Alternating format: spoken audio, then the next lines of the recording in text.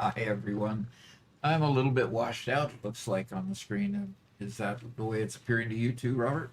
A little bit. A little bit. Alrighty, well. Okay. Looks like Max is doing some test work. Okay. Now he's responding to gaming with Doc doing tests. Yeah, that was me posting a test and he responded. Okay. Alrighty.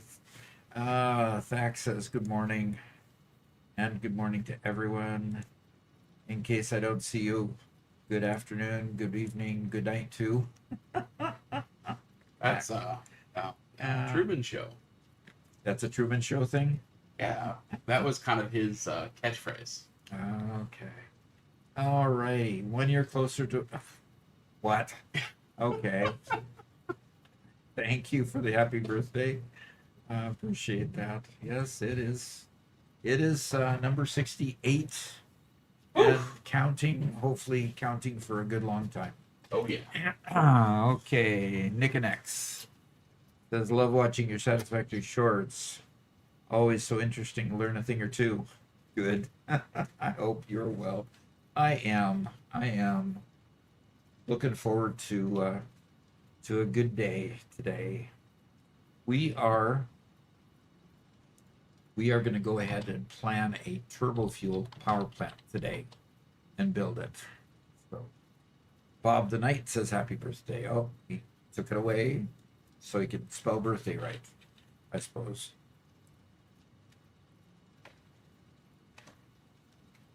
Ah, there it goes. Alrighty.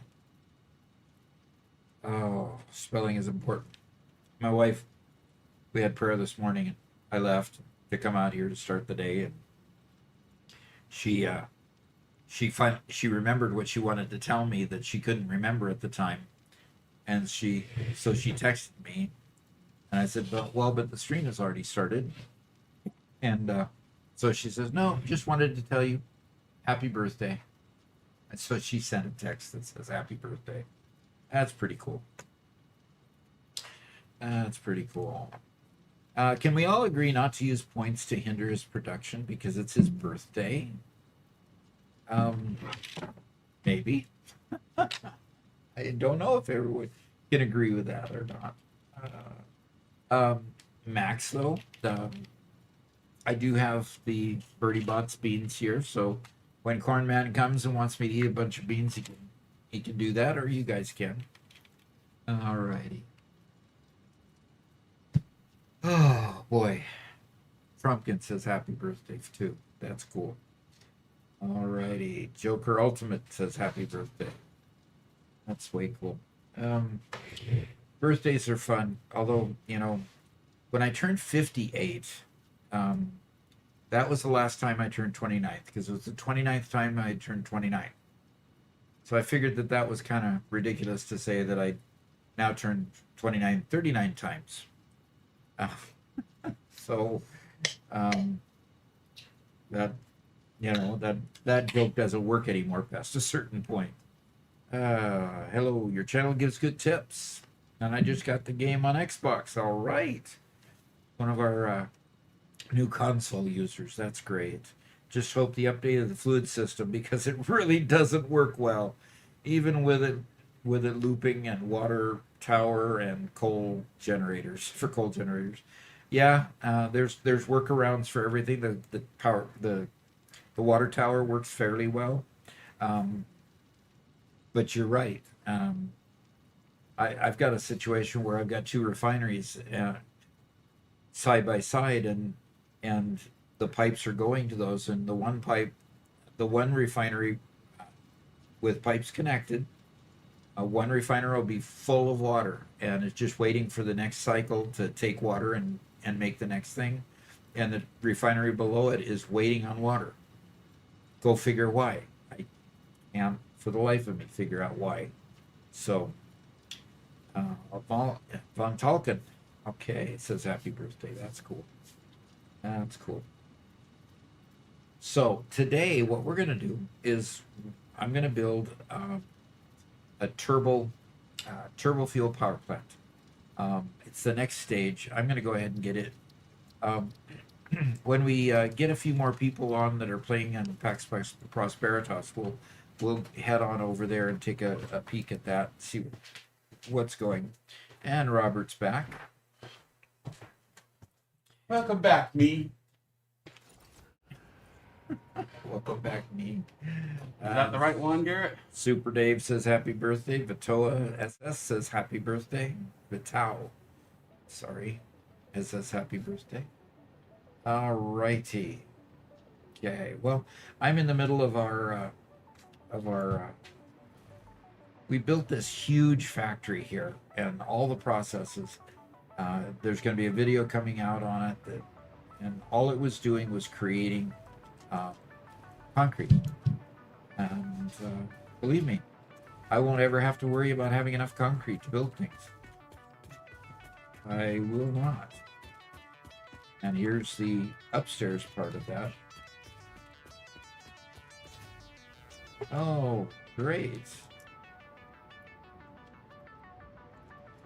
So here's the upstairs part of that. And the thing that's going to make sure that I don't ever run out is these 8, there's more than that.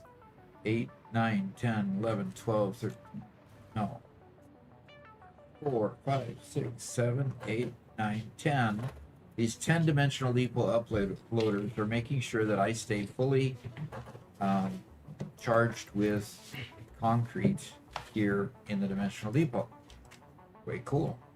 So that is there so that I can just keep building. That's great. And I just built this wonderful top on here with a little bit of Robert's help.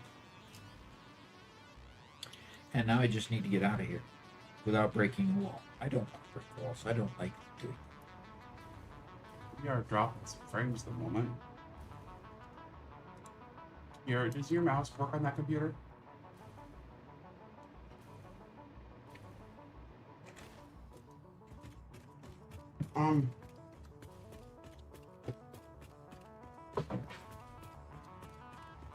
This is the Doc Solo world, Max. And Bob the Knight says, I have been playing since the game launched in early access. Have no idea how to make a good working smart plate factory. That's one of the first challenges of the game. So I'm going to go ahead and head on out. We even put these doors in for the trains to go in and out of. Isn't that cool? Those roll-up doors work for trains. So that's pretty cool. Okay. So it sounds like Robert and Garrett are working out some technical challenges. Yeah, sorry about that if you guys are hearing us. And so this is the factory you look for on the outside. So it's pretty cool. Has to have parentheses around solo because it's not truly solo. Because you let another human being into your world. Okay. Yes. Oh, Max, I'm sorry. I'm sorry you're not feeling well. Anyway, yes, Robert did come on to help me so that we could get that video recorded on Friday. He will not generally come into this world, but he helped me finish getting the getting this factory finished so we could make the film. So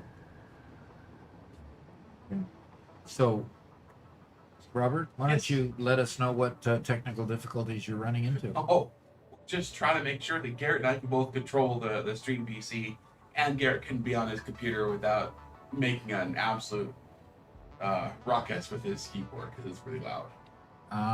He brought his keyboard over? No, No, we we just use our normal keyboards. Just the mic that I'm using picks up everything. Okay. so we're As just, microphones are supposed to do, right?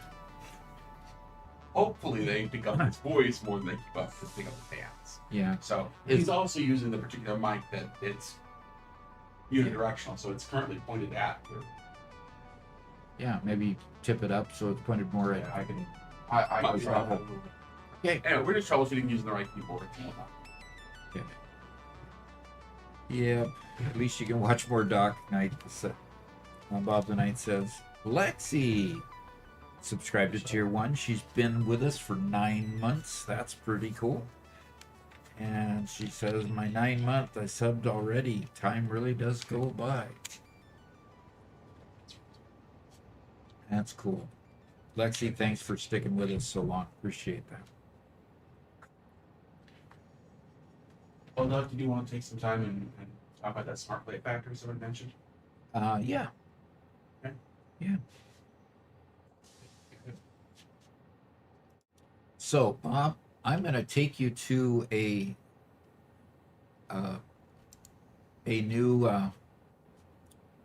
screen that we have here, and basically what I want to do is address your smart plate issue.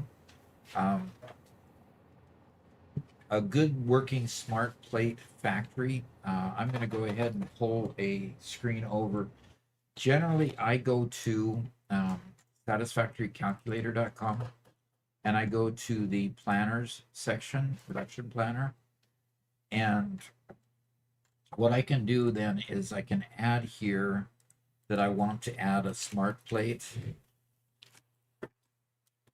Okay, and what this calculator then does is it tells me all the things I need to do in order to get one smart plate. So you've got a couple different steps you have to go through, of course, looks like. And so let me see if I can increase the size of this by squeezing this down, because you're probably not going to be able to read it on that screen very well. So let's squeeze these things down a bit, okay? So the satisfactorycalculator.com is really the place I go when I want to get a functioning factory. So you're going to start with a miner making iron ore, okay, and a smelter making iron ingots. So that's the beginning, but you need iron plate, you need screws, and you need iron rods in order to make the full thing. Now, it's kind of got a supply line precedence here. In other words, you've got to have the constructor making iron rods before you can make the screws. And then you have the same iron ingots going into the iron plate in order to make those plates. Now, once you have the screws and the plates, you can then send it to an assembler to make rotors. And then once you have the rotors and iron plate together, you can then put them into an assembler to make the smart plating. So if we put this in a supply chain sort of look here, in order to put the steps together, the first step basically is getting these, getting the iron ore, getting the smelter, and getting the constructor put together. And once you get those functioning to make your iron rods, you can start on your screws. And then once your screws are started, because the screws are going to be holding you back the most, because there's way too many of them being used. You get the ingots from your smelter and make iron plate here. And once you have those two, you can go ahead and assemble the smart plating. So your line is going to look fairly long. This one's your most complex challenge to date, when you've got to put the smart plating into phase. It's phase 1, isn't it, Robert? No, phase 2. It's got to be phase 2. Can you remember? Whitestone says happy birthday. So I'll answer that next question that you have, Bob, as soon as I get done with this one. Okay. So here's what your supply chain looks like. And miner to smelter, smelter to making rods and screws and plates, and then making rotors and reinforced iron plates. And then once you have those two, putting them into the another assembler to make smart plating. And then you've got your deliverable for the phase. Okay? How many miners does that take? If I want to make a decent amount of smart plating, let's say I want to make 10 per minute. It's going to require one Mark III miner, and it doesn't really tell you a Mark III miner. You're going to have to fuss with this to figure out. Just a second here. 232 units per minute. So it's probably using an unclocked pure mine at this point to get 250. So then you've got one iron mine pure, and it has to be a Mark III, or you could do it with a Mark II overclocking it. And then you've got the smelter, and it requires 8 smelters and 10 constructors to make the iron rod, 9 constructors to make the screws, 3 more constructors to make plates, and then it looks like you need 3 assemblers to make the rotors and 2 assemblers to make the reinforced iron plate, and then you need 5 assemblers to get, must be 2 per minute, to make the 10 per minute smart plating. Okay? What's the notes that you can change what miners are being used in the options tab on the top right.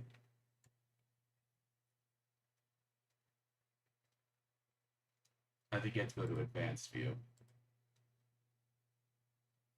Right. Down by 2. Up by 2 now. Up by 1 more. Oh, that? Yeah. Simple versus realistic. Realistic, yeah. And now you can Oh look at the dear. miners. Come on.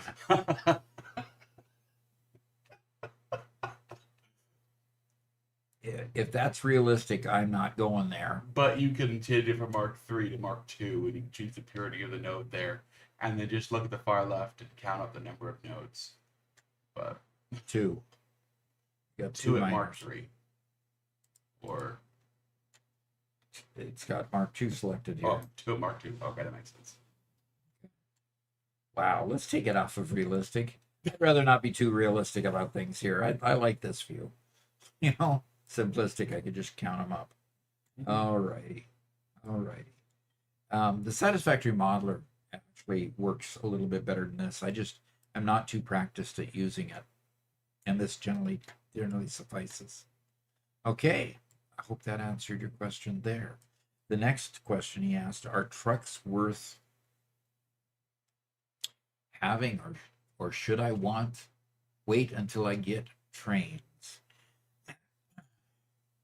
Well, I'm going to show you something that'll answer that question. If we look off in the distance here, off in the distance this way, if we look off in the distance this way, if you catch it, and I can't fly here, too far away from power. Calculator's quick and dirty for lazy people like me, Whitestone says. That's funny. Trucks are worth having because they come early in the game. It's fairly quick that you get trains. Actually, that you get trains. If you can wait, I generally would. I couldn't wait. And so I ended up with a truck that goes right over to that platform over the other side of my power plant. And the big reason I did that was simply that I needed it from, and I'm up on a hill, I needed it from over there, and I needed it to come over there so I could fuel up those power plants. Okay, so yes, I have a truck station here. It's the only one I did here because I had trains come fairly early afterwards. And I haven't replaced it because it's working just fine.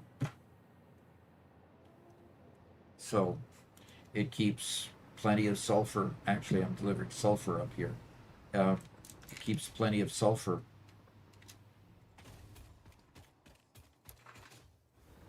Keeps plenty of sulfur coming up to there so I could use compacted coal for this power plant here. So, is it worth it? Sure. They have their place, okay? They get really tricky to use when you have too many of them in a closely confined area. So, that generally tends to be a challenge when you get too many of them together. Okay. Okay, before we move on, can you turn on your recordings Okay. for camera and video? It just sounded like the discussion we had this morning was that I wouldn't turn on my recordings. We'd be doing that to capture the shorts. Okay. So we didn't capture that one. I'll be able to get it from the footage. It'll just be a little bit nicer for having the raw stuff. Okay. While that's going, we did have a text to speech here. See? Shano LT3 said, I ADA your artificial directory and assistant say to you pioneer as you humans celebrate this mysterious day happy birthday oh, and that tiny plushie the one known as Shano LT3 sends the same wishes to you. He's currently busy getting chased by a hog right now and can't say it himself.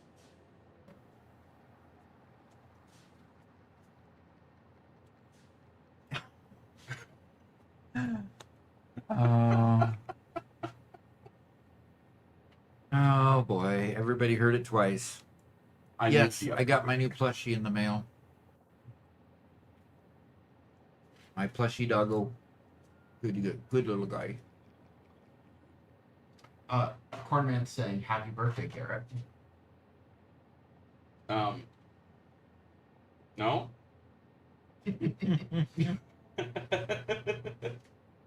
But we actually have quite a few people saying happy birthday. Yes. We've got another another comment. Okay. You'll look up. Alrighty. Okay. Well, let me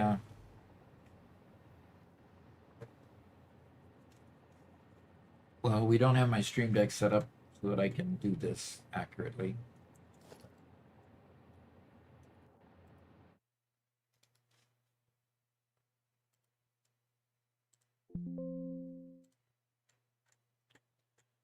Okay. I'm gonna come bounce across the screen here for a sec.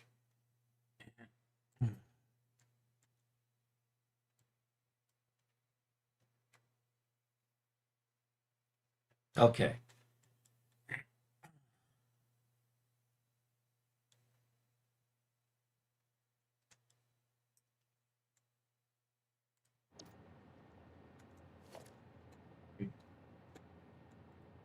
Wish we had communicated better this morning. Okay. Well, very, very good. So the next question that comes up is, besides the happy birthday, why don't you move your cursor? There we go. Oh, you can see the cursor. Yeah. Yeah, At he's what, seeing a raw feed up there. at what Oh. point do the dimensional containers become more of a hindrance or resource hog versus being enough for what is required, i.e., enough to upload resources at a fast enough rate? I have never felt that they were a resource hog.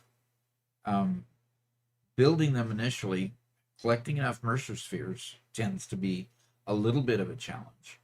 But beyond getting them set up initially, I don't consider them a resource hog at all because they literally save a ton of time when you're off building and you need to have resources available.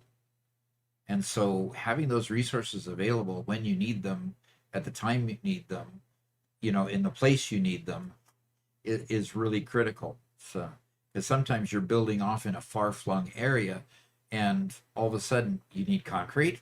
Do you want to run all the way back? I mean, before release 1.1 and the dimensional depot became really important, it really, really was difficult every time you ran out of stuff in your bags and you had to run back up to where you had it at your mall or wherever, just so that you could then travel all the way back to build the thing you needed. So dimensional depots, invaluable. Set up multiple of them if you've got a high volume build. Like right now, if I opened my bags,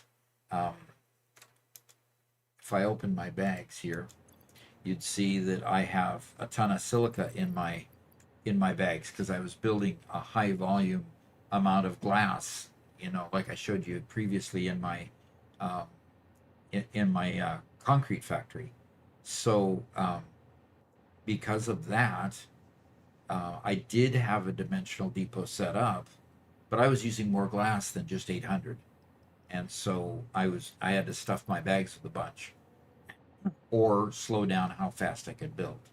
So I find them just invaluable, and upgrade them as fast as you can, but that takes a lot of Mercer spheres to upgrade them all the way. So there you see it. Okay, let's go ahead and move on to the rest of the game. One last comment.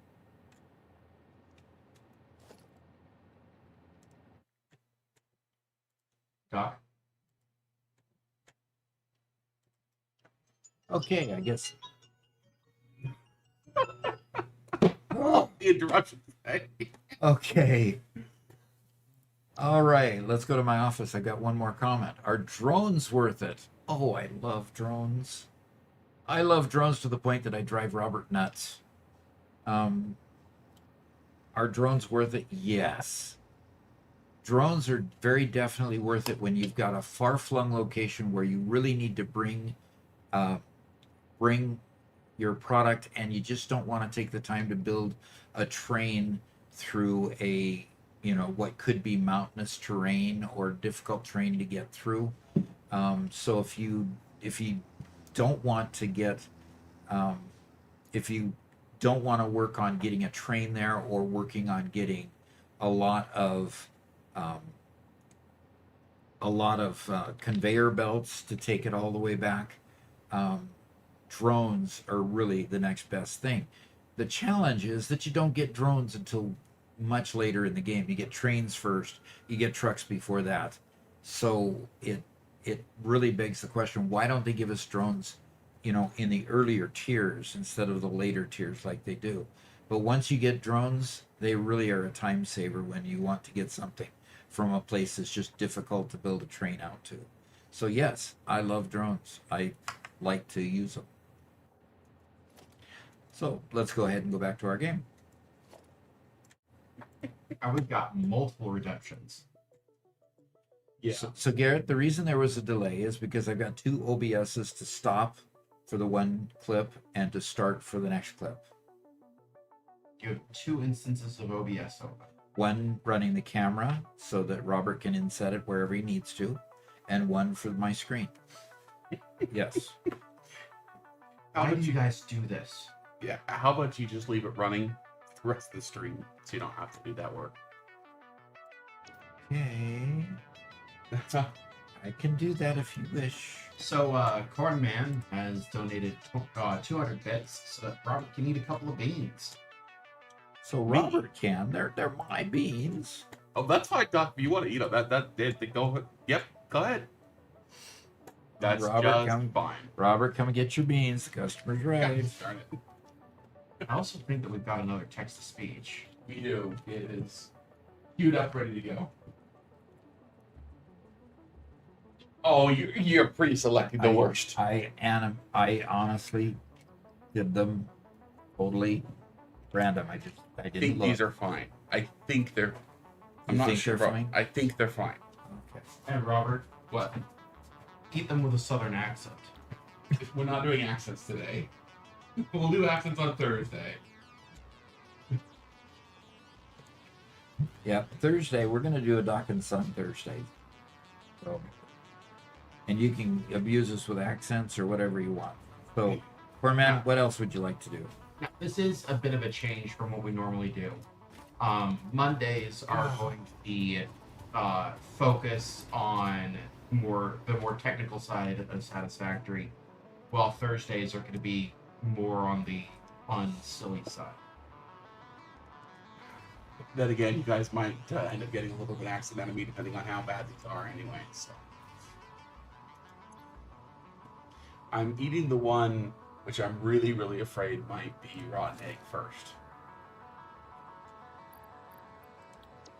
No, it's just lemon. Oh, thank goodness. Darn it, you took two of my good ones. I'm so relieved. The second one, I'm pretty sure, is just Cinnamon. It's a dark red, right? Mm-hmm.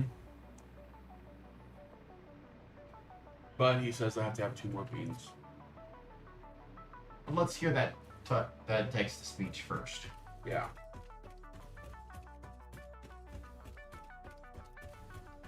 Alessander_Petrova said, "Happy B-Day, Doc, but it looks like Newton shrink a little in the wash. Did you wash him too hot?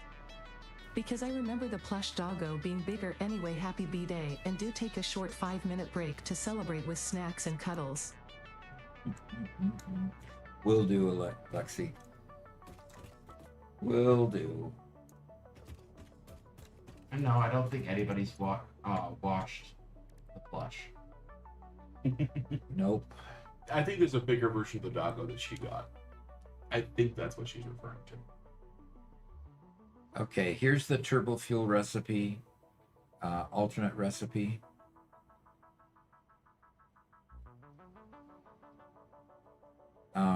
It doesn't tell you. This is what gets me the turbo fuel, and I can already research it because I already have this. It requires a hard drive, Robert. Can you believe that? Oof. Wow.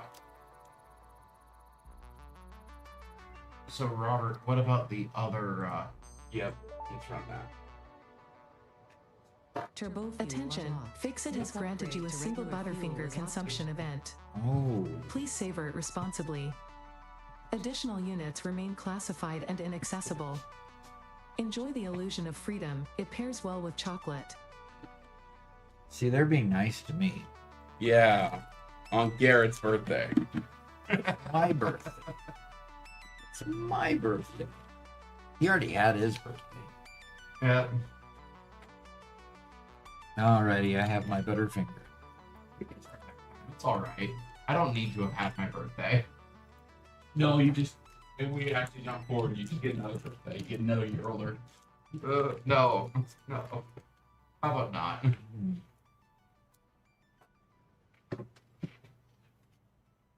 There you go, Max Murphy. A little bit of delay.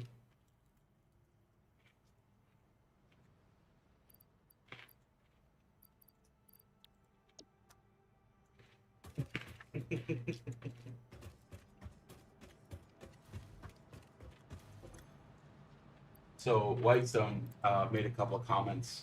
One on the dimensional depots. He said, "I remember having a 50-car trains full of resources to build massive projects. Also had a rail construction train that I used to build rail networks. Starting from playing the game 3 years ago on Update 5, dimensional depots are invaluable." Yeah.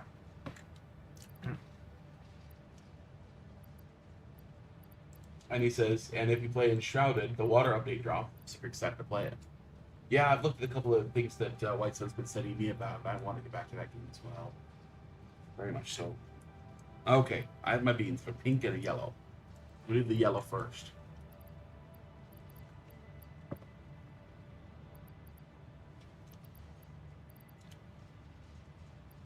Another lemon. Another lemon? You're eating all my lemons. Mm-hmm. Uh-huh. I'm fine with it. I'm being paid to spin the roulette wheel. And the pink.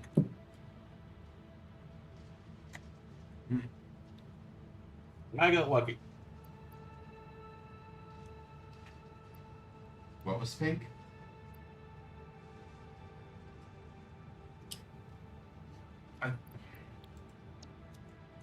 It's somewhere like a fruit punch, strawberry something. What else did I need in the MAM in order to get? And it was also in the sulfur area. Compacted coal maybe? I'm already making compacted coal, so I already have that. Barman says, Robert, I finished my first spool of filament last night, owned a 3D printer for 3 years, and finished the first spool. Obviously, you're not having enough fun. There you go. Definitely not having enough fun with that thing. Imagine he also finished some others first, right? Oh, this is Max Murphy asked this before, and I didn't quite get to it because we were doing technical questions. But he said, on Twitch, what is the ratio between what they're paying for a sub compared to how much we actually get?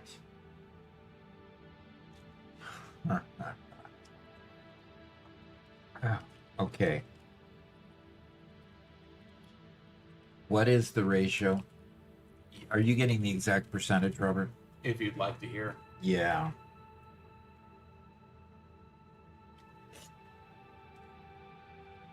It's a standard, the standard split is 50-50. There is a higher tier that gives you more than that, but I think for us it's 50-50. We've got a first-time chat from Boss's Boss. Yeah. Happy birthday. Fantastic. Thank you. And thank you for the first time chat as well. Cool. Yeah, Whitestone it is. You know, and as soon as we grow a little bit more on Twitch, we're going to be able to get a better percentage. they give a bigger percentage on Twitch, of course, when they're making enough money out of each of your live streams to pay for all of their overhead to provide the service to you. So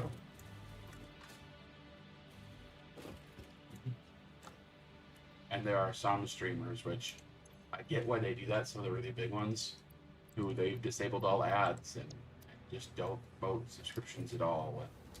And so, you know, it literally costs Twitch $1 million or more per year for these big creators. And they don't get any revenue from it because all the ads have been turned off. yeah, that's kind of Oof.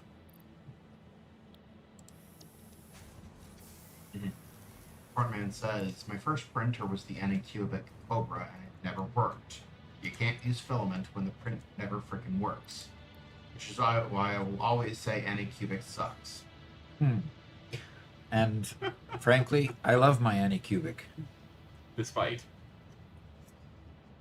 I have my Anycubic Cobra. Cobra S1. That's what I have. Yeah, we have learned a lot about how to get. We've learned a lot about how to get filament unstuck from various places. But now it's to the point where we've figured out where all those places are, and if there's a filament retraction problem, we go in and check those places out really quick, and usually find one of them that's jammed and pull it out. But it doesn't jam very often, so we're pretty cool with it. Yeah, and more on the hobby side of 3D printing, you know, that's one of the reasons why for the longest time bowed printers were not as popular, because you had to stick the filament through a long tube to get somewhere, which increases friction and all sorts of problems. That's the big reason why the gantry style printer was so popular for so long, because you didn't have that long Bowden tube, which caused a lot of problems.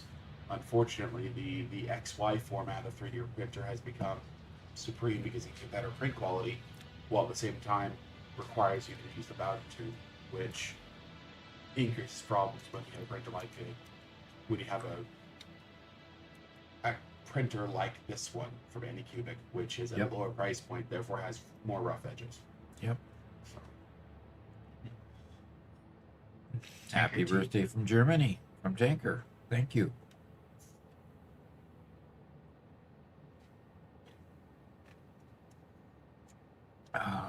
I just happened to notice that one, Garrett. I'm sorry. Mhm. Right.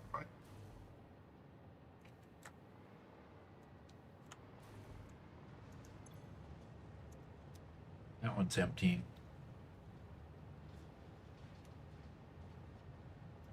I've got a lot of lines that are just not running, but I haven't got time to go check why everything is stopped over there. Probably it's stopped just simply because all the containers are full, all the dimensional depots are full, and you know they're just sitting there waiting to do more stuff. So,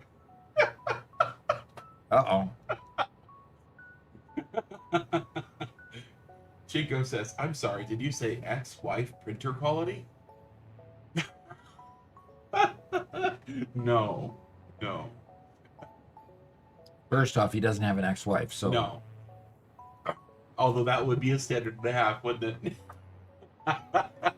It's XY, as in you have a gantry at the top of the printer that can move in 2 dimensions, and the bed just goes straight down, as opposed to the little bit older style printers, the gantry style, where the print head would go vertically and in the X dimension, and the bed would move back and forth in Y dimension.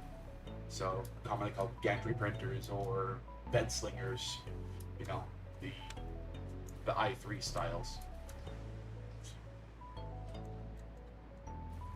all right. I'm gonna grab a ride and go out to the Rocky Desert here. And while that is taking me to the Rocky Desert, part of the reason why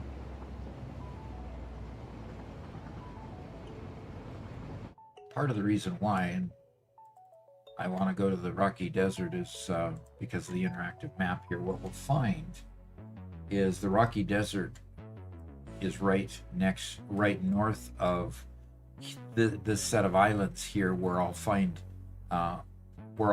oil. The nice thing about it is I've got coal selected here too, and I've got, some pure coal mines too that I can go ahead and get the coal out to here as well. So let's get this set up so that I can figure out exactly where I want to go. So the resource node's coal, and I'm gonna drop in my last save game. So you'll see where I'm coming to. Okay, so my last save game still has me over here. This is the train station, the train yard. Okay, and up above this, because you're seeing several layers. Up above is these are all the refineries, and then these are all the water unbottlers to get water to these refineries to make all the concrete, which there's all of the dimensional depots for the concrete that I showed you. So I'm headed down this rail line here, and I'm gonna head over here to, got a bunch of coal here too. That's an idea too. And I'm gonna turn off the fog here. So I've got these there that I already know of, and here's the train line and the water manufacturing plant, the water bottling plant over here. And what I want to do, sign over that area and call it Aquafina. Aquafina, huh? Yeah, we should call it Bottled water. So I'm going to turn on the crude oil here and show you what I mean about the oil. I've got two pure oil nodes and two normal nodes. So this place is a good place to start your first large fuel generated power plant.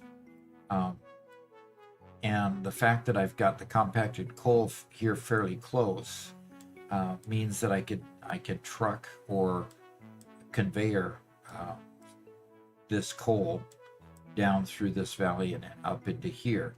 I've been here before. It's a fairly easy ride to go from these two down through here. I'm not sure about this one or this one, but you can see there's quite a few of them around here. So I might go ahead and take these normal nodes, depending on how much I need.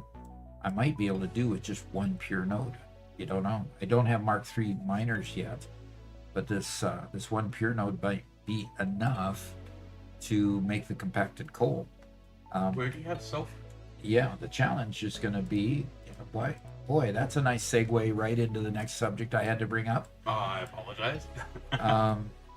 Where am I going to find my sulfur? Well, there's a pure node of sulfur just south of here. Okay. Really quick. Shino says that, okay, I'm off. Next Monday, I'm dropping off my mom to the airport so she can go back home for a holiday, but also a class reunion. Then from that week on, I'll be free to stay up a bit longer than usual. Cool. We'll be glad to have you. Very good. Very good. Cordman's still on about the pictures. And then Lexi said, if you start south in the Rocky Desert, you can easily access that oil field. You don't have to leave the area till much later. Read that one again. If you start south in the Rocky Desert, you can easily access that oil field and don't have to leave the area until much later. Yeah, I think if you start the game there, basically what we did with Mega Factory. Yeah, exactly. Okay, yeah, we built the mega factory over this lake here when we first started. And I've got, all these train lines I can tap into, except that they're pretty busy. I've got a lot of trains going up and down this train line. So, all right, let's see. So I've got sulfur down here. It's a pure node. Nice. I've got a normal node here. But the other cluster of sulfur is clear down here. way down there.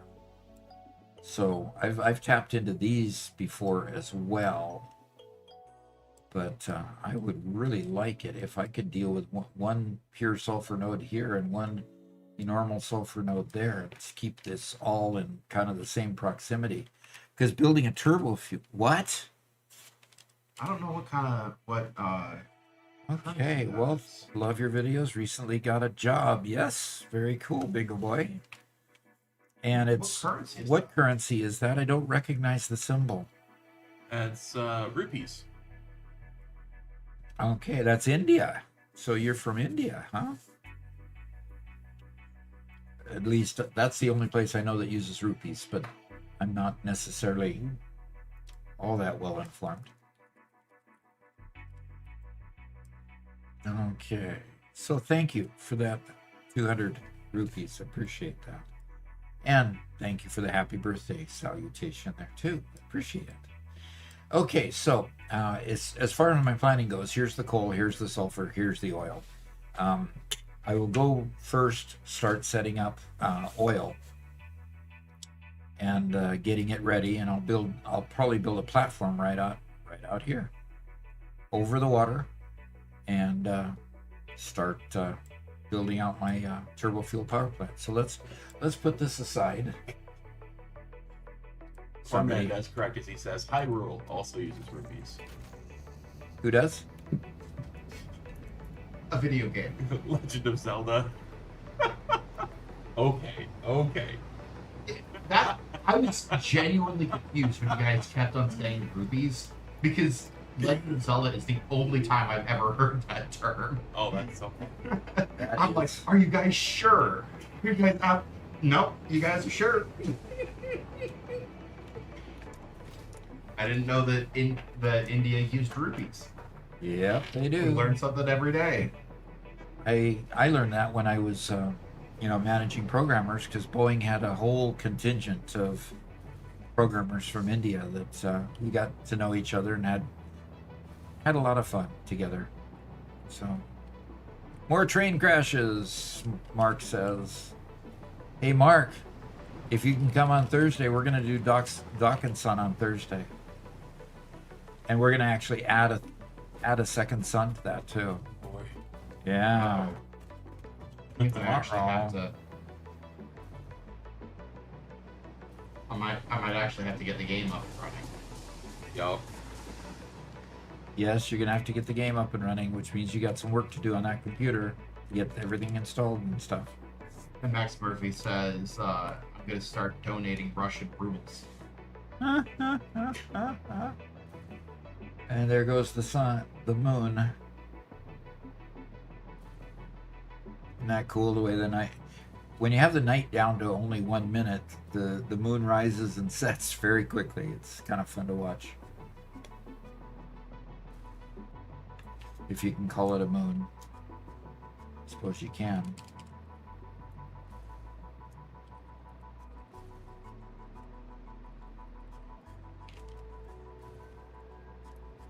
Okay. And there goes the next moon or satellite. And we're approaching daytime. Now, I took a trip to the Rocky Desert and then let it go too long while I was explaining other things, and it took me back quite a ways. Max Murphy says, rubles are worthless. It's 0.012.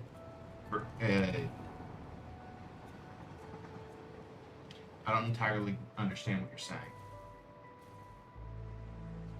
In other words, $1 US will buy 0.012 rubles. But that doesn't quite... Less than a penny. That doesn't quite make sense with what he's saying, though. Okay. Yeah, it's like 100 rubles will equal $1. It's something like that. But that's about right for rupees as well, if I understand. Yeah. So A ruble is approximately 1 cent, and a lot of countries go with a lot of smaller coinage rather than the dollar, which is generally more valuable per unit.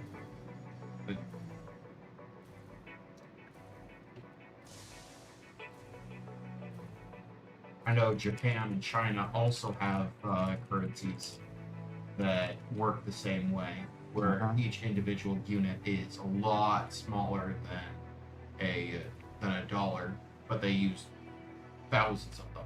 Like the yen. Is Yeah. what you're talking about with Japan. I think the yen is China. No, the yen is Yen is Japan. Okay. The yuan Wait. is China. Yuan. Okay. But yeah, they have the same general thing going on.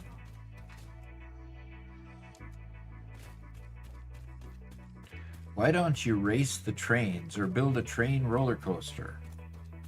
Exactly fun. Hmm.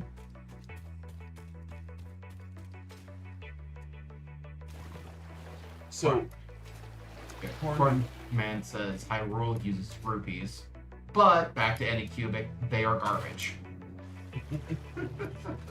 so when we first got into 3D printing, Doc, what was the name of your first 3D printer?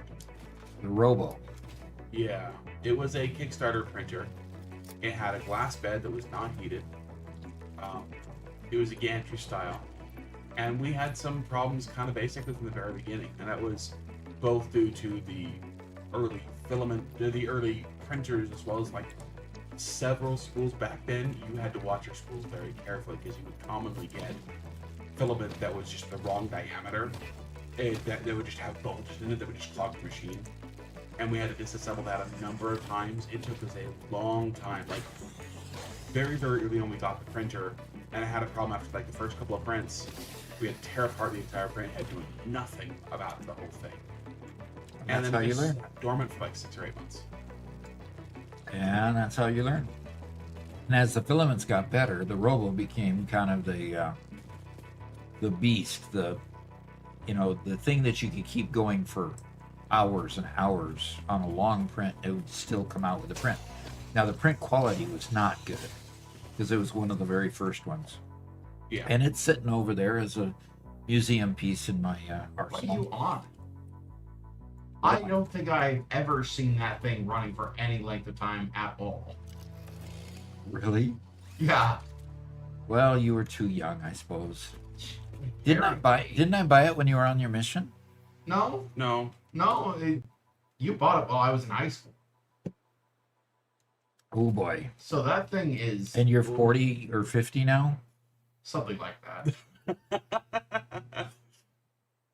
But and it's just that one had troubles. I bought I'm trying to remember the name of the printer. It was something like a Wanhao or something like that. It was a Wang Hao Wanhao. Hao? I can't remember the exact brand, but it was a bent aluminum frame, and that printer, I made so many upgrades to that machine just to try to get the thing running. Fluxo Builds is rating with a party of 77. All right. Fluxo, thanks for coming. Thanks for coming our direction. I appreciate that. Happy birthday. All right. Thank you. Oh, he's got a doggo graphic there. I like that. I like that one. Oh, okay. So that's an emote from DC1. I might have to Okay. go sub to DC1 just to get that emote. Okay, yes, definitely. Definitely. Doc, it's my birthday too. We share a birthday, Stewie Brown and I. Fantastic. It's Garrett. It's Doc's birthday, not Yeah. Garrett's birthday. Don't. Don't let Corn Man deceive you. He's a known troublemaker. Okay, somebody gifted 5 subs. Thank you, man. Wow. Gifted a sub to Fell AFK, H81, Devil King 4287, Adral Abhishek, and Optic Nerve. Congratulations. That's cool. Thank you, Manfred. I appreciate that. And here's one of our oil repositories. And let's clear some of the fauna out of here.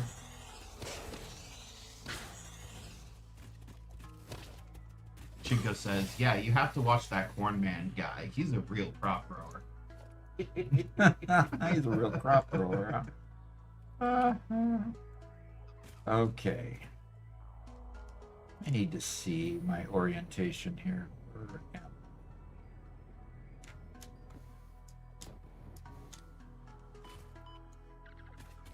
Okay, I think I want to point out that direction. So let's go to production and let's get an oil extractor on that thing and get it pumping. Action Boy says, "Happy birthday, Doc. Thank I'm just you. getting into Satisfactory and your thoughts have been so helpful. Thank you. Appreciate that. Are you getting in now that it's on console?"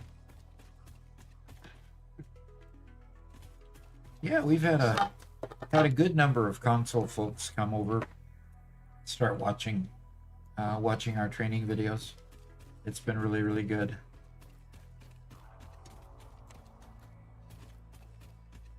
Cornman says, I may take part in some harmless mischief, but the real troublemaker is any cubic.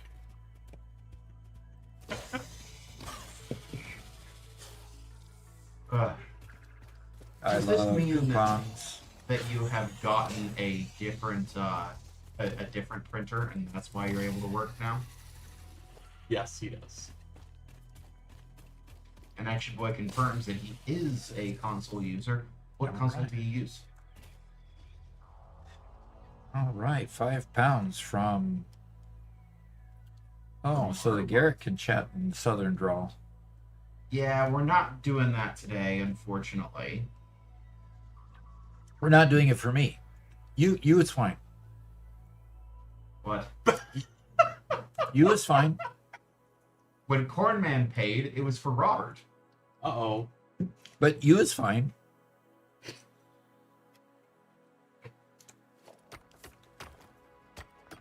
So come on, preacher man.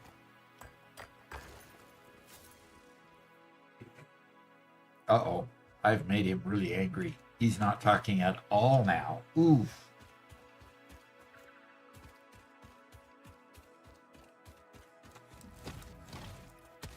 All you will be sent to the depths of hell for what you have done to me.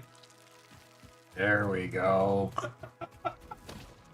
He had to summon his inner preacher.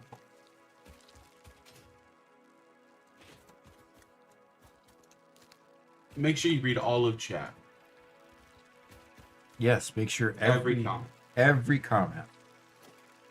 Quick Snail says, just had to drop in to say happy birthday. Happy. Thank you. Thank you for the good wishes. And Max Murphy says, Robert Garrett Doc, I have a stupid question for you. If you could put any object on the moon for future generations to find, what would it be?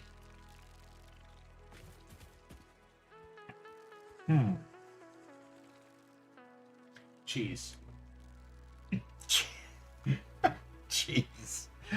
For future generations to find. Do you want a serious answer or do you want just kind of an answer?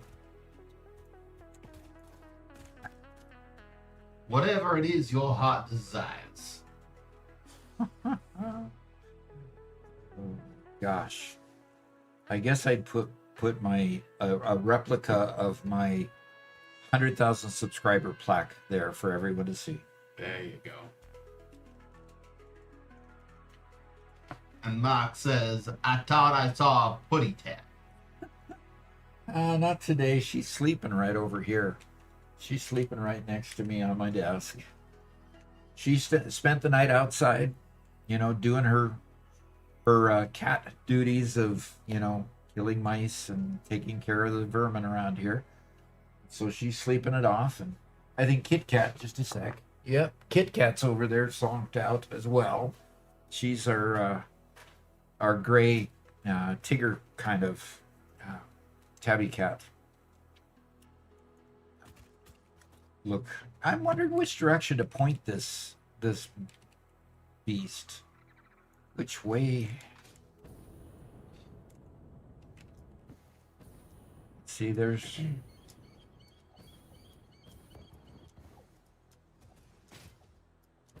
Sledgeham says, man, USA loves shooting games. Hey, 3 of the exact same game competing right now. Like, exactly the same game.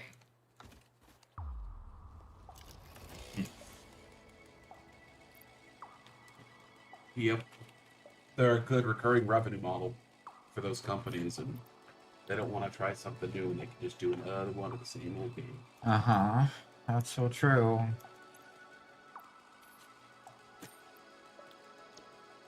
And Mark says, yeehaw, if it ain't broke, bless your heart. Well, I'll be fixing till the cows coming home. He's just saying all the phrases he knows the song, go with the voice. Shinko says, I still think Garrett sounds just like Dr. Alice Lovelace from the movie Wild Wild West. From the movie Wild Wild West. You know, Wild Wild West was a series when I was growing up. And I really enjoyed watching that. So we've got an oil well here, but we don't have extractors. We don't have we don't have the what do they call those things you put on the main part of the well, and then you can put The pressurizer? pressurizer or something like that. Yeah. Because this one here, while there's oil here, you can't put a standard miner on here. You got to put a pressurizer here, and then you can put extractors on each of these nodes here. Oh, look. I need more of you guys. We got a first time chat from Intellica. Okay. Hi guys, I'm new to the game, just released on Xbox and trying to decide whether to buy or not. How come I've been watching you run around with a pistachio in your hands? Oh, because I don't have my cup with me? See, I need to go back and buy my in-game version of this cup. But I currently don't have my in-game version of the cup. Normally I'm carrying around my coffee cup. Of course with hot chocolate in it instead of coffee, but so anyway, so I need the pressurizer here, and I don't think you unlock the pressurizer until you've unlocked the hydrogen, right, Robert? Something like that? Not for a while, yeah. All right, I'm gonna go ahead and put a extractor on here, oil extractor on here, and I'm gonna go ahead and point it out that way. How about if I point it toward the other one? Where's the other one? Shinko The other one says, is over there. Yeah. Sorry, Doc, I'm talking about the movie from the 90s with Will Smith. Dr. Lovelace is a character that is in the wheelchair. That wasn't near as good as the series. Oh. The series was just a lot of fun. Anyway. All right. It's about time I got power out to here. So I need to go north and go get some power from the other place over there. And why am I carrying pistachio in my hand? Well, basically, I normally carry a cup, but this is food. And if I get injured or something, I eat some food, because sometimes I try to climb things like going after that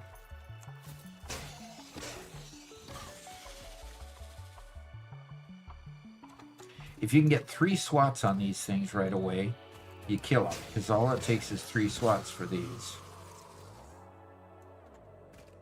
So We have a first time chat from One Divide. It says hello. hello. Good to have you. And Cornman says, Reverend Garrett, please pray for Doc, because he has a demonic printer in his house. Demonic printer. That's what you call the anti-cubic. Anti-cubic is the demonic printer, huh? And there's a reason why anti-cubic is so close to anti-cubic. It might as well be call themselves anti-cubic. It's in the name. Almost.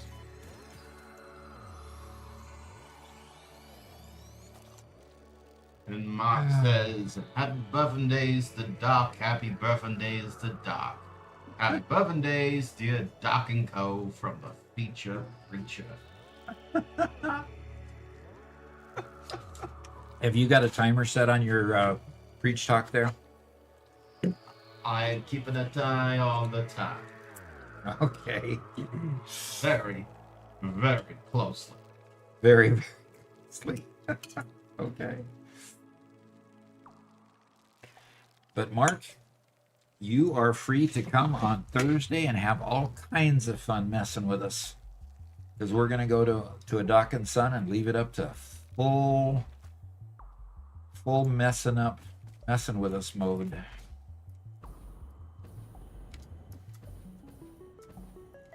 So I'm going to go get out all kinds of copper around here. I don't need that. Oh, there we go.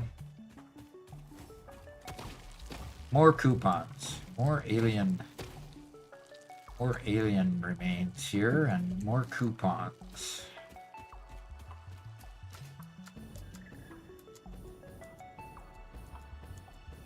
Well, I would man rather says, not Robert, we need an only strafe redeemed for Doc and Sons.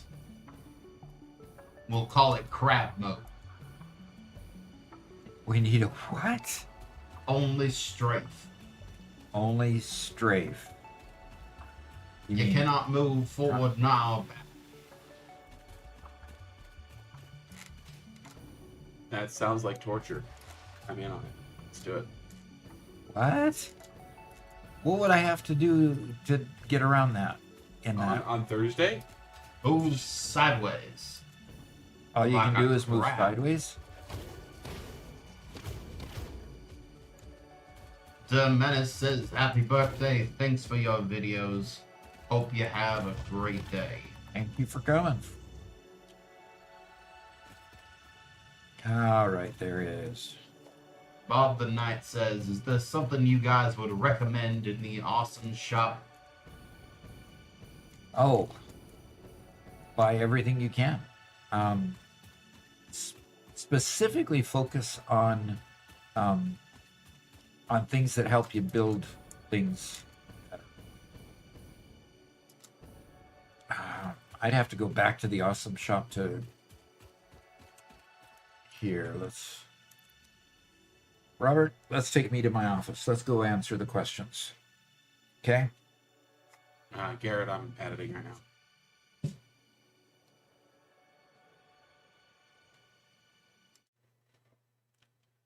Which questions? It's what should I like in the awesome shop? Recommend in the awesome shop. So let's put down an awesome shop here and go take a quick peek at what we'd buy there. Okay. So I'm gonna just quickly build one and get the things out of my way there quickly. Okay, so in the awesome shop there's a lot of really neat stuff, and because you brought me to the awesome shop, the fix-it specials here are always fun. Boombox tapes and statues, but a lot of times the prices on these statues are pretty horrendous. And I have 210 coupons in my bag right now. But what I do is I go here. The conveyor wall holes and the conveyor floor holes are incredibly useful.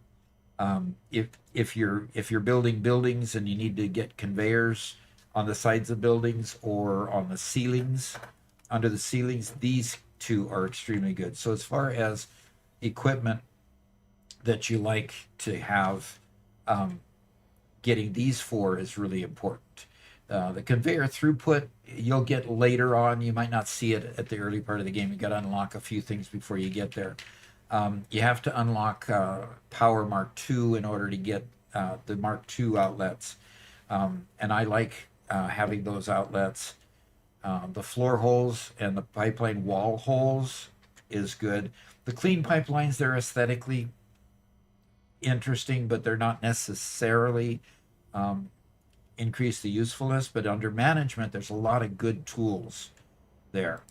Under organization, this is where you get your signs. If you want to put signs on things to identify things. So they're important.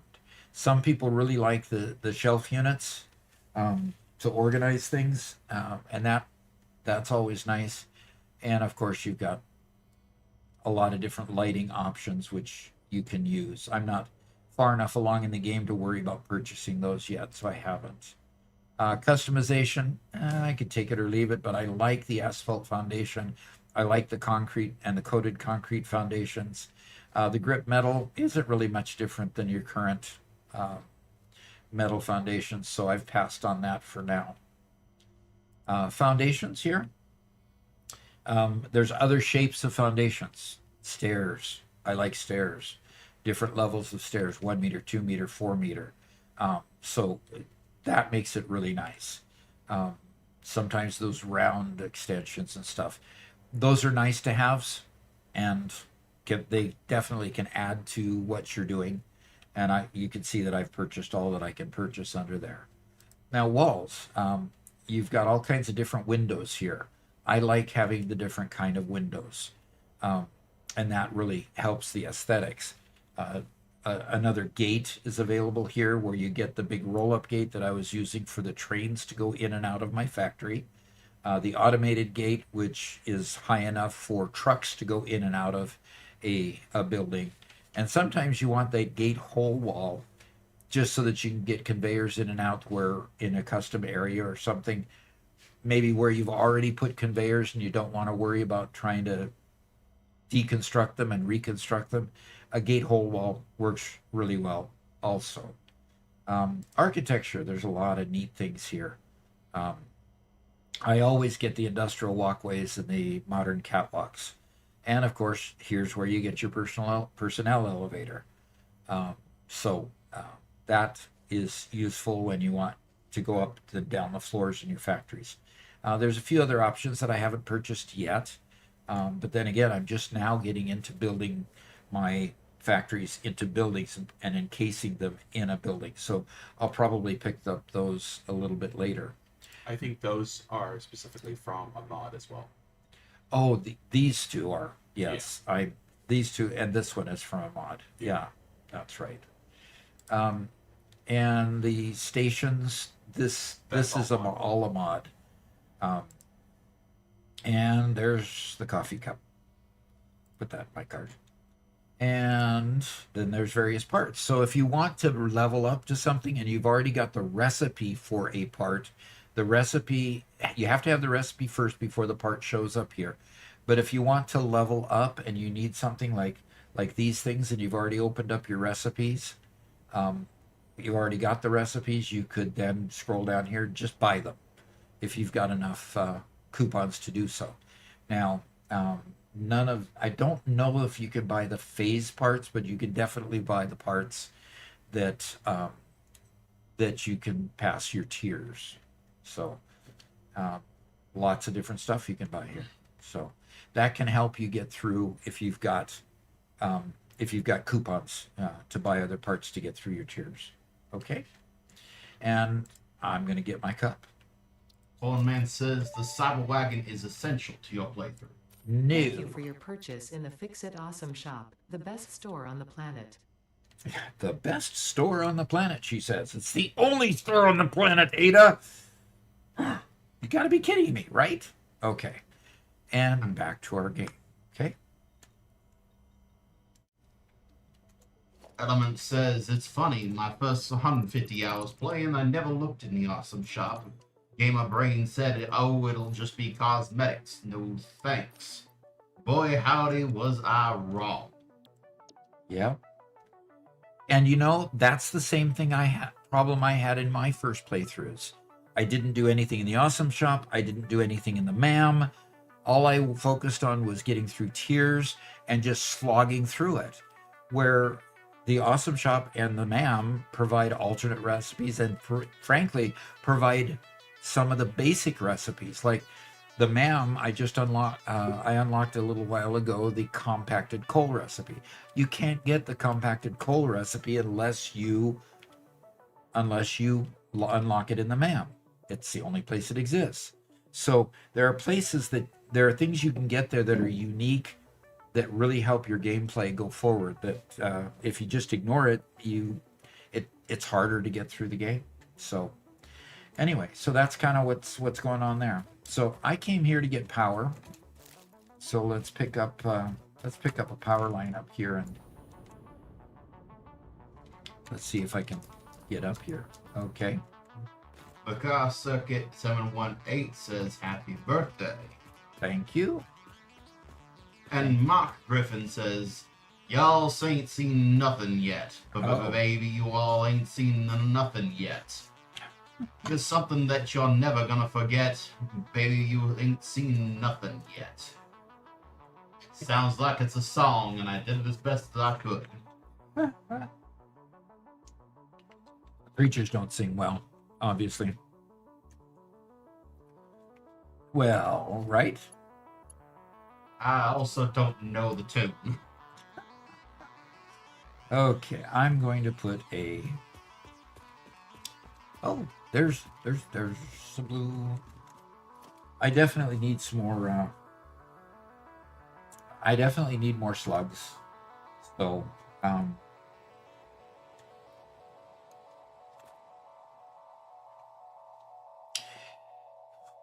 what am I doing here? Pioneer, hydration level suboptimal. Ingest water. Will do. Will do. Okay, I'm putting this right out here on the edge. We just had a donation of $10 from Knife and Bandit. Says, happy birthday, Doc. I hope you have a great day. I do appreciate that. Thank you so much. I am just going to take a quick stretch break too, along with drinking. And somebody wants me to do Packer Deluxe. Oh dear. Oh dear. I'm a long ways away from my pub. Max Murphy, I do believe that I am using quite the wrong accent for what you have wished me to say, but I will try nonetheless. Igor, hand me the brain.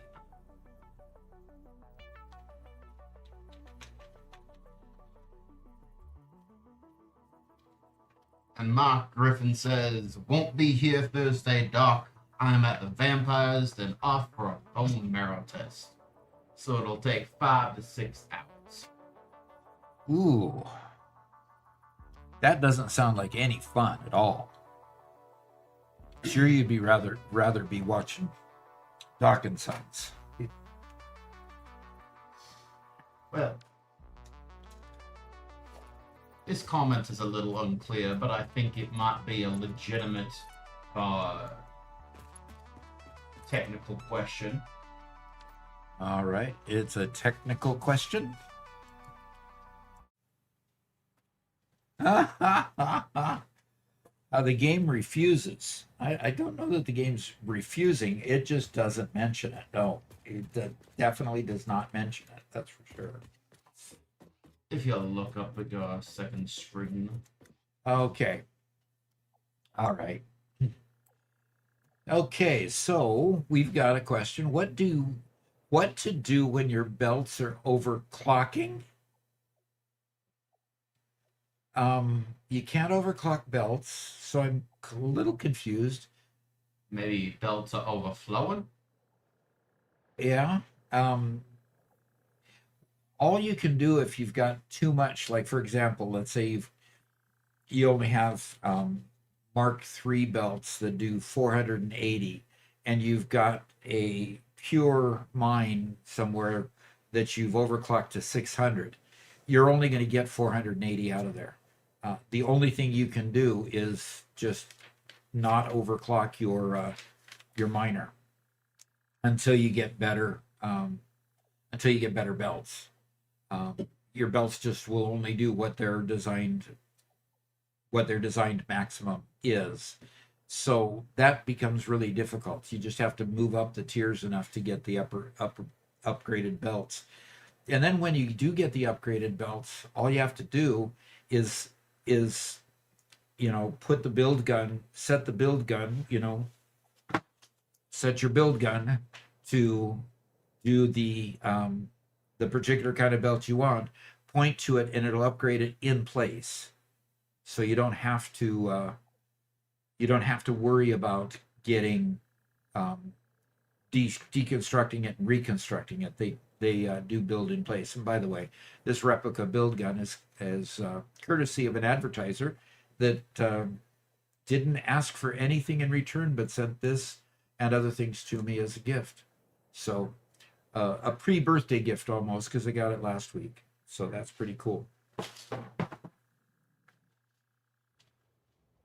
And back to our game.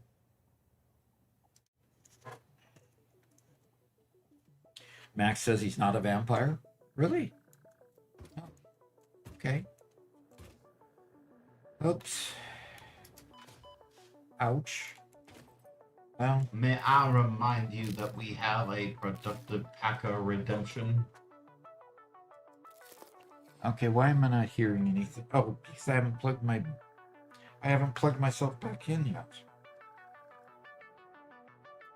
I have can I delay the productive Packer, please? Please? Yes, with this next technical question. Okay, just a sec. I'm plugging my ears back in so I can hear. I took a stretch break, unplugged. All right, there I go. And I'm eating because I fell. Okay. And do we have another technical question? How long did it take you to do all of this? And what tips do you have for a neat and tidy factory? Wow, neat and tidy. Well, I don't know that neat and tidy is necessarily a description you can give necessarily to early factories. I mean, this factory looks pretty neat and tidy, really. But there are a lot of things that are not neat and tidy about it. Okay. So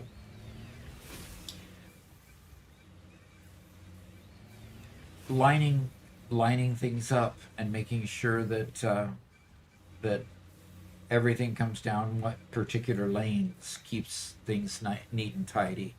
But a lot of times when in your early builds, you can't keep it neat and tidy. Like before you actually have platforms, for example, foundations unlocked, you can't really do much. And then before you get enough concrete, for example, or plate to build enough foundations, you can't really make it neat and tidy. You've got to advance in the game a little bit to get it neat and tidy in order to get it to look nice. So basically,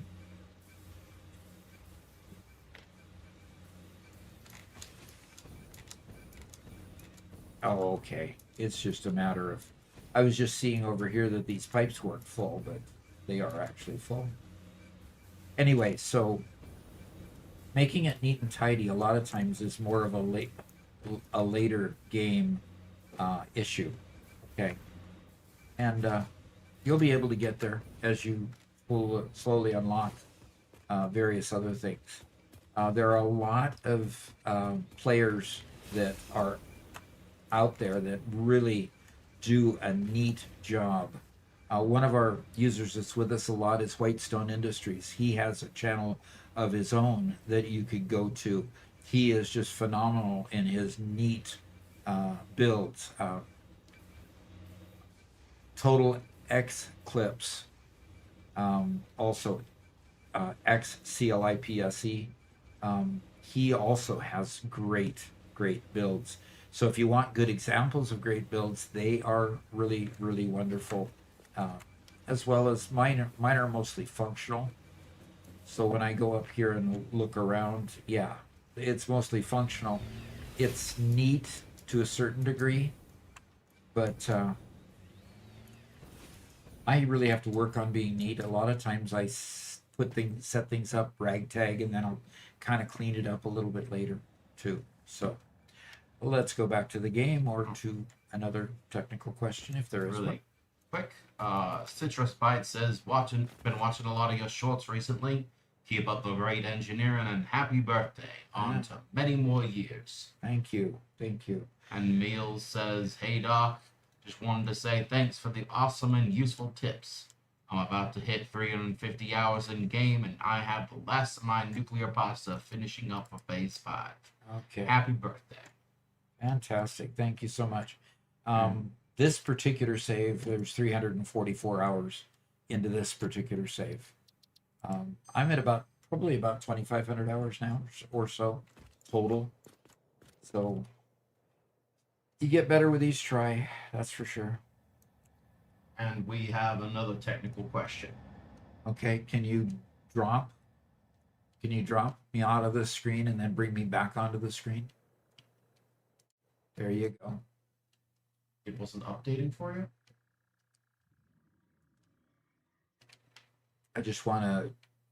I want to be able to easily when Robert gets video to edit, I want him to easily be able to find the beginning part of this.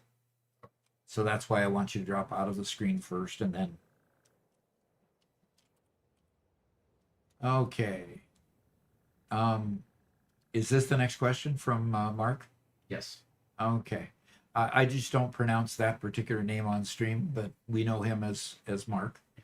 Doc, at what point do you build your main mall factory to house all your goods? So far, I have not been successful in having a mall house all of my goods. At what point do I build a mall? Usually in the middle tiers. I don't build the mall until I get at least through phase 3, and then after that I start thinking about, okay, I've got to get it in a central location so then I can distribute it to other places. Because at that point I've got complex enough parts that those parts I don't want to remanufacture in various places. Up until then, I don't mind building another plate factory because I've got plenty of iron mines, or I don't mind building those minor parts. I don't worry about putting them all into one place until they get complex enough that I really don't want to rebuild those in order to go to the next higher item to build. And that's kind of the criteria that I use. And I generally, won't necessarily put everything in there. The tendency is to want to put everything in there from ingots all the way up. But I'm finding less and less value in putting the minor parts in there, but only the items that require at least constructors or higher that takes some manufacturing time to put together. Like smart plating, if you use that for something later, that's a fairly complex build. It uses constructors. In fact, a couple layers of constructors. I would put them in there. So, okay. All right, back to the game. Good. Fantastic, Garrett. Perfect. I think it's time for some productive packager deluxe. Okay, I've got to go clear back to the... You know how far away I am from the hub to do that? Attention Doc, construction privileges temporarily revoked. Fix-It requires completion of a level of Productive Packer Deluxe before you're allowed to place another conveyor. Think of it as mandatory fun. In fact, Doc, I'm going to join you for just a minute so I can get a quick clip, okay? Okay.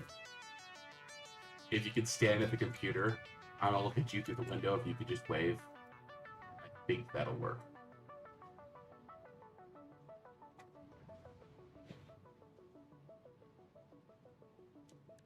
Are you out there yet? Game's loading. Okay, so that's the wave icon. Yeah. And that is if it doesn't crash. That is, it shouldn't crash. I mean, we're stopping for a second for the photographer. The paparazzi's here. Sorry, guys. No, I crashed. You know what? Go ahead and do your thing. I'll let you know when I'm in. Alrighty. Oh man, maybe my mouse adjustments will help me to actually play the game a bit better.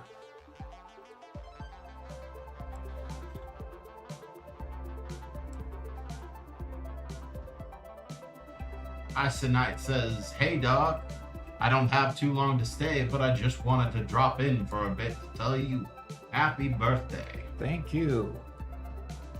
We're glad to have you here." And Mark says, "I have a factory just building screws off 4 times Mark II miners producing 1,200 screws per minute. Then they convey to other parts where they're used to build many other parts." Perfect.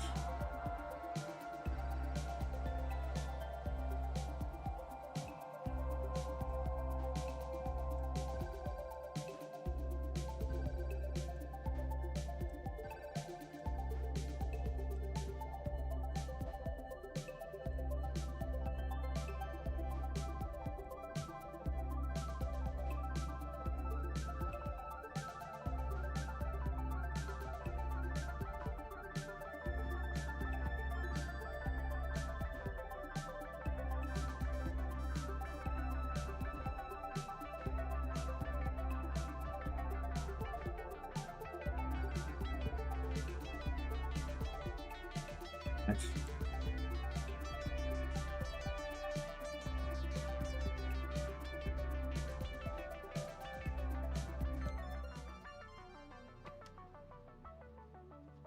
well, better.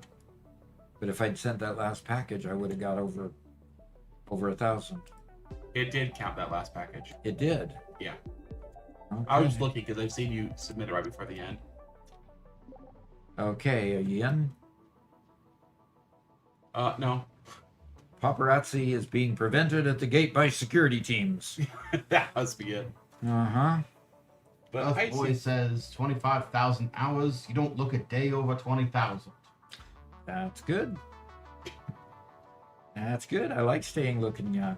So, all right. Since I don't have a conveyor, I've got to go hop on a train. Gotta go hop on a train. I'll buddy. chase you down. Prone to Drift says, "I have to head out, but I wanted to say happy birthday. I found your channel only a few days ago and recently bought Satisfactory on the PS5. And your Fantastic. videos have been amazing for a newbie. Thank you. You bet. I will keep producing them.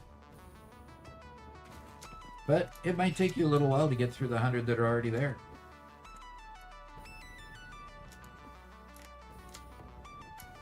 Why? Oh, that's why.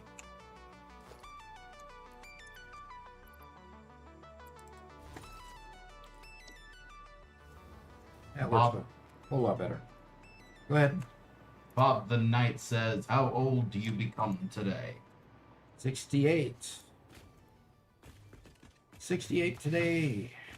Forever young. 68 today with a mental attitude of 16.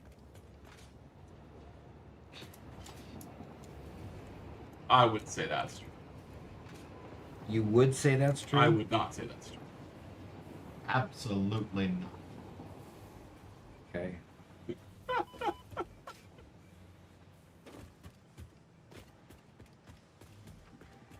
Well, here's one I can catch. He's definitely a lot younger than he used to act 5 years ago. Yeah, that's when I was burdened by working at Boeing. Max Murphy says, "I like bananas because they have no bones."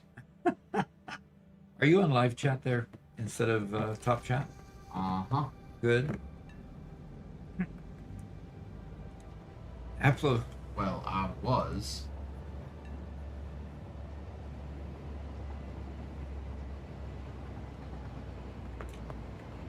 You reminds me of my grandpa.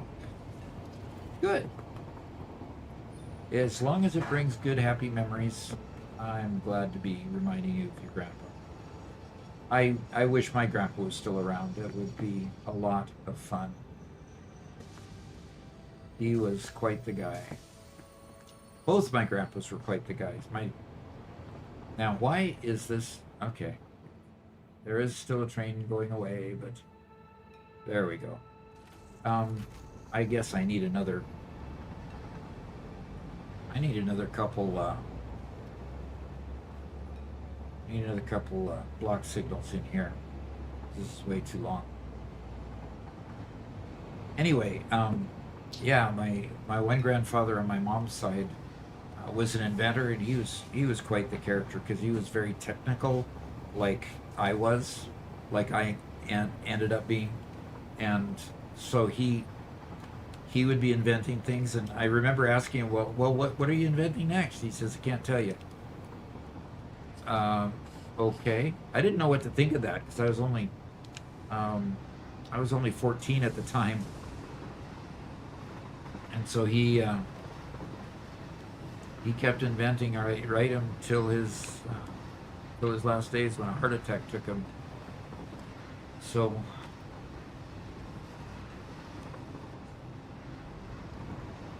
my other grandfather on my dad's side, he had a pure photographic memory, and so he never had a chance to really go to college type school, but he became a chemist, and just on the knowledge of all the information that he read in journals, books, technical stuff, he would just retain it. And so, putting him through a college class would have probably been it would have been frustrating to him, because the minute he heard it or the minute he read it, it'd be in 100% recall situation. And so it was really, he would hobnob with people that had highfalutin degrees, and every once in a while one would ask him, well, where did you go to school? And he would tell him his high school name. He said, no. Where'd you go to college? And then at that point he would admit that, no, I've never been to college. And they would be quite amazed because of the knowledge retention that he had. Quite the gift. Quite the gift. So yeah, I wish I had my grandfathers around. That would be nice. I wish I had my parents around because they're already gone too. The unfortunate way of the world. Yep. Do you have some more items to read? Oh, I just wanted to comment to say that Max Murphy somehow managed to make his name completely disappear in the chat. Yep. He's playing around with the colors. Did you call out the Ice Knight subscription with Prime? No, I didn't, but he subscribed with Prime and has been subscribed for 8 months. Currently on a 2-month streak. Thank you, Icy Knight.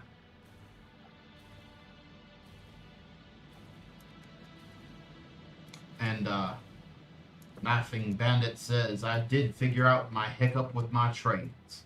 You gotta have them set correctly to unload or unload. Yes, you do. I'm glad you figured that one out, because I've had that frustration before where why in the heck do I not have this train,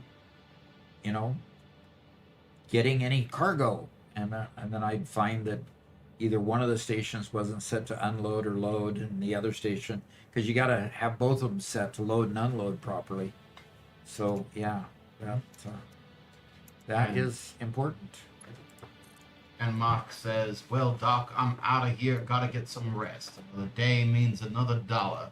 Hope you have the best buffing days ever. For a 48-year-old with 20 years of experience.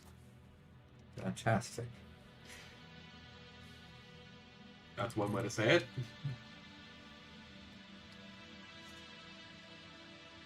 Elements asks, when building foundations, does it bother you to make things that aren't physically possible? Like floating concrete? Not anymore. No.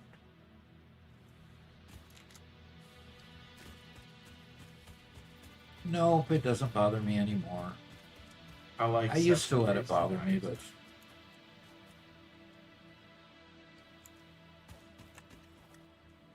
in the game 7 Days to Die, you had to build platforms.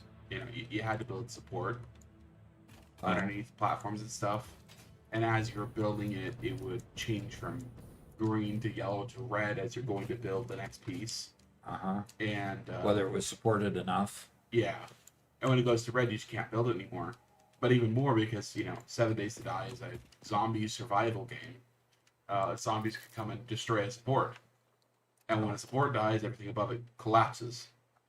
So we had some fun. Garrett and I played a game along with a friend, and we took over a stadium, or a high school sports stadium, to build our base. We built it on 2 floors, and the zombies took over the first floor, started destroying the supports, and then here we are on this upper platform that was just collapsing around us as things got worse and worse. It was a lot of fun. It was a lot of fun, huh? Oh yeah, absolutely. It was a riot. Okay. Big Jerry says, "Happy birthday! You're a lifesaver when it comes to Satisfactory. Been watching you for a few years and always come back to your videos when I'm having trouble." Fantastic. That means you've been watching us since the very beginning. For at this point, we're a year and 10 months old at this point Yeah. for the channel. So Started on February 1st. yep. Our first video published.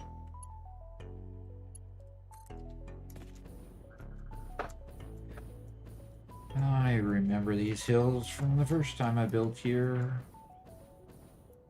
Great place for a power tower. What are you laughing at, Robert? Phone man is back to his old rant.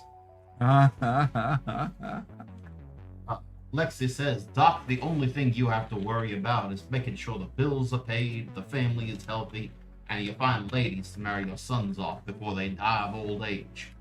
That might be a challenge. That last part.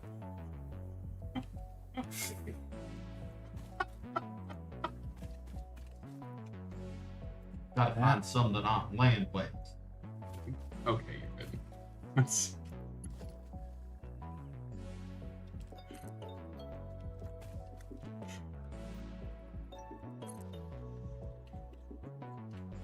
Cruz says, especially if you do that voice in front of them.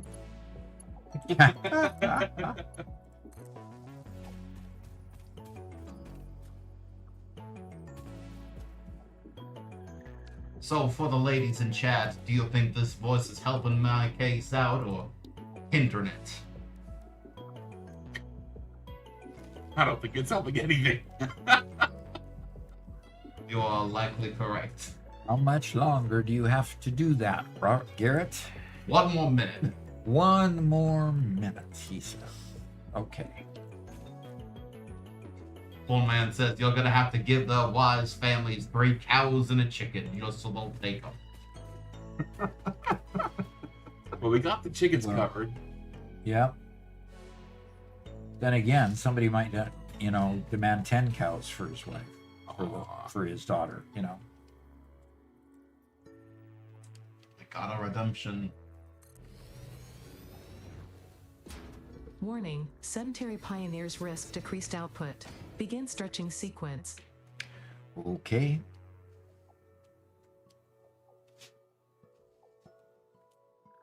Do we want to talk about a good interior lighting guide in Doc University Live?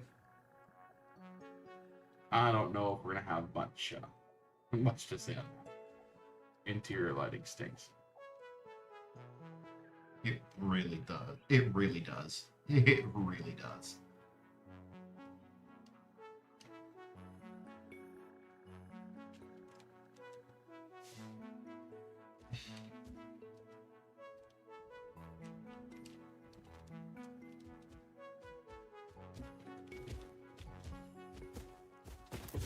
There's a beast. Oh, okay, Doc. I'm finally here. I finally got logged in, and I had to run half across the map to catch you. Oh. So what is... I need to plug in my ears again. So, Bob the Knight has a question. Uh-huh. As soon as Robert's done getting the scene that he's looking for. Gosh, I think that the preacher is bleeding out over into my normal voice. Okay, Doc. Could I just have you give me a wave? One more time.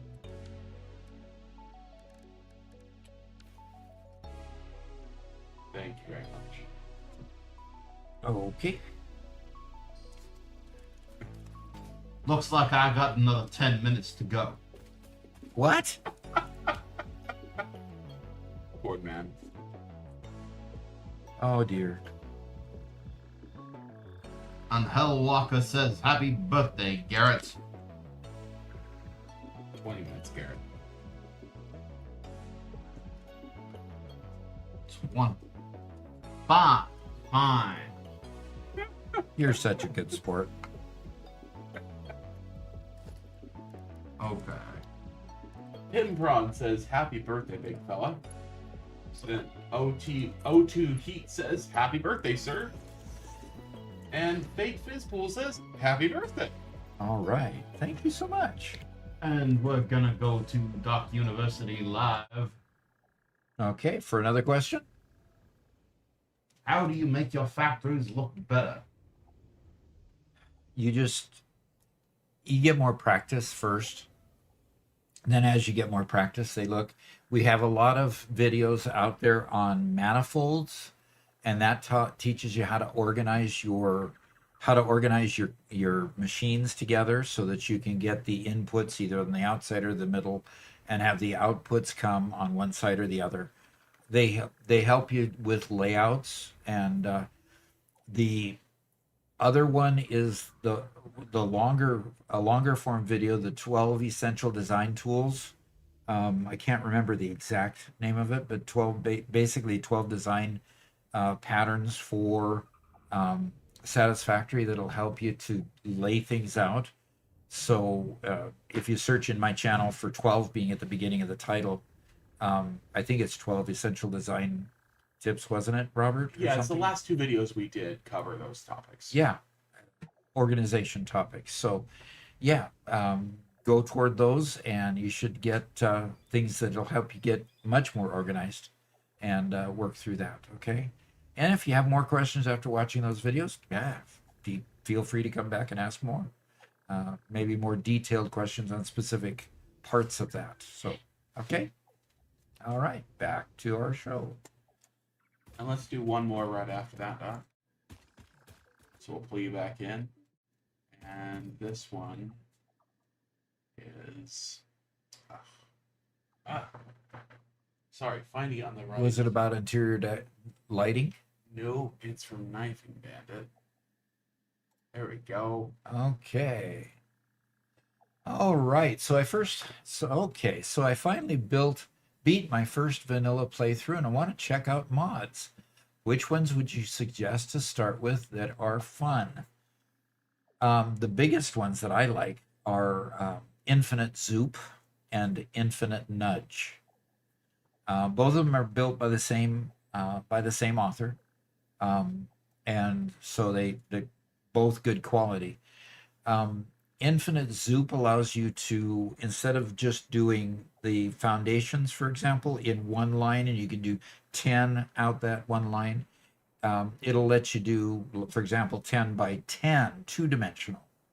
And it lets you just lay out your foundations a lot faster.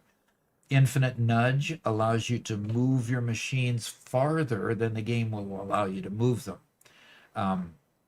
So if you're having trouble getting something to lock into a specific place, putting it down, hitting H, instead of clicking, you hit H, then you can, move it around like you can in the normal game, but Infinite Nudge just allows you to do it farther. Infinite Nudge is really interesting too in the fact that you can make the machines themselves be larger or even smaller than what they are natively in the game. It leads to some very funny looking builds.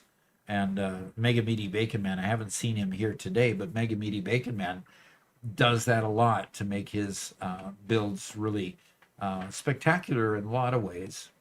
So those are the two that I'd start with.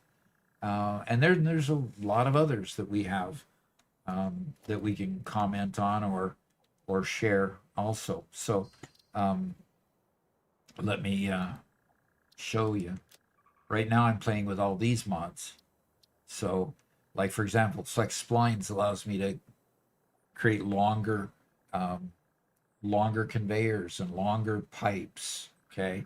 Infinite elevators lets me go higher or lower than the current elevators in the vanilla game.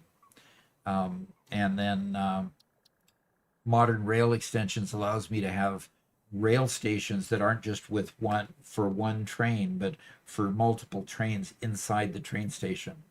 And that's modular stations as well. These two kind of work together. The rail extensions allows you to make longer rails. The stations allows you to build bigger stations. Road spline tool has more different roads that you can use. And structural solutions gives you a whole lot more foundations and wall pieces than what you have in the normal game. So those are a few that we have that really add to my game, and I enjoy them. So hopefully that helps. We have another comment that segues directly from this one. Okay, then let's go back to the game for a sec and then come back in and let's go answer that question.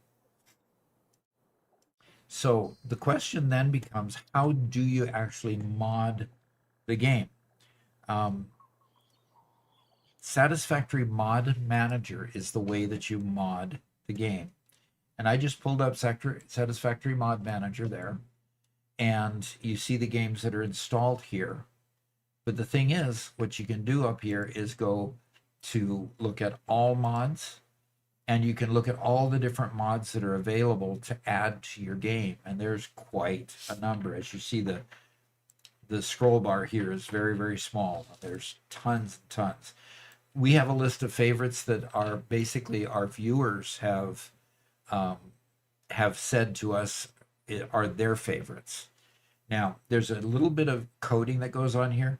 Difficult tuner is red because it's broken in this particular game version. In other words, the mod maker hasn't updated it for this particular version, which is 1.1. So the red ones you can't use. But there's a whole lot of others, and it gives, if you click on it, you can get an explanation of what it does. And you might find a new favorite of yours if you just browse there. Now, how do you actually mod the game? Well, you actually mod the game. We can close that window. You actually do mod the game by choosing one of these. Okay. Let's say we're going to choose Refined Power. Okay. You actually mod the game by clicking there to install this mod. I'm not sure why that isn't live for me. Robert, can you tell me why? Game is open. Oh, because the game is open. That's dumb. You know, oh well. You have to get out of the game first, and then you use Mod Manager to mod it. Then you can come back into the game. Okay. So any one of these, you just click on the click to install this mod, and it's installed. Now, I have several profiles here, and my profiles, this one's the Pax Prosperitas profile where we're playing with other of our members or subscribers in Twitch, members in YouTube, subscribers in Twitch. We're playing there. And by playing in there, I've got the plain vanilla profile, and I've got another profile that has only 4 mods in it. That allows me to switch mods really, really quick. Okay. Also, I have several things to mod. I can mod my Steam one, I can mod my Epic version, and I can mod my servers as well. That's chosen up here. So, and notice that there are 3 updates available to some of the mods that I have. Okay, I'll take care of those a bit later now that I know that they're there. Okay, so hopefully that's a good thorough question on how to mod your current version of Satisfactory. And this question is a direct follow-up to that question. Okay. Yes, if you want to play normal, you could just turn the mods off again, and that's very easily done, just by these 2 buttons right here: mods off, mods on. Okay. Now it'll go through an install and an uninstall, because it installs and uninstalls to the game. But if you just use the mods off and mods on, turning them off still leaves them on your hard drive, and you don't have to go re-download them over here, which makes it very convenient. If you change profiles, you can make profiles that have specific mods on them and flip between those profiles really easy.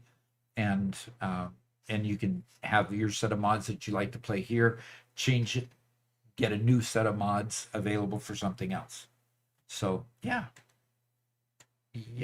it's just as easy as turning them off or changing profiles. Okay, very good. And then another question. All righty. Go. Oh, there we go. Okay. Do a quick demonstration of a multi-layer conveyor compressor. Hey, Robert, would you like to turn on the, get into a stream and share that? Sure. There's one near you, actually. But yeah, I could share that. So go ahead and go back to gameplay until I get on mine. Okay. And I'll show off that one. That's something I was playing with that we developed. And I noticed somebody apologized for asking so many questions, and you absolutely do not have to apologize. Every single one of these questions becomes a short that we can use, that we can post online. So it is great content for us. How is it that you tame a doggo, Robert? Stop and try to wait for him not to run away from you. And if he doesn't run away from you, then drop a paleberry on the ground in front of you. Oh, so the whole time he was staring at me, I should have just dropped the paleberry. Yep.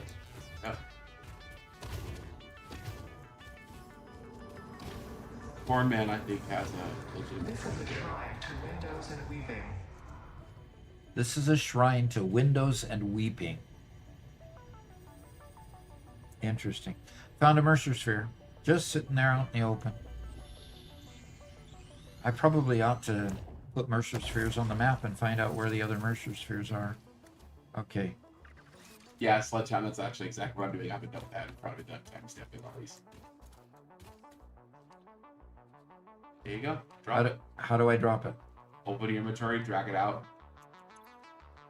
Just drag it onto the ground. There you go. And then you have to back up. Aww. He ran away. So I have to go to my inventory and drop it. Yep. In order to get him to. Now that I know.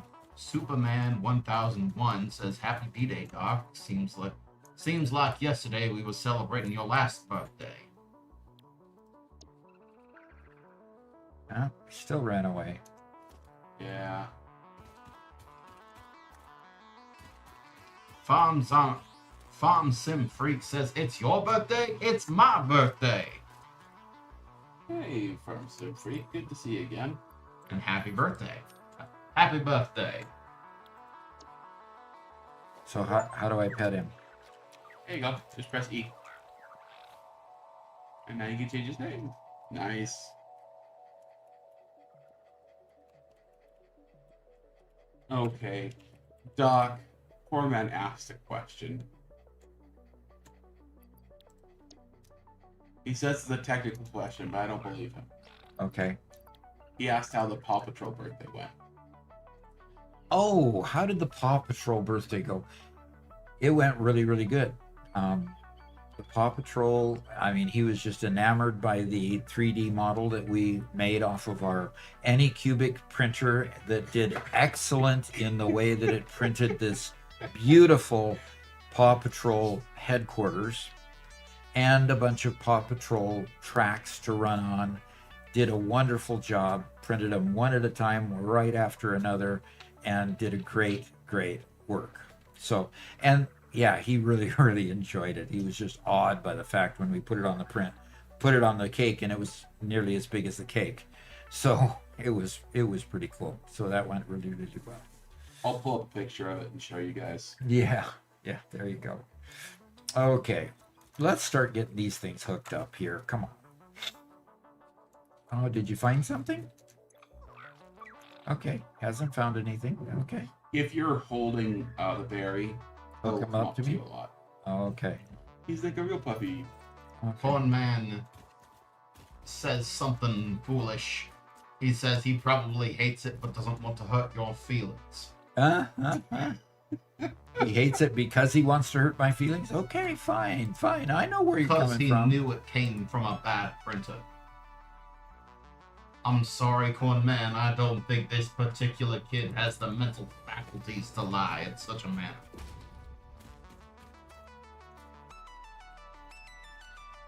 And first time chat from Elden Dust says, the cake is a lie. The cake is what? A lie. Oh, okay. I don't know how cakes can lie. You need to play Portal.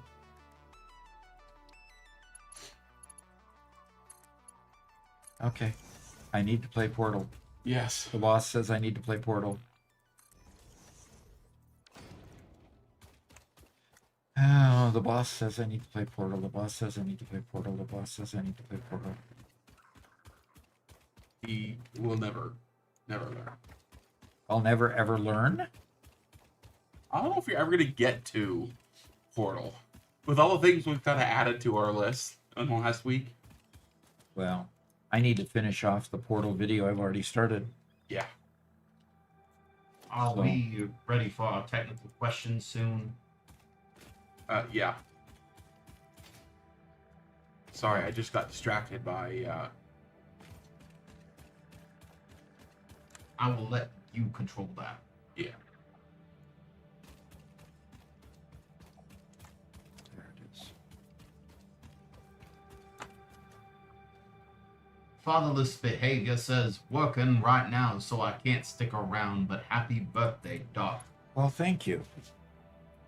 Okay. I'm gonna go ahead and show you the Paw Patrol cake.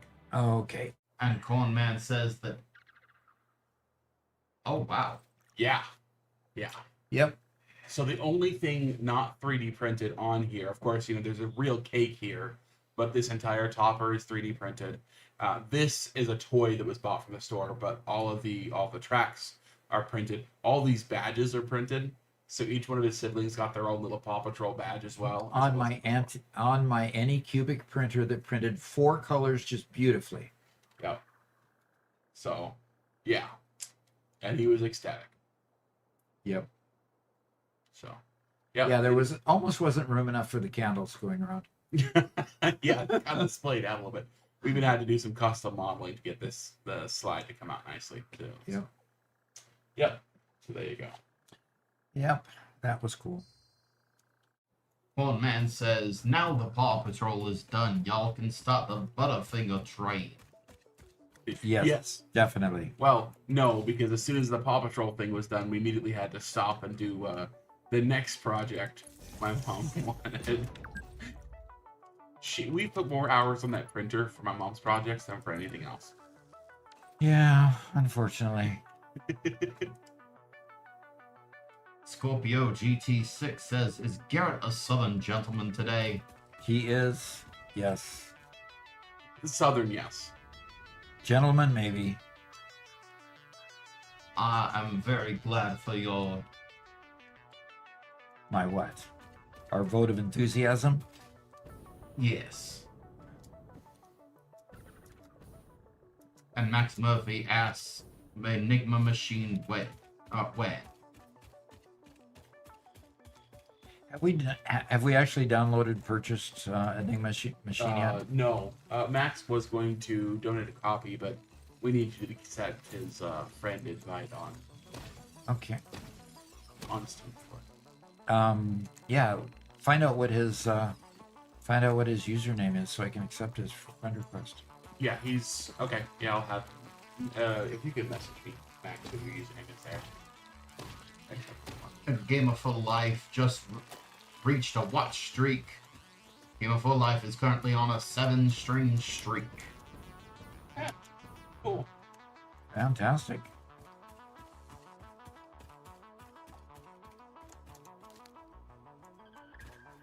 Elias says, I passively watched your shorts about Satisfactory, and when I finally decided to check out your account, it is your birthday. Yep. Happy birthday, good sir. I hope you're doing well. I am doing well, yes. Sorry, we have a text to speech from quite a while ago that I never played. Uh-oh. We were a little bit busy. Levy G. Wolf said, happy birthday on this snowy day. Snowy. Ooh, where are you? Well, it was certainly cold enough here to snow if we'd gotten the precipitation. Yeah, we've had a cold snap these last 2 days. Yep, but it's tomorrow is expected to be highs in the 60s. And then heading toward the end of the week, back up into the 70s. So I'm a happy camper. My fingers froze taking Frey on a walk this morning. I'll bet they did. I'll bet they did.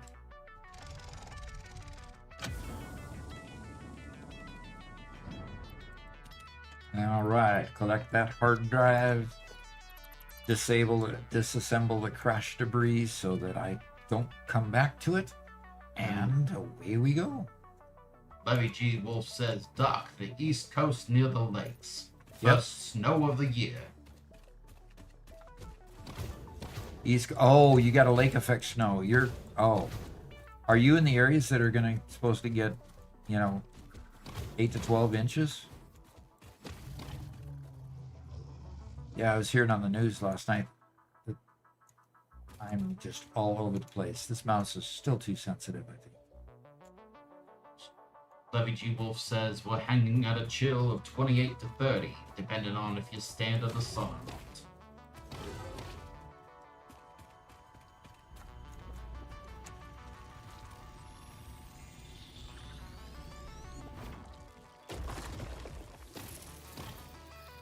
And she says, I don't watch or listen to the news, so I don't know. Okay.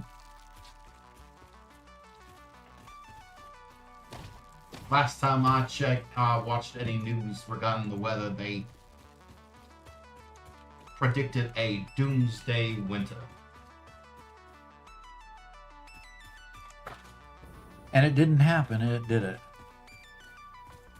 Well, the winter hasn't happened yet, so who knows? Okay. And Knox says, happy birthday, God bless. Thank you. I'm checking to see where my oil mines are.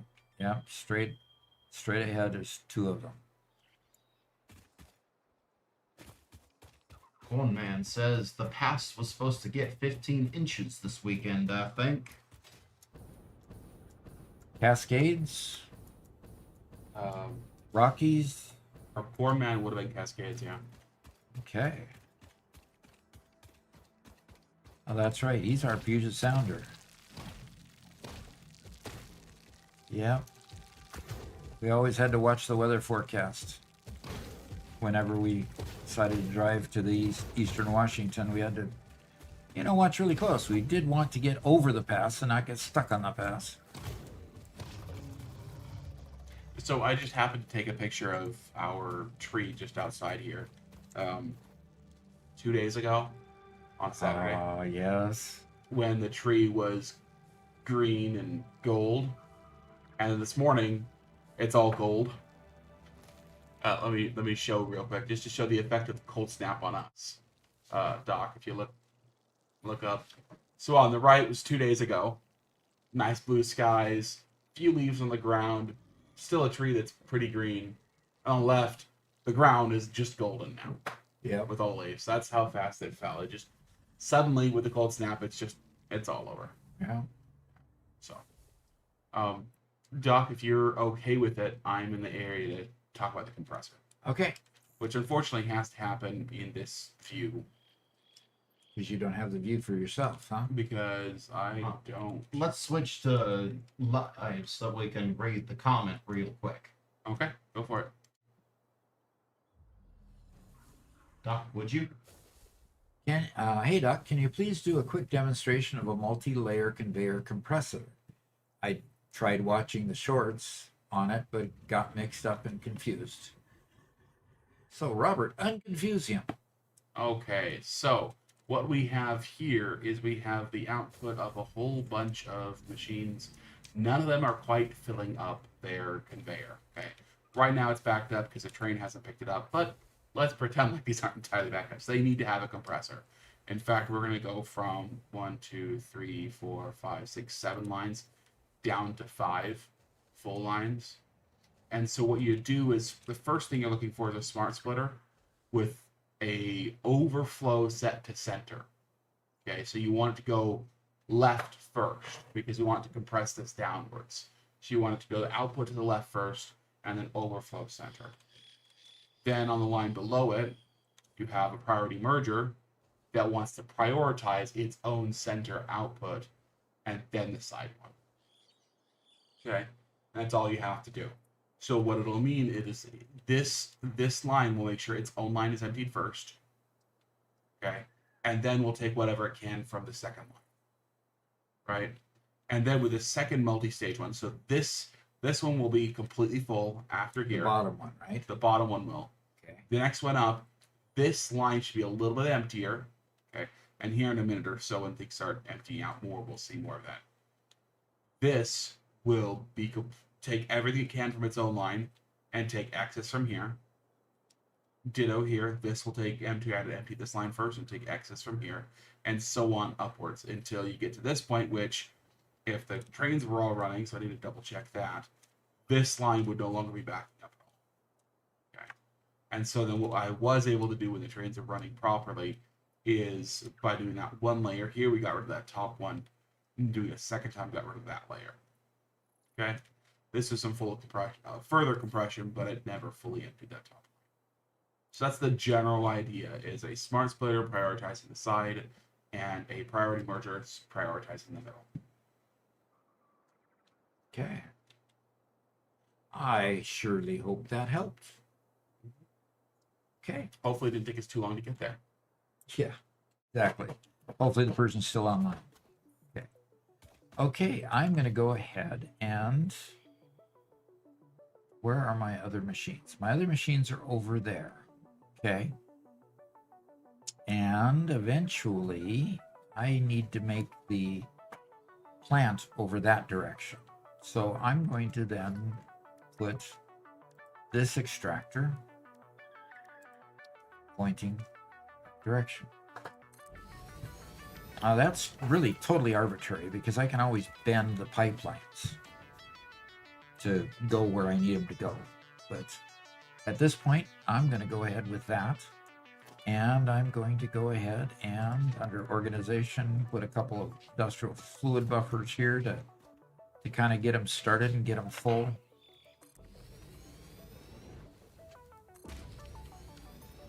And Cornman says Puget Sounder sounds so much better than Seattleite, so thank you.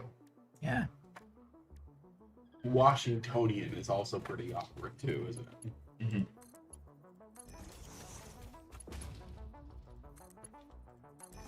yeah, Seattleite can be confused for satellite. All of a sudden he's a satellite circling the globe. No. Besides, That's not being from the Puget Sound is very different than being from the greater part of Washington. It's just such a different environment than the rest of Washington. Oh yeah. Well, you've got a what they call a high desert in eastern Washington and lush green, almost rainforest-like environment on the Seattle side. So Yeah, it's huge difference between the two. And Hellwalker says that helped a lot. So he's the one who made the original comment. And Oh, good. I'm glad he was still here to hear the comment.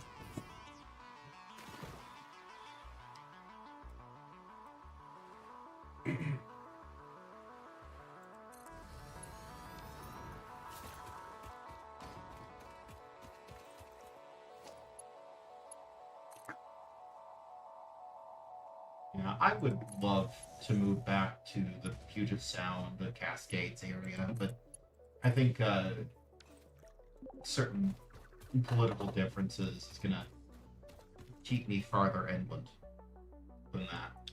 Yep. It's also just a lot of people. Mhm. You gotta want to be around a lot of people, which, yeah. Though Garrett and I already talked about it, it's almost the perfect spot for a writer to live because it's got that dreary backdrop with rain and nature, and it's like. So instead, It's a great place to go quietly insane. Yeah, exactly. Cornman says people from Snohomish call themselves Snohomies. Okay. Homies that get in snow, huh? Okay. Oh, brother. Yeah, Cornman says a lot of Washington is red. Seattle just overpowers the rest of the state. Yeah. Yeah, that's the way it Population-wise. is with a lot. It's bigger in Oregon, but apparently a lot of eastern Oregon wants to join Idaho. Yep. Call it Greater Idaho. It's very unlikely to happen because neither Seattle nor Portland are going to be willing to let go of the power the rest of the state gives them. But Well, not just the power. It's that they collect tax revenue from the one side of the state and hardly give any of it back to that side of the state and use it on the coast side of the state. well, So it becomes a interestingly revenue enough- issue. Interestingly enough, because the high number of social services that Portland provides, it overpowers the amount. Providing that to the rest of the state actually overpowers the amount of revenue that they get from the red part of the state. What do you mean by overpowers? As in, they don't bring in enough tax revenue from the conservative side of the state to make up for the social services that they're trying to provide to that side of the state. There's just not enough population to provide it. Okay, you just said the opposite of what I said. What social services do they provide to that side of the state? I'm not entirely sure. Yeah, that's I'm the problem. going off of a bill that was presented. It was eventually denied, but it was a bill presented to the Oregon legislature to look into and entertain the idea of the whole Greater Idaho thing. Yeah, and the major reason why is the revenue from that side of the state is more than what they give back to that side of the state.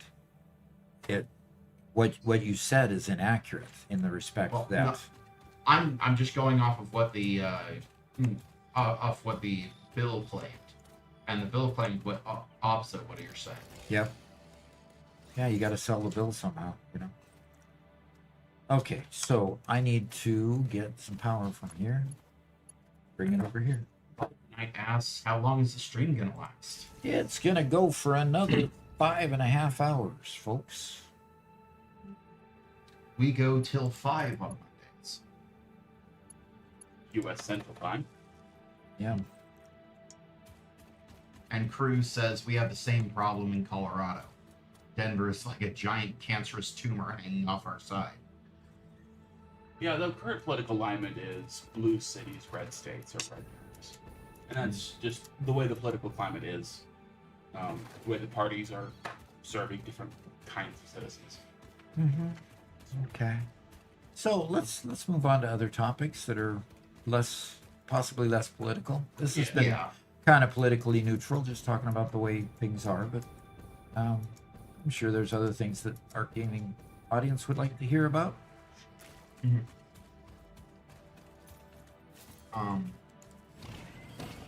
Saladin says, happy getting older day.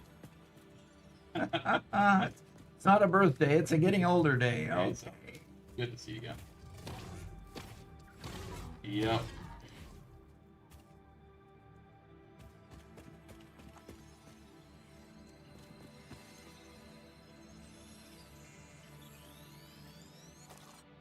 Happy getting older day. Now that's a new variation on a theme I've not exactly heard before.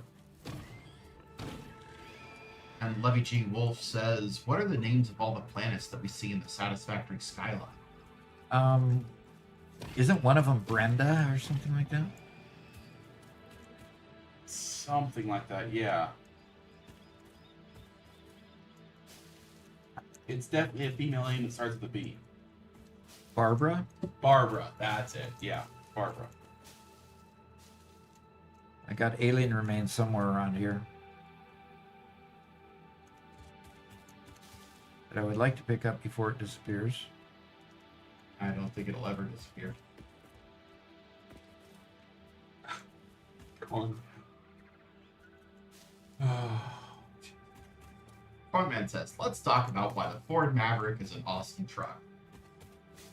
As long as we talk about how the Anycubic is an awesome printer. Oh!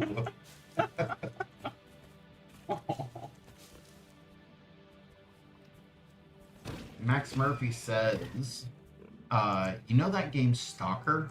He recently copyright struck an indie game called Misery that I love and that I have a love and hate relationship with. Interesting. I hate the whole copyright environment right now. Yeah, I mean, how do you copyright an idea? You know, and if you have the same idea, you know, Microsoft had that same problem when, you know, when they decided that, when Apple decided that Windows was copying their idea for an interface. And they stayed in litigation for a long time only to discover that the judge finally said, no, implementation of an idea doesn't necessarily mean you copied. Because it was written in totally different code. It had to be totally rewritten.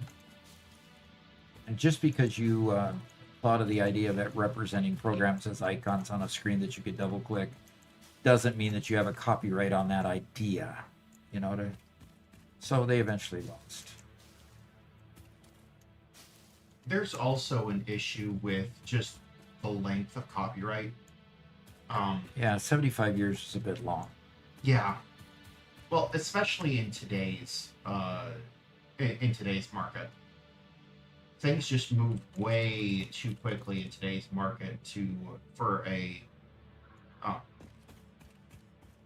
To let a copyright last 75 years yeah. before it's in the public domain. And Yeah. that's the reason why we don't have much better printers than what we do now.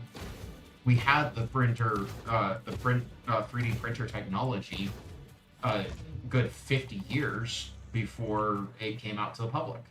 Or it was invented a good 50 years before it came out to the public. But one company kept control of it. Stratasys. Stratasys was the name of the company? Yeah, they owned the 3D printing tech. They still own quite a few other patents as well. And so other companies, in order to compete with them, had to license the technology from them, and that made it cost prohibitive? No, they refused to license it.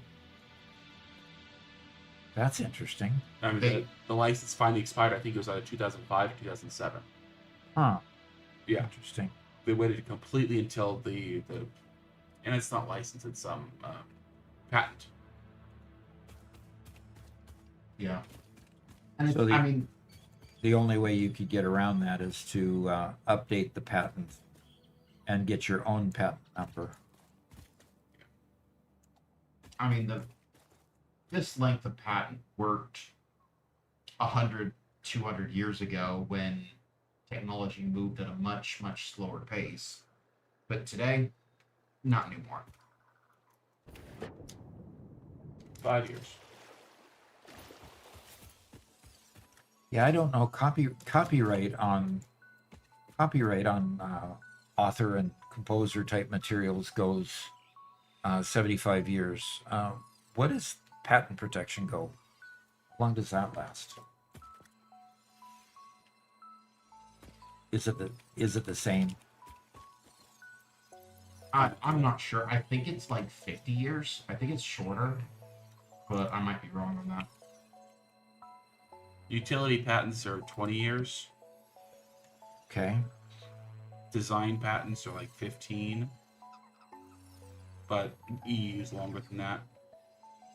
Okay. Max- So it was either 15 or 20 years delay for 3D printing to get into the public domain because they wouldn't license the patent. Right? That's basically what the bottom line to that is. I'm looking it up. Okay.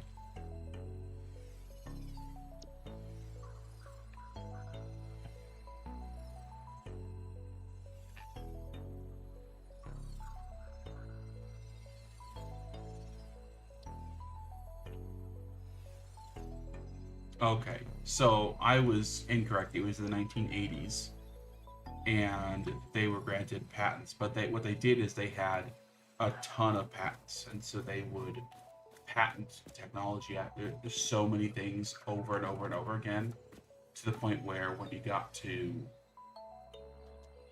as the original patents were expiring, the whole rest of the technology was patented with newer patents that couldn't be beat. So they just kept on overlaying new updates to the patent every time they had a small update. Okay, got it. And they just locked down the whole technology. Well, yeah, it's their right to do that. That's what the law says, but it just doesn't, morally seem right. Yeah, they're just abusing the law for their own gain. Yes, they can technically do it, doesn't mean they should. And Max Murphy says, Stalker has a patent for nuclear fallout survival games that it patently shouldn't have been able to get due to the Fallout franchise predating them.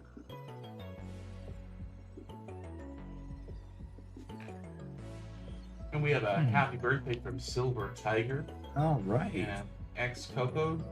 Fantastic. From Poland. My long distance happy birthday there. Thank you so much. Thank you so much.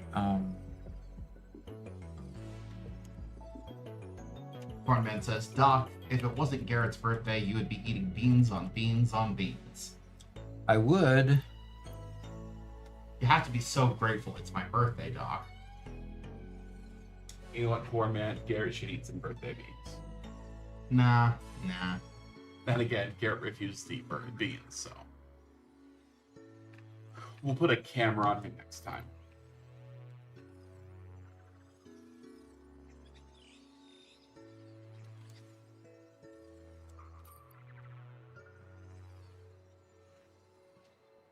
No, we already have a camera on me. Okay. See? You got a camera on me, right there. Yeah. See, you can see exactly what I'm doing. I'm always doing this. Always doing that, huh? Uh-huh.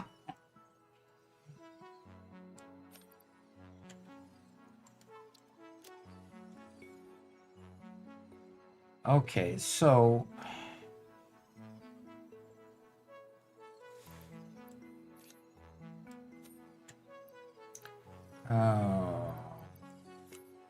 Cornman says, I said I wouldn't dono because of what Doc said. It's out of my hands. okay.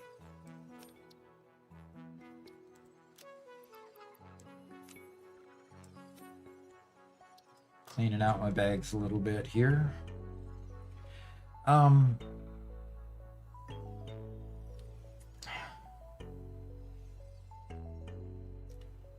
I thought I for sure I had some black powder somewhere, but I guess I don't. I really want to make some Nautilusks because there's. I need to get a Nautilus plant going so that I can. Okay, so I can blast things. Can you blast rocks with explosive rebar? I think so, actually. You think so? I think so. I would imagine you would. Well, let's see. Okay, what happened to my gun? Okay, different world. I have a gun. This world I don't. Bottom right hand side What? of your inventory. Bottom right hand side. Very good. There it is. Okay, and okay, Do you have explosive rebar on you? I do. So what's it gonna reload with first? Press and hold R if you want to change it. Yeah, exactly. Hold R. That's just loaded regular rebar. Yeah, I think you have to press hold. I did press and hold. Oh, there it goes. There we go. Thank you. I had to press and hold in a different way. Okay, so if I shoot it there. Hey, it does work. Hey, thank you, Garrett. Mm-hmm. There's supposed to be a slug in here. Come on, it's blown away. Disappear, would you? There it is. Cornman is feeling traumatized at the moment. Traumatized. Why is he feeling traumatized? Because I exploded a rock? He says, the Cobra gave me so much grief, y'all have no idea. Now Doc's making light of it.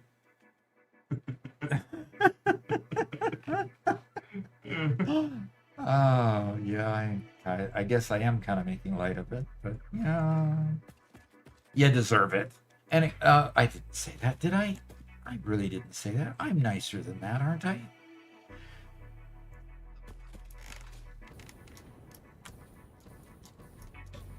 Okay, have I've collected the 4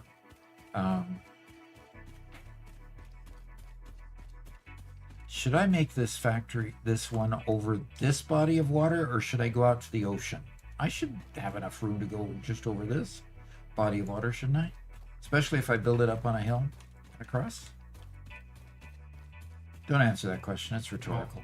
I think you're looking. Yeah, I could build it out here over the ocean, or I could build it in this inlet. Between the shore and off of this island. Right? Sure. I received no answers. Okay. I mean, you're the expert. I'm the expert. Yes, that's me.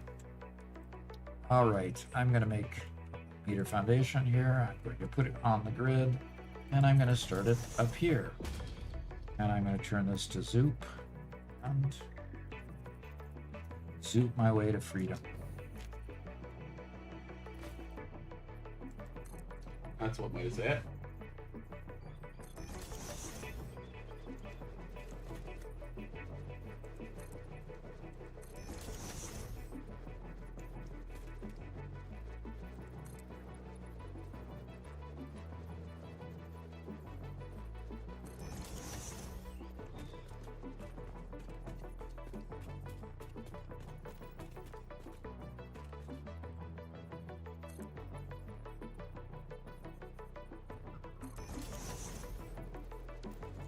Okay, so the first thing I want to do is build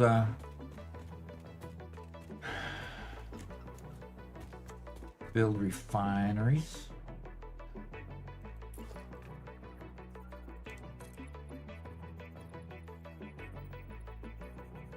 Barbecue Bacon's Burger says, "Happy birthday, Doc. Thank you for inspiring and getting me into Satisfactory." You're welcome. Jesse James says, "Happy birthday." Cool. Jesse James. Woof. Okay. Happy birthday. Okay. I am going to take a quick break. I shall return in just a moment. Okay. So, Robert, you want to go find some locations on the map? Sure. Give me a moment. Moment. Moment. Yes, I'll give you a moment. I will see you in a moment.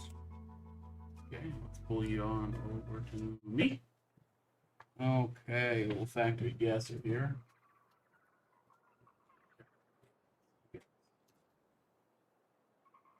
Docs right off. Okay, this is on. It's not the northern edge of the map because there's one up here that looks very similar. We're in fact over here, and we're at one of these outlets. I think. Don't remember exactly which one has the rock of this size. Okay. There is a Y here. So I think it actually might be here. Cornman says, "The Y-belt snapped basically right out of the box. The filament loader failed 2 times. The nozzles constantly clogged. The auto bed leveling didn't actually work. Should I go on?" I think we're here. Those sound like problems that we had with our first printer as well. The Y belt snapped. That's crazy. But it's like a year ago, the only way to get a good printer was to get the premium printers. Mm. Now we're to the point that cheap printers are fairly decent.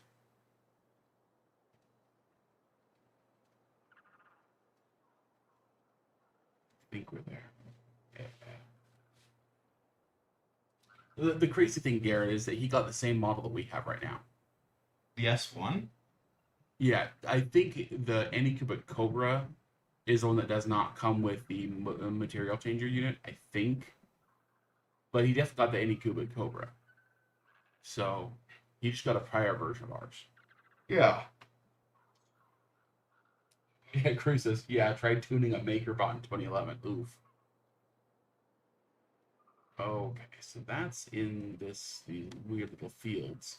I've made this mistake a couple of times, misidentifying, like if I'm right here, misidentifying which island I'm on, because we have these little berms that make it hard to know whether I'm here or here or here. So in this little lake, there's one island, but then it kind of curves around behind. So I think I might be here with the one island. But that would mean to my left, there's a bunch of little stuff. Like there's one little thing. And Max Murphy is talking about the Misery developer and who got copyright claimed by a stalker, and says, to make it worse, he's a 19-year-old solo dev. This step can be career-ending that early into a career. Yep. Mm-hmm.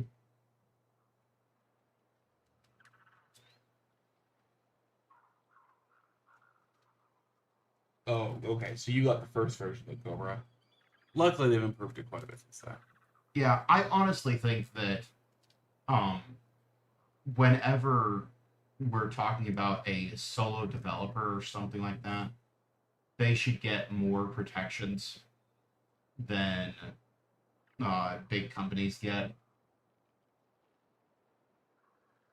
You think It's so? when a big company has to is trying to prove that a solo developer stepped on copyright, they have to prove they have a more stringent degree of proof that they have to fulfill, Yeah.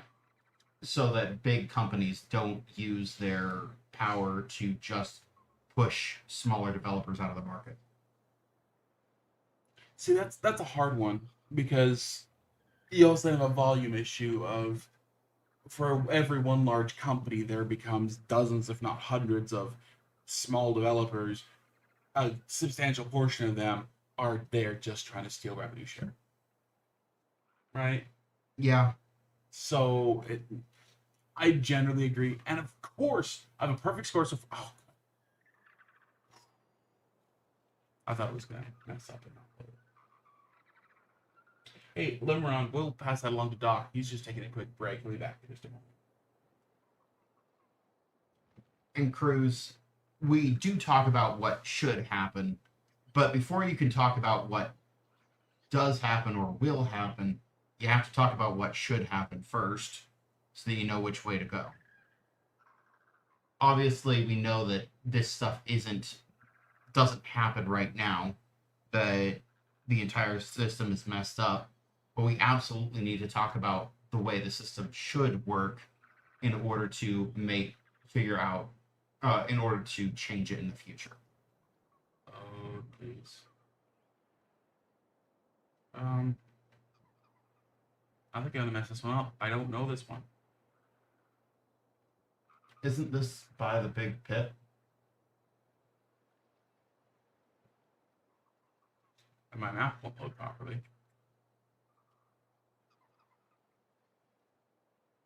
I think this is between the two pits. Yeah, I think this structure is this structure right here. So are we over here? And this is the big cliff wall. Oh, well, turn around. I thought I saw the waterfall. No, that's not the waterfall going into the big pit. Yeah.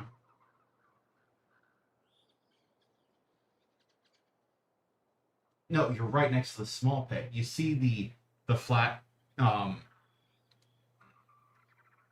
the flat cliff just north of your marker. This one? No, to the right, the flat cliff, not the. I think that might be the waterfall, with the hill leading up to the big pit obscuring your view of the big pit. So you think that's a small pit right here? I think so, but I don't know the map too well, so I could be completely wrong. But that would mean that this structure is this structure like we thought. Which would mean then that I turn right, that this hill is obscuring that view. Yep. Which, yeah, with this here. And there's just a small minor ridge there. Ooh. See, this is the decided factor whether I hit the 25k if I get my max score or not. So is there anything else here I can take advantage of? Any close? Scorpio says there looks good. I think that's the cave with the uranium in it that comes out there. Yeah, right there. Yeah. Please. No. Oh. So Seriously? close. So Seriously? close. Ah. That much of a difference, and they don't give you full points. Yeah. Oh man. See, they call it 80 meters away, and the scaling of this game just feels so wrong to me. Like one platform is supposed to be 8 meters across. What? Well, yeah, it is absolutely obvious that the character is way oversized. Dang. That's still a really good score. That's still a really good score. I'm really happy. Yeah, Scorpio's shocked too. We were close. Let's try one more. Let's see if we can get. No. Doc, just open the door. Yes, I have returned. Well, look at my score, Doc. 24, 5, 15. Pretty cool. 4 perfect and 1 very, very narrow miss. Very narrow miss, you say.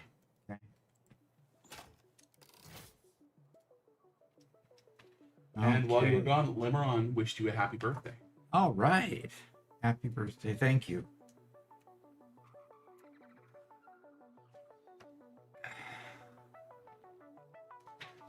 Okay. Well, Scorpio was shocked because of. Us missing that last one. Oh, okay. Gotcha. It's plugged in the wrong port. All of a sudden, I'm hearing you in my right ear instead of my left ear, there, which is really just disturbing because you're to the left of me, you know? Yeah.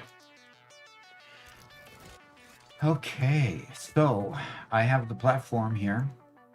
I'm going to put one more section of the platform here. Sometimes I...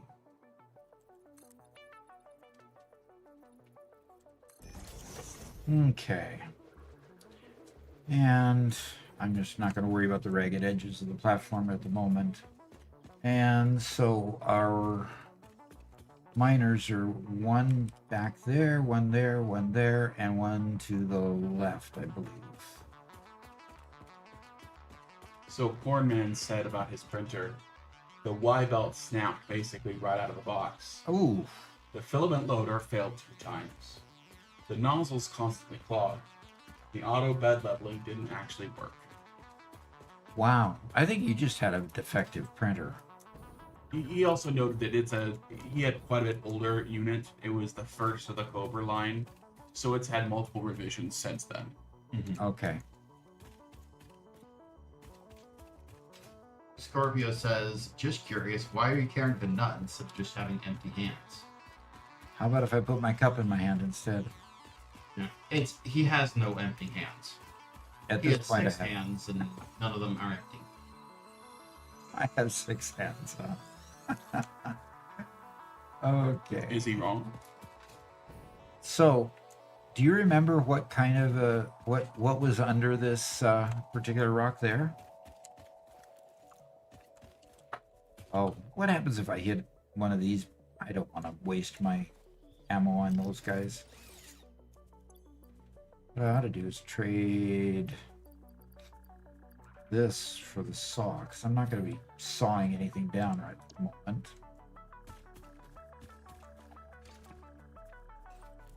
Scorpio says, press H. Okay, H to... Can't believe I missed him twice. And I'll just press H, see what happens. Oh, now I don't have any hands at all. Okay.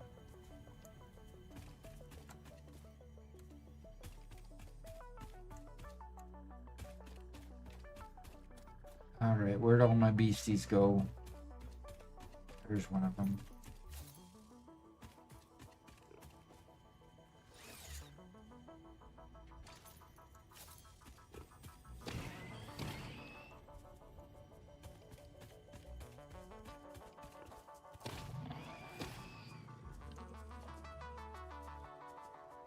All right, I want to go see what's under this rock here.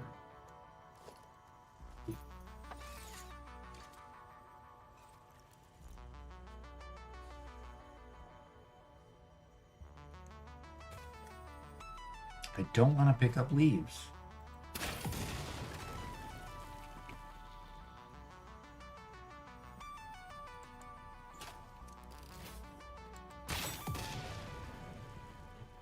Scorpio says, I like empty hands for a completely unobstructed view.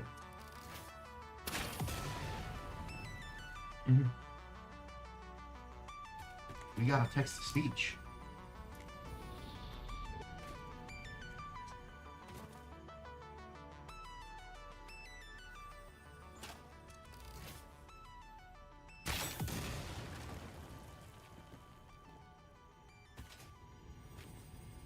Ah ha ha ha. Look what's hidden under it, Robert. What? Ah, yeah. Well, that's easy to see. Now it is, after I've hit it like half a dozen times. Is it really not letting you break it? Probably because I ran out of explosive rebar, Oh, yeah. and all I have is regular rebar now. Darn. Well, wait a minute. I've got one more explosive rebar. So why did it load a not explosive rebar? Okay, so how did I change that? Hold R. No, you're already on explosive rebar. Okay. Yeah. Just take the shot. Not up. Yeah. There you go. There it is. Adrestia said, Happy Cake Day, Doc. Hope you are having a great time and lots of cake, no candles. They give away too much info. I had a birthday at one place that I worked, and they said that that was going to be the last time they put the number of candles on there that related to my actual birthday, because they caused the fire alarms to go off. Oh no! I didn't like that too much. Oh, That's pretty fun. And Levy G Wolf asks, when did Doc start streaming? I started streaming about May of 2024, so I've been streaming for a little over a year now. He's been making videos for a lot longer, but yeah. Once he streamed for the first time, we couldn't get him to stop. Yeah, they did get me to curtail my activities a little bit. Farnman asks, Garrett, did you get any birthday presents? No. Why would I get birthday presents? Like, come on. Yeah, he can't get birthday presents until he has a birthday. Okay, so where's the platform? Platform. Boy, did I stray that much far afield? There's the platform out there. And Nexus, because why not, says, have a nice day, Doc. I just finished my goal of clearing the map of slugs, sloops, drives, and spheres, and I've been enjoying your tips along the way. All right. So we're going to configure this with a few sloops here. It does 240, and I've got pipes that'll handle 600. So let's see how we can get 600 out of this one. It must be a pure. There we go. And yes, crude oil pure. So this one is going to require a pipeline of its own to go out to the platform over there. So, where do I want to put? I think I'm going to bring them all to about here.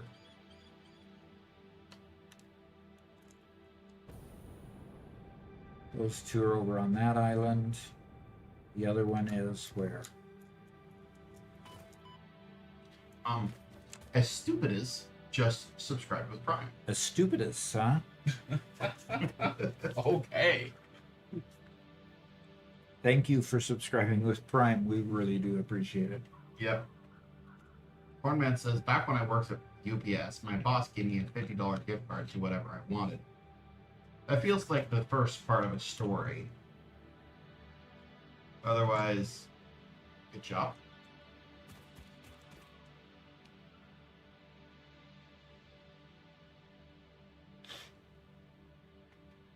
Well, I'm going to put a water tower right here. I think he was just relating his birthday experience. Yeah.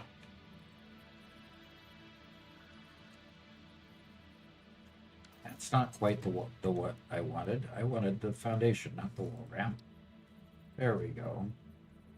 SRT Bullet says, I'm thinking of getting this if anyone want to help me. Getting what? Getting Satisfactory.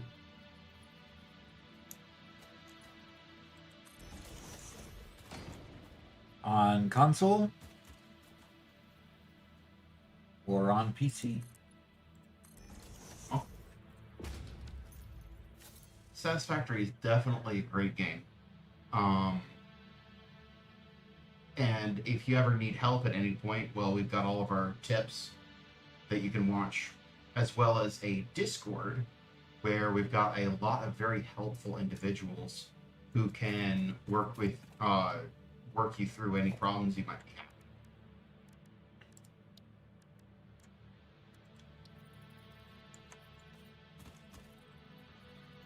You might even find people there who want to get on and play with you. We also have a server for members if you want to join in and play together. Yeah. And that's always fun. Okay, so let's get this one over there first. And this is my overclock thing, I believe. When I've already overclocked. Yep, this is the whole 600.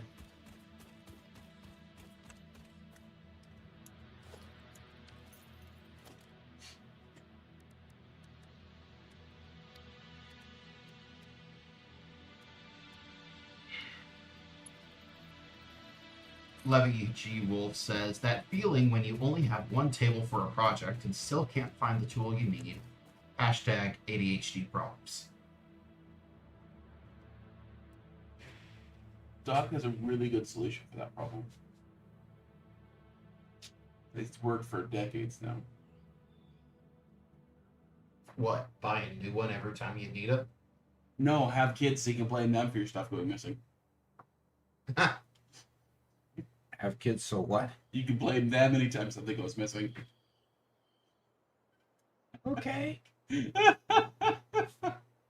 Mongol Is that what you felt every time I blamed you for something going missing? Yes. For my tools being misplaced? Uh-huh.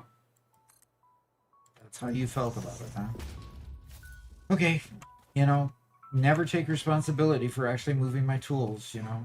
Well, and then when I got too old to move your tools, who did you start blaming? Oh, Garrett and Spencer. And, Uh-huh. And then when they moved on, it became your grandkids. Yeah. Yep. And now it's my son-in-law. Yeah, yeah. Well, he's building a house, so he has a little bit of everything. Yeah. Yeah, I suppose.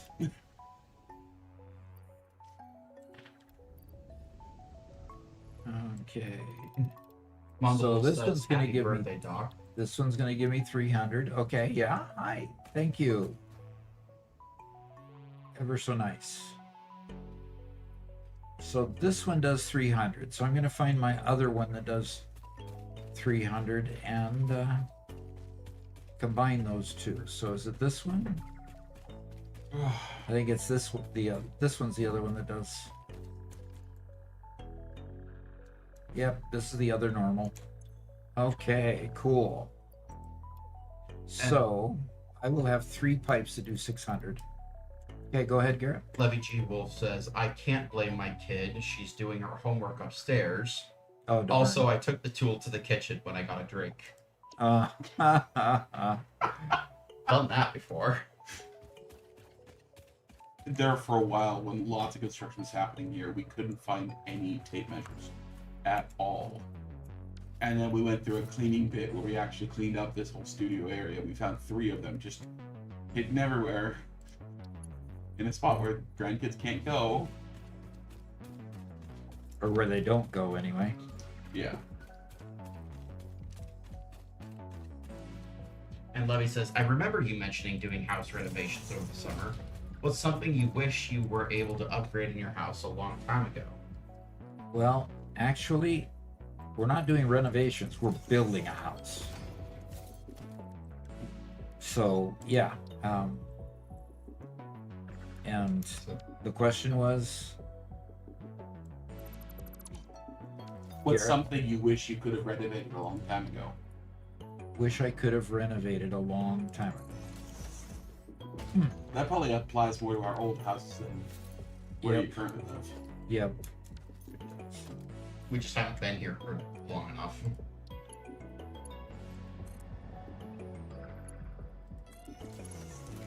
So I'll tell you something we finally renovated just a couple years before we moved out of our house in East Missouri. We had a house which had a set of stairs, and it's one of those stairs that goes up from 2 directions, either right by the door or from the kitchen side of the house. And it comes up to a landing and has a T to go up the upstairs. And then from there, you had to go around the entire stairwell in order to get to all the bedrooms. And what that meant was you had this extended hallway section that was kind of weird and just cut out a big section out of the 3rd bedroom or the 4th bedroom and made that bedroom into this small, awkward L shape that basically made it no better than just a guest bedroom. And it was just an awkward shape. And you had to walk all the way around it in order to get to the master bedroom. Mm-hmm. And so something we finally did a couple years before we moved And I actually did a substantial amount of work for this project. Dad helped me put in the stairs, but I did most of the rest of the project with his supervision. What we decided to do is just carve out another section of stairs. So instead of being a T-shaped stair, it was actually X-shaped. So the two came up to the landing. That the landing allowed you to go either towards the one bedroom in the den or towards the other 3 bedrooms, straight from there.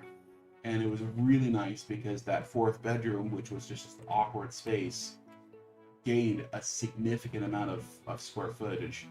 So instead of basically being enough room for a bed and a dresser, suddenly had room for a desk and some other things.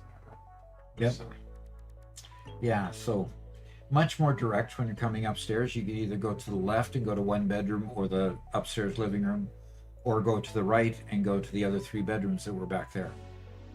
Much more direct, much more usable that way. it also meant that the upstairs living room, instead of about a third of it being taken up with a hallway, that upstairs living room had spots that we put in a full built-in desk and upper cabinets there. And so Mama Doc and Doc had their workstations put in there, as well as our big TV, and turned that into a nice living area. No TV, just bookshelves, right? Yeah, that was. Yeah. So No, we did have a TV. We had a separation between the bookshelves where that's we had right, the TV, that's right. and So we they had had the a hot tub seating there. area and desk, and it turned this awkward space, which we had never really fully utilized ever in our house, and they were able to actually turn it into a nice living area. So it's pretty cool. Well, wasn't that where you guys filmed for the longest time as well? For a while, yeah. Yeah. When we were first filming the tech channel and the blockchain channel, yeah. Yep. And Megalith is here. He says, "Hey guys." There. And Lexi says, "Let me guess. Mama Doc calls the studio the man cave." No, not really. Ibuprofen says, also, at me first chatting with the tip, over the weekend learned you are the Satisfactory GOAT. Your shorts have dramatically improved many of my builds on my main save. Oh, fantastic. Glad to help you. If you guys have any technical questions, go ahead and ask. We have a new format, and we're focusing more on trying to answer technical questions. Yeah, especially with a lot of new players coming in with the new console release. Yeah, exactly. Max Murphy says, "The Baconator does not negotiate with burgerists." What? I have no idea what that means. Charger says, "Happy birthday, Doc. I can't believe you're already 21. Yeah. Boy, the time just flies, you know. 21 3 times over. No, I More was than 29, 39 times over, 38 times over. Woo. Oh, 39 times over, sorry. No, I was referring to the fact that we could have raised a 21-year-old, who could have raised another 21-year-old, who could have had a third 21-year-old. Funny enough, Doc is actually a great grandpa, which is pretty awesome because he is a great grandpa. Max Yep. Murphy says, "Technical question. How do I trick my friends into playing Satisfactory with me?" Well, you don't trick them. You just introduce how fantastic the game is and let them bring themselves on in.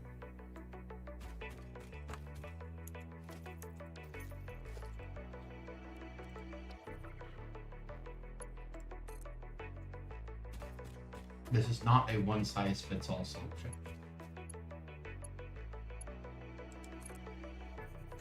Okay.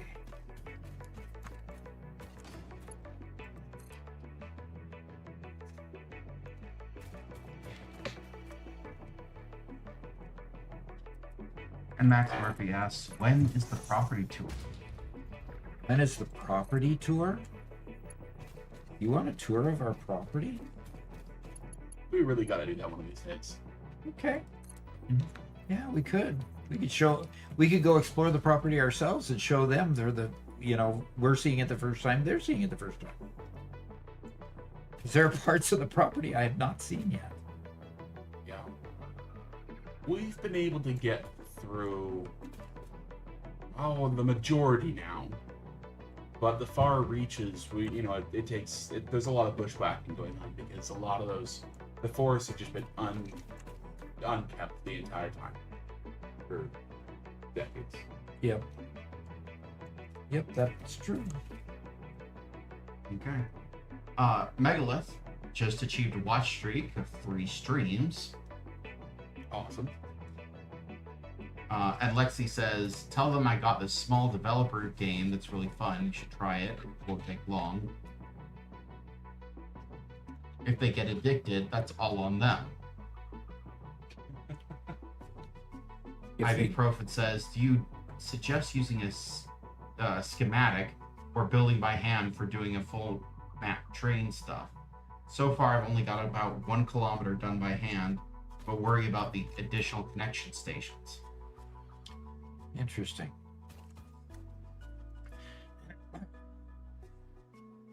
Do we want to describe how you built your big train? How I built my big train? Mm-hmm.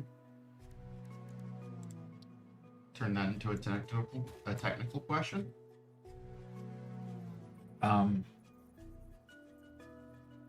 Oh, look at his clarification. It says, sorry, Skim is the Satisfactory calculator save editor. Ooh.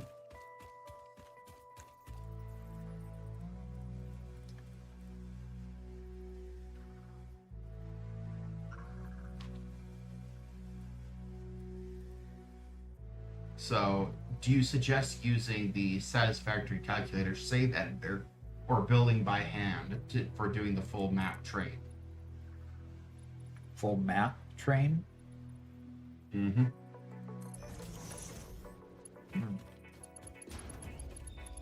And then Wasteland Caravaneer asks, good morning, happy birthday. By the way, there's a game I think that would be perfect for you to play with your kids. It's called RV There Yet? It's got some big peak energy. Big peak energy? Yeah, it's a group game. It's a lot like the game Peak that we talked about a month ago. Oh, where you're trying to climb as friends up a whatever. RV There Yet is you're driving an RV trying to get an RV across terrain, and so you have people having to jump out of the RV to help fix it up and build bridges and keep you running and just try to get home on your RV. Mm-hmm. That sounds like a lot of fun on Thursday. I think both Peak and RV There Yet would be fun. Doc, I think you already have a copy of Peak, don't you? I do believe I do. Those would be great games for our Thursday streams. Yeah. Obviously not for our Monday streams, since that's, again, these are going to be more technical. Yeah. And then Baruch says happy birthday. McStuffin says happy birthday. And Cyclofan says happy birthday. Cool.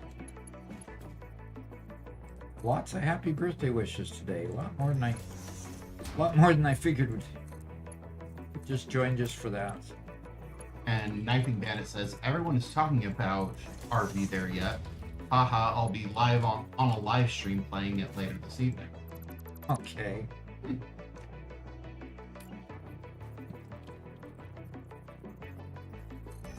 Wasteland Caravaneer says, yes, we need to see the dock compound so we, your fans, can pick our our tenth of an acre to lot to live on.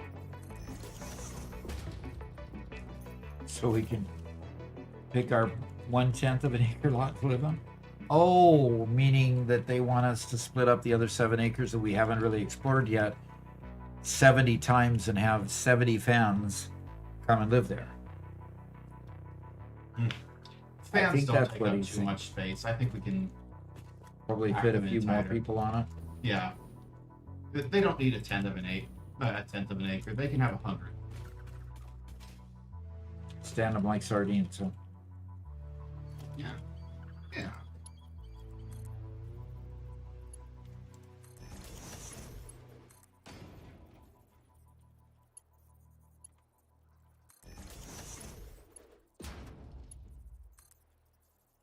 building the water tower. All right. Yeah, that's 435 square feet. That's more than enough. Okay. More than enough, he says. Yeah. They'll be able to pitch a tent. On 1/10 of an acre, yeah, you could pitch a tent on it. No, 100th of an acre. Oh, 100th of an acre? You can pitch a tent. It's 500 square feet. Okay, sure.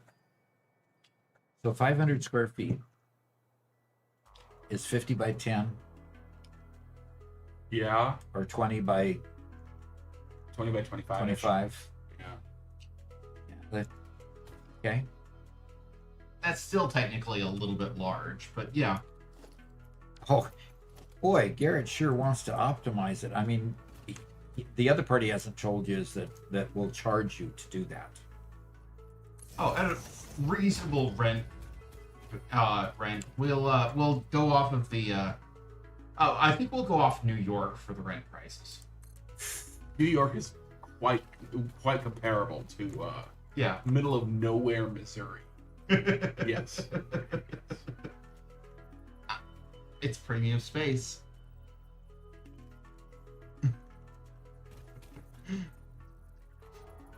Your current planet takes 6,000 days to orbit your local star. You will not have another birthday for a few thousand days. So get back to work. If I must. Max Murphy says, "No, I think too much. That's too much. We need 1,000." So 5 square feet per person.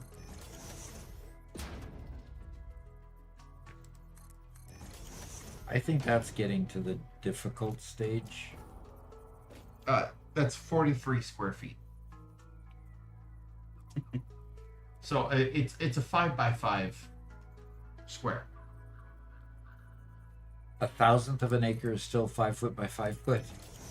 You can technically get a You can get a tent in on that that. space. You in that betcha. space. So yeah.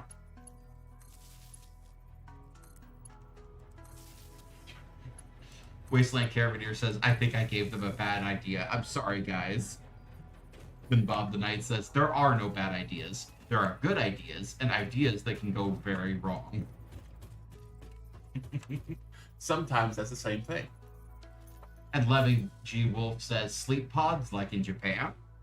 Yeah. Sleep pods, huh? Then we could stack people on top of one another. Get a little bit of very low high-rise action. Very low high rise. Yeah, Would that be considered a low rise? maybe. Wait, what's the purpose of all this? Of all of what? Purpose? What do we need purpose for?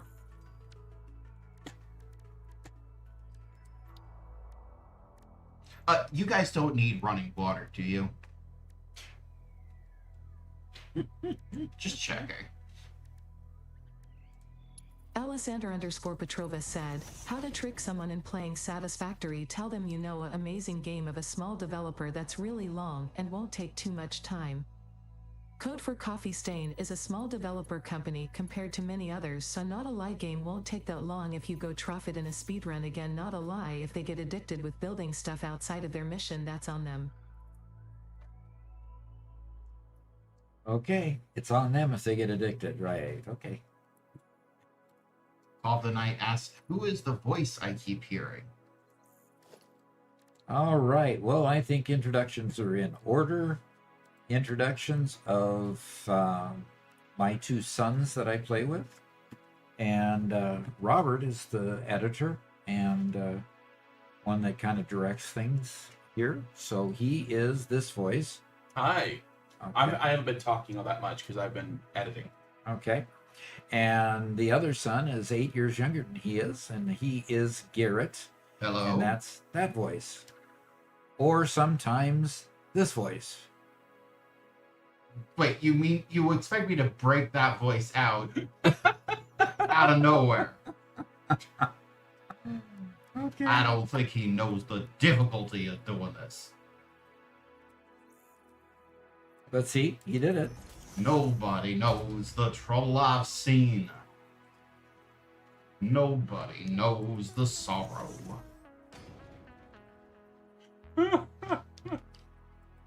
So sometimes you get the wacky voice, sometimes you get the real voice, and that's Garrett. Yeah, I have the pleasure of playing with my sons on the stream, and they participate and help and keep everything moving.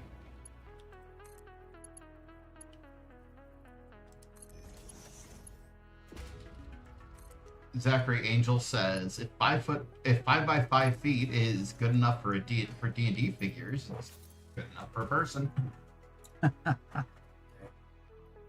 And Wasteland Carabineer says, Bob the Knight, that is the second son of Doc. He has two sons. One is human, and we know is the human we know as Garrett, and the other we know as Robert is the AI robot. And Robert is really trying hard to shed that idea because he really wants to be a boy, a real boy.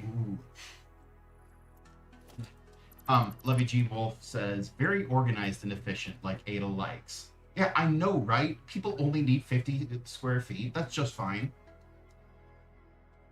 And to her, my ask on how much water they need, she says, depends on if we have enough. No showers needed. Enough what? Axe.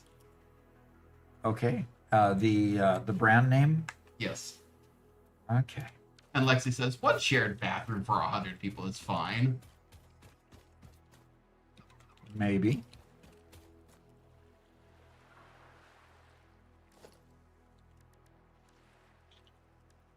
Okie dokie. Let's see. So here. Lexi's theory is that me and Robert being on stream with Doc is a bid to get us married off. That's not working too well. No.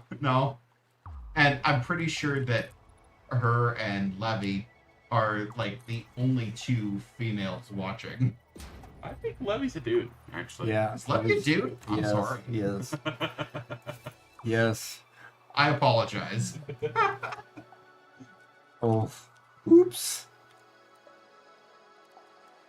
I'm sorry. I think of Levy and I hear a girl's name. Okay, you're digging your hole a little bit too big there. And Real Jundies says, your channel just popped up on my home feed, so I saw it was your birthday. Happy birthday and have a good day. Thank you. Thank you. A lot of people have come to wish happy birthday. I appreciate that. Levy says, you're thinking my namesake from Fairy Tale. And I will say that that is the last time I heard that name, so yeah. Yeah, it's terrible when they, other groups steal your name and then it's an opposite. The only Levy I've ever known was the chess player on YouTube. So. Why are we reinventing the pod? The HUB is perfectly designed for 2 people in less than 300 square feet.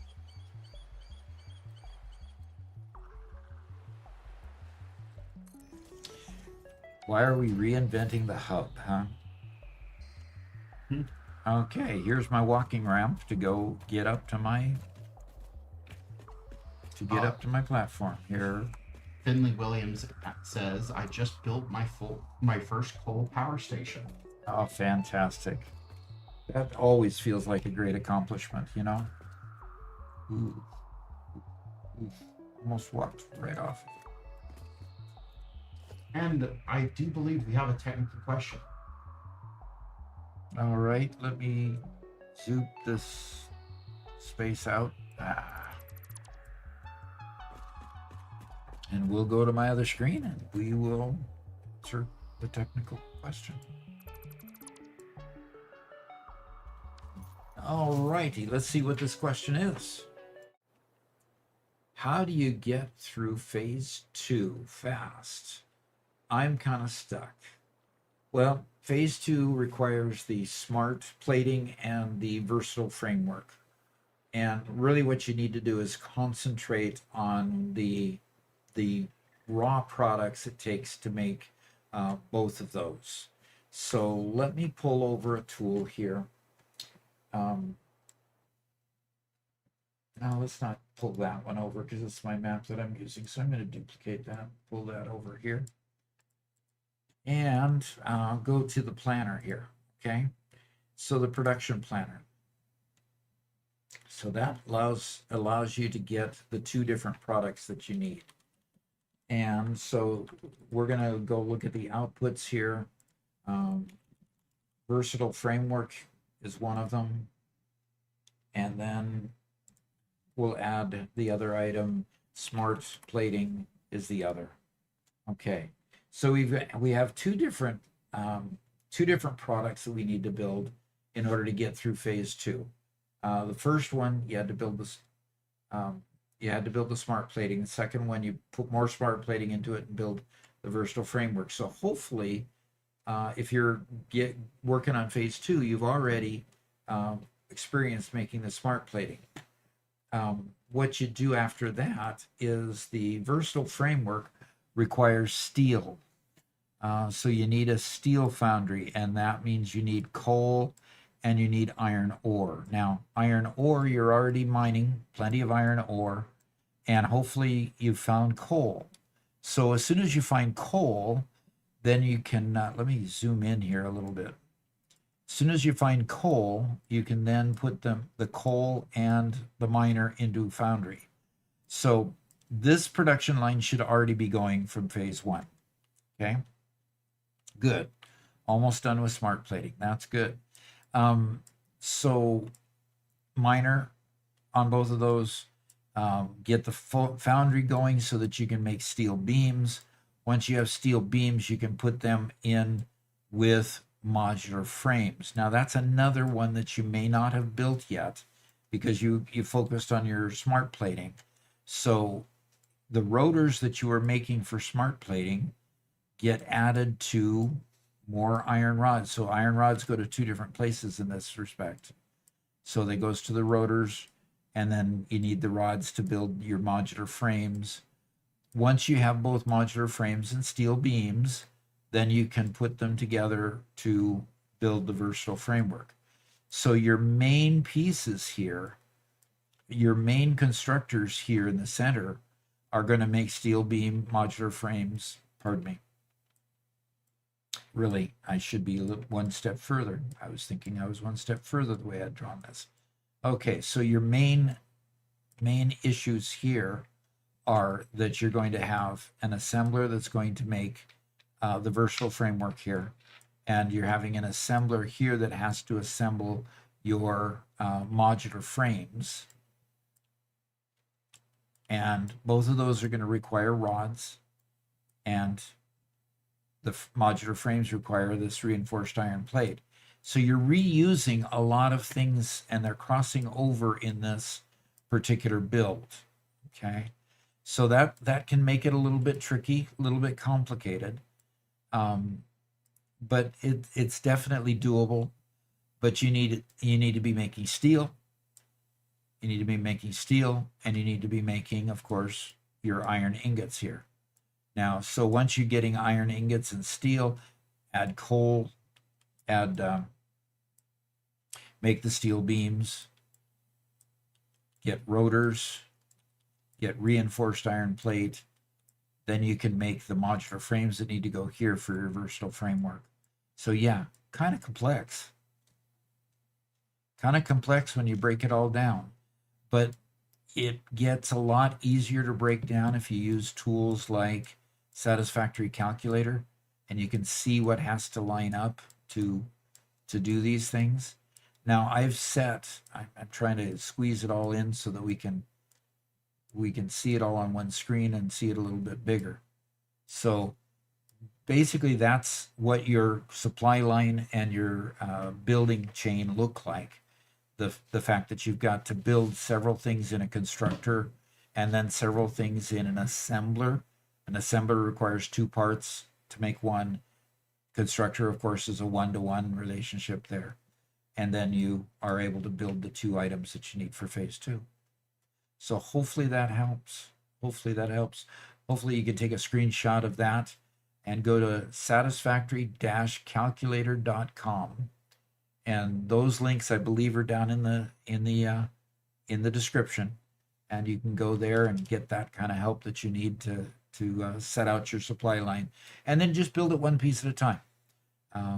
Get your iron rods, get your screws, get your rotors, get your reinforced iron plate, get a few of those in a container, and then hook up those containers to build the other sections, and you'll eventually get versatile framework and smart plating. This is, I would say, a lot harder than phase 3. Phase 3 seems to be a little easier. I get through phase 3 a lot easier. Phase 4 again gets difficult, and phase 5 is Hercules. You know, you gotta beat the giant when you're getting to phase 5. But for now, that's what you do.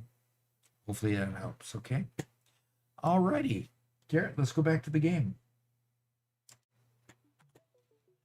Okay, let's see. Now I've got my foundation here. Now, what I've got over here coming out of the tower is I have 3 lines now. And those 3 lines, even though they're skewed off, I'll take care of that later, folks, for all you folks that are concerned about these being kind of, you know, off a bit. Because I know Lexi would tell me, go straighten them. So I'll go straighten those a bit later. So all 3 of those are putting out 600. Now, how many refineries do I need in order to process 600 oil? So I'm going to get a foundry here. No, a refinery, not a foundry. Correct that. I'm going to put this on the platform here, leave a little room on the right hand side to get some product out. I'm gonna go H here, and I'm gonna scoot up. That should be enough space there.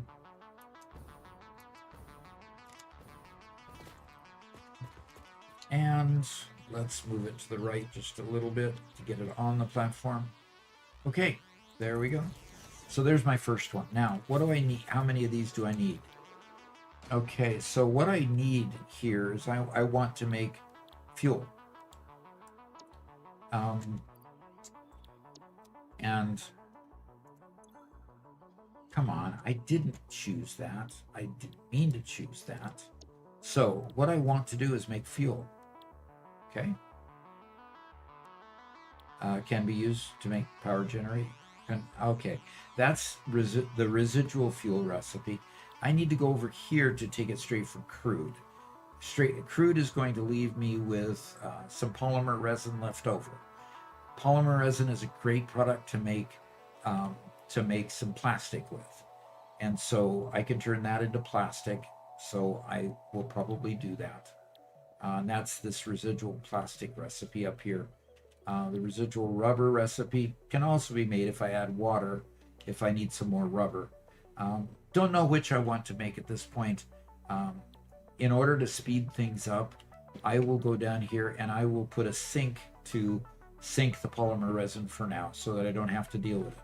My concern is that I want to make fuel Then I'll figure out how much coal I need along with sulfur to make the amount of compacted coal that I need in order to turn this into turbo fuel, which will be over here. Okay, so I'll work on that on the next step. So fuel, so I need 60 per minute crude. 60 per minute means it will take 10 to process each pipe. Okay, so if I need 10 to process each pipe, I'm going to put 5 on each side in a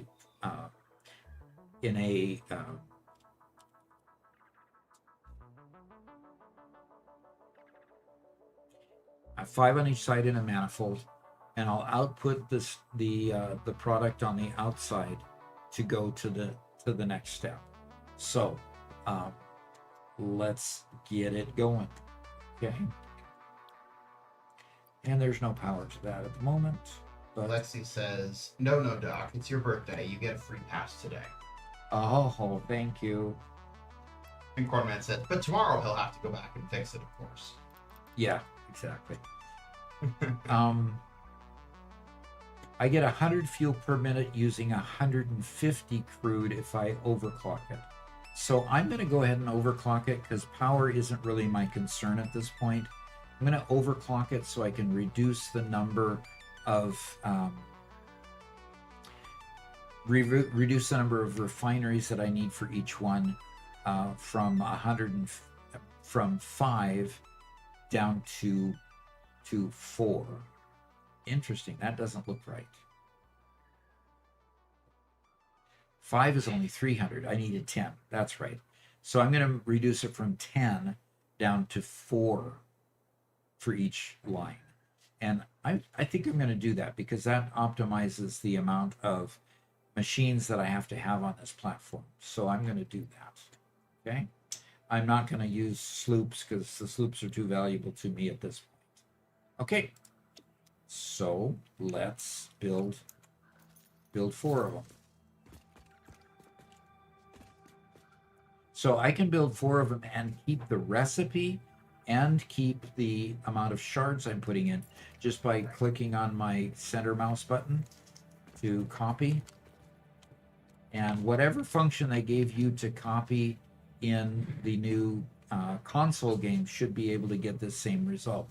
If you copy the machine and paste it, when I look at this machine, I will see that it's already that it's already overclocked, and it already has the recipe in it. So a big time saver.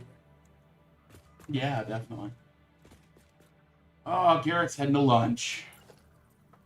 Yeah, Amaduck hasn't got me much yet, so. Safira says, happy birthday, Doc.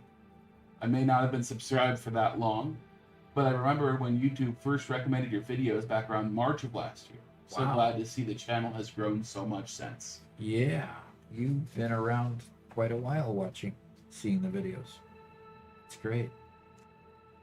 Yeah, we're really happy with how much the channel has grown too. Excited to see so many new faces now with the console launch. It's been pretty cool. Mm-hmm.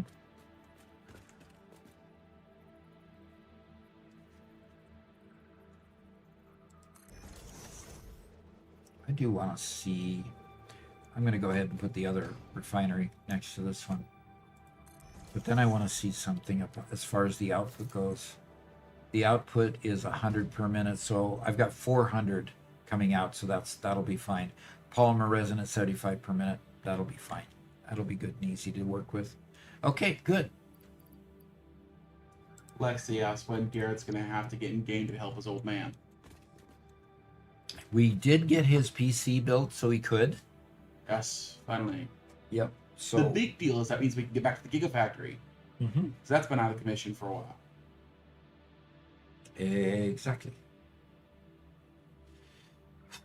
Oh, and we did have a couple of reactions over here, Doc. Oh, somebody wants me to Pioneer, stretch. hydration level suboptimal. Ingest water. Okay. I think it's pronounced, instead of Levy, it's pronounced Levi. Could Could be. Pioneer, initiate ergonomic recalibration, also known as stretching. I will stretch for 2 seconds here. Oh gosh. oh.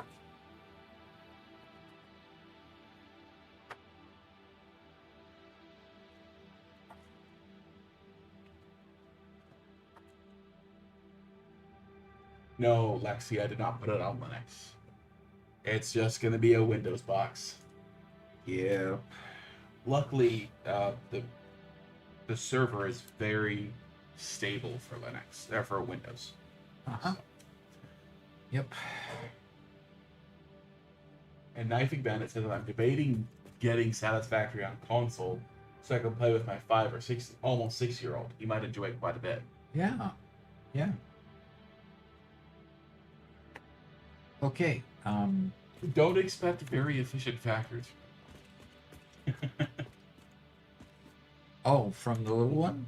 From a 5-year-old? Yeah, they might surprise you. They might surprise you. 75 per minute means, okay. I've got a, yeah, those belts are gonna take those out just really easy. I'll figure that out when the time comes. Okay, so I've got the outputs coming in the center. I'm gonna go ahead and keep building 4 more out here.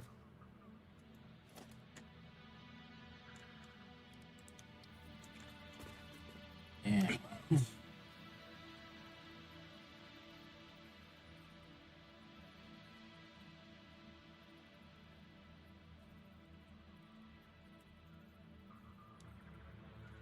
okay, I'm gonna put that as an H so I can make sure I leave plenty of room for the inputs here. I think I'm gonna finish. My mouse is just way too sensitive, Robert. Yeah. I'm whipping around like my trackball with it. Yep. You should definitely slow that down.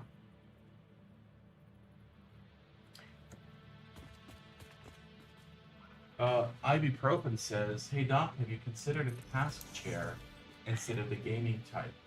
I switched to a used steel case Leap version 2 when remote happened because of COVID. Best $300 I ever spent with the joint issues, I guess." Interesting. I guess I'd like to know what the difference is between a task chair and a gaming chair.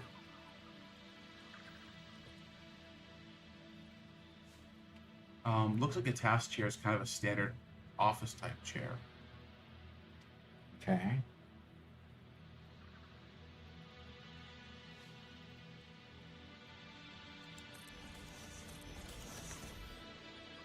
Okay, there's the second manifold of 4. And I'm going to need more here for space. So Knifing Bandit speaks about his kid. He says, "I wouldn't be surprised. He has figured out manufacturing on Minecraft fairly decently. Ooh, I think I will, and I'll keep y'all updated." yeah. Yeah, that Minecraft experience will be good when picking this up, when he all of a sudden has more dimensions to work with, you know. Sorry, Minecraft's way more advanced than Satisfactory.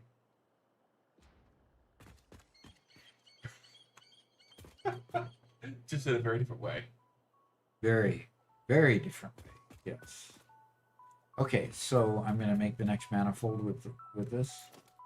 And Okay, flip Bob the around. Knight says, "I joined your Discord server and I don't know what to do there." Okay. Well, Robert.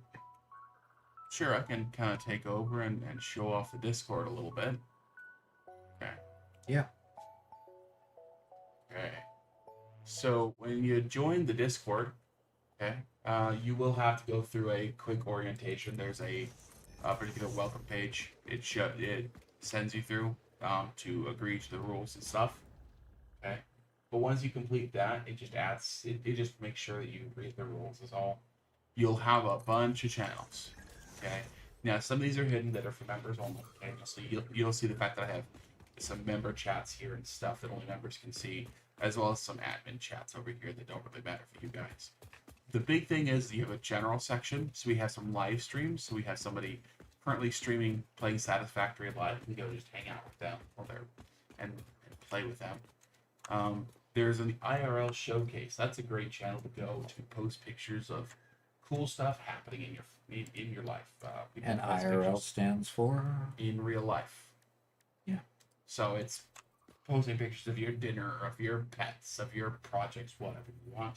As well as, there's just the general just chatting section where this is where people just chat all the time. Somebody posted a picture of really cool Art Deco like building that they built.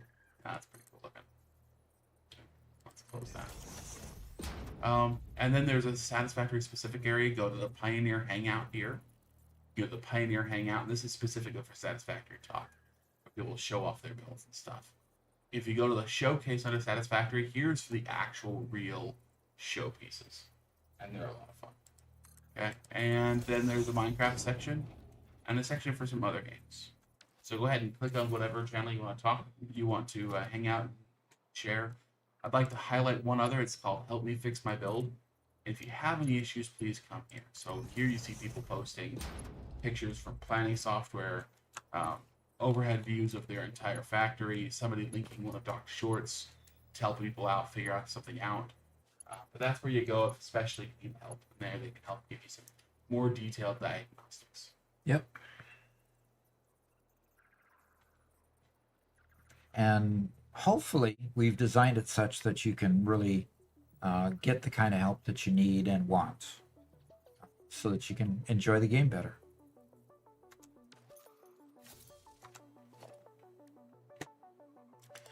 Okay.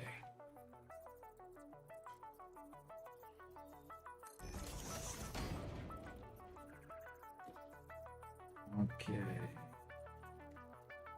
Ridiculous. Oh, come on. First time chat from L33TN saying happy birthday. Happy birthday. Oh, it's not your birthday. No, it's your birthday. Yeah, thank you. Oh.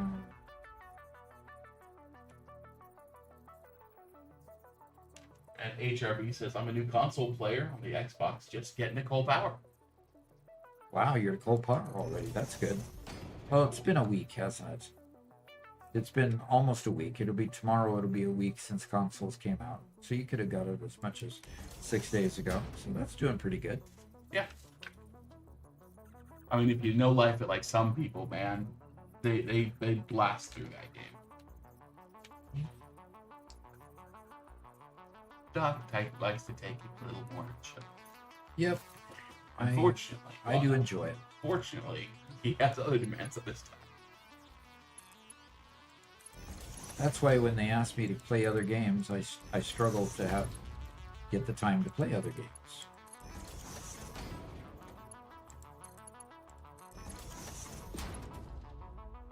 It's actually because he doesn't like playing any other games. He's stuck on this one.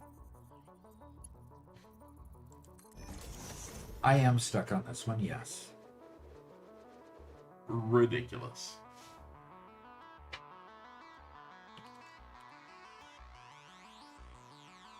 There's a drone going by. What's it going to do? Go down into a cave? Oh, it turned around and turned it. Okay. Lexi says, hey Doc, can you put Robert on mute till he finally posts the save the community to start with a 90% plus expiration? Rumpf. Has she given you that 90% exploration file and you haven't posted it? Yes. Is that what she's talking about?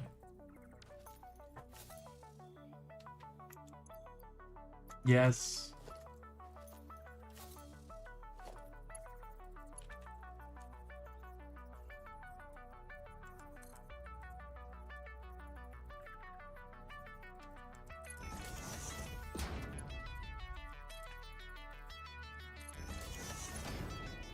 Well, I'm not a very responsible individual. Okay, sometimes it takes me a while to do stuff. He's a very responsible individual. Really, he is. Ibuprofen says the task chair is the kind you find in the corporate office. The model I ended up getting was because I sat the same model at work pre-COVID.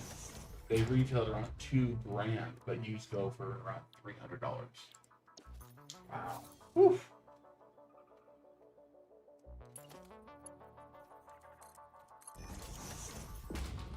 Yeah, I think Doc, isn't the chair you used Spencer's old one? The chair I have now? Yeah. Oh no.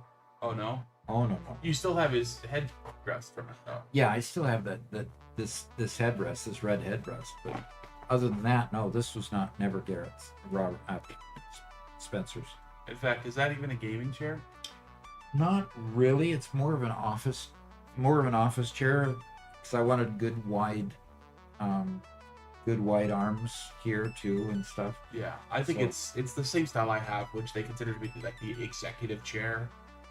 Is more the style that we use, but Doc really likes the extra support. Oh, and Doc, I'm sorry, but I've delayed it as long as I possibly can. Attention doc, construction privileges temporarily revoked. Fix-It requires completion of a level of productive Packer Deluxe before you're allowed to place another conveyor. Think of it as mandatory fun. And who paid how much for that? Megalith paid 2,000 points for it. Simon Anderson's, hey, me and a friend bought Satisfactory a week ago. Both started getting your videos in our recommended feed. Amazing game, and you seem like an amazing personality to have to see. Okay, I'm glad you feel that way. And happy birthday. And happy birthday too. Yeah, Doc's been around for a while. Just for a day or two. You know, I'm just a newbie. Alright, so I gotta go kill myself so I can get back there quickly. Then I gotta take a train to get back out here, okay? You guys. Come on. There, see? Just passed out. Just all passed out right there.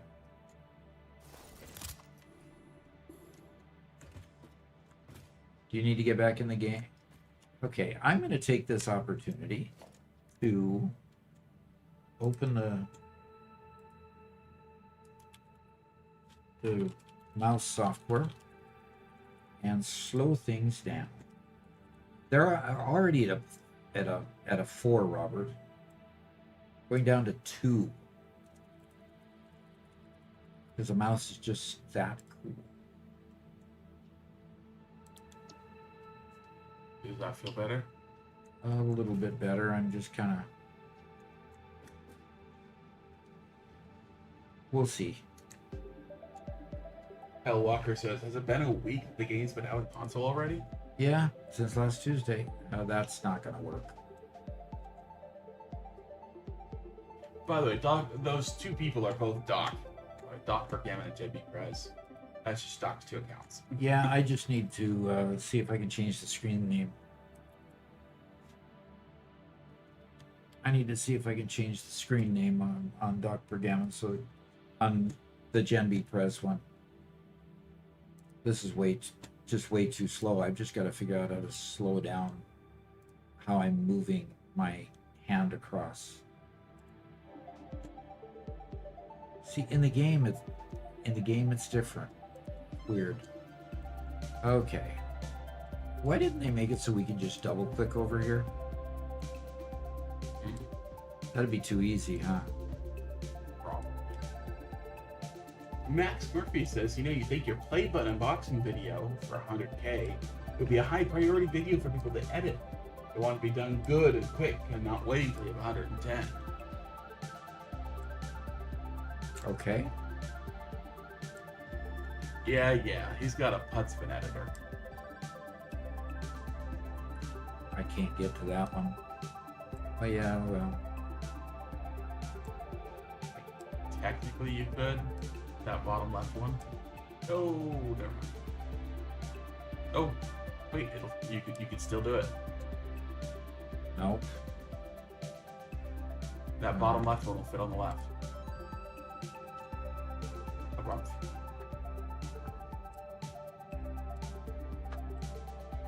Come on, grab it. Fine. What's going on with your mouse? With my what? What's going on with your mouse? I don't know. Just I can't quite figure it out. Oh, darn it. I think changing the speed right before you played is a couple much. I changed it back. Yeah. It wasn't working for me. All right, less than last time. Maybe I need to read the instructions on how to play. See, there's this delay on the screen. I think that's the main difference. There's a delay? Yeah, when I'm playing the game, there's a delay. In other words, I'll move it, and then the mouse catches up to my movements. And so there's this, half second or so delay. Yeah, that's really... So I can't really time things really well. I'd have to come over there and play with the computer for a bit and see what's going on there. Is that something you have with other mice as well?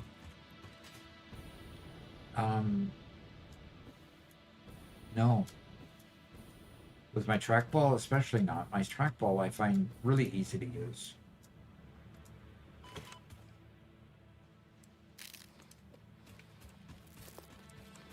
You may pet the cat. Oh, thank you. One time. Okay. Emotional efficiency protocols remain in effect.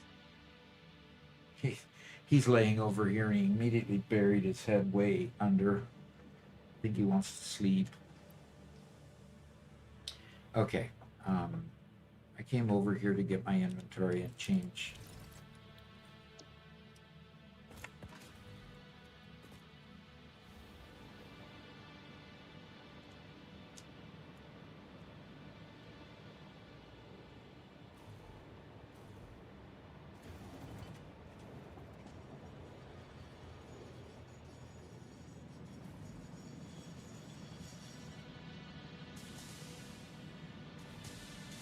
Well, there you go, Lexi. Your world has now been posted in the World Save section on the Discord, a place where anybody can share their worlds and their blueprints and fun stuff like that.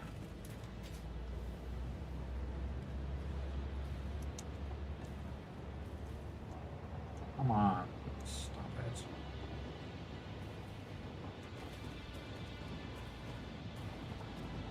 No, you get knocked off.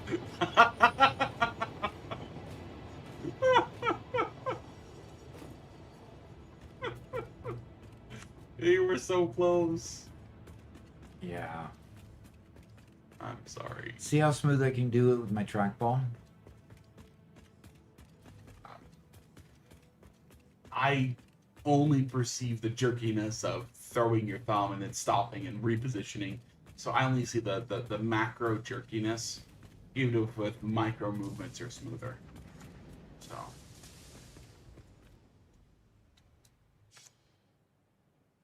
All right. But it'd be interesting to see you play Productive Packer with your trackball. That might be more useful. Yeah, I think that's what I'll try. Is I'll just pull a. See, I've got 3 different mice attached to my computer. Yeah.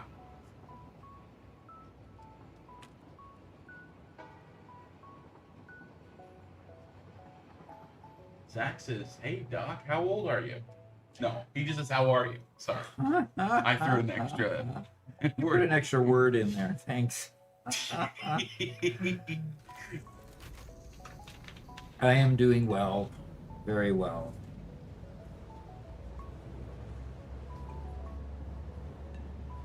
And Constant Conrad's here, saying, "Morning, fellas."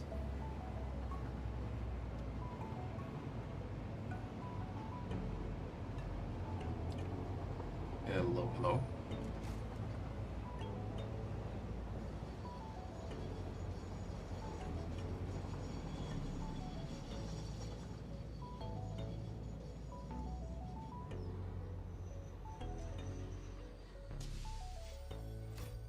Max Murphy, asks a very interesting question that I'm pretty sure if you were to think really hard, you could come up with the answer yourself.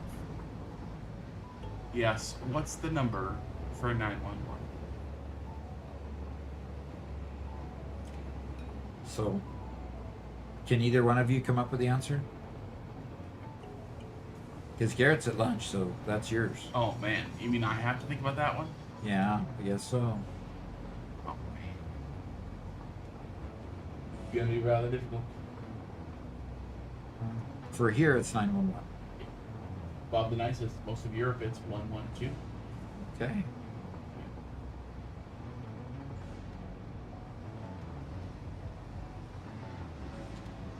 I wonder why different countries use it for different reasons. I mean, use different numbers. Yeah. I'm actually more on the other end. I'm kind of surprised that so many different places use the same numbers. I just kind of assumed every system that gets built, they just pick a number and go for it.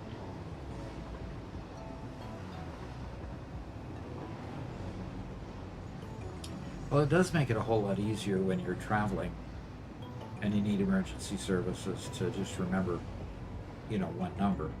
Yeah. But I guess now if I travel to Europe, I'm going to have to remember 112. Hopefully I'll never need it. Yeah.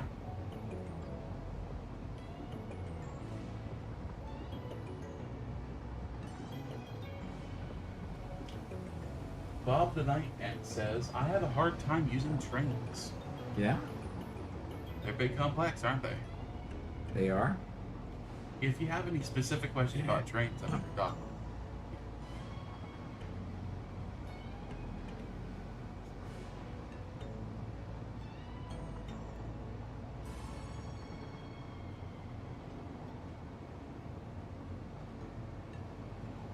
Oh, man.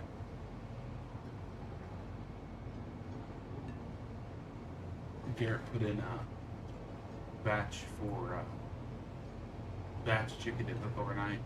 Uh-huh. So, In the crock pot? yep, in the crock pot. So I'm Ooh, looking forward to some good lunch today. okay. Well, he's getting first pick of it, I guess. Yeah. That's dangerous. You might not get any. Uh-huh. But I mean, he can get through that much food, man. So Max has a big, long comment there. He says, actually, originally, one generalized hotline for police, firefighters, and ambulance wasn't a very common thing. They had full-length phone numbers you had to dial that were never the same. Yep, and you had to look it up in a directory, and then you had to figure out where your local police directory number was, and then you could call it and get help. Yeah, 911 system is fairly recent, at least in terms of my age. Really? Yep.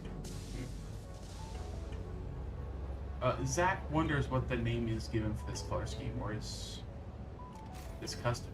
I don't know what the colors is. I can't remember. I think this one was custom. Yeah. I believe all the custom schemes are put,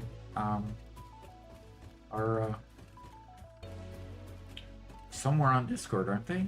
Didn't they post those? I didn't have to look. Hugo says, just hopping on to wish you a happy birthday. Love your content and your vibe. Have a great day, week, and great year. Thank you so much. Thanks for popping on for a second or two. Appreciate that. Megalith says, well, I spent 3 days trying to rewrite my app's storage system, and I was like, I should try using AI. And honestly, none of the AI models were able to do it, so I spent 3 days for nothing, coding things manually. Ugh. Okay, which way did it go? It's below me. Yeah, take a zip line out there at least. Lexi says, okay, Doc, please unmute Robert. He posted it, and you should give him a nice candy as reward. Okay.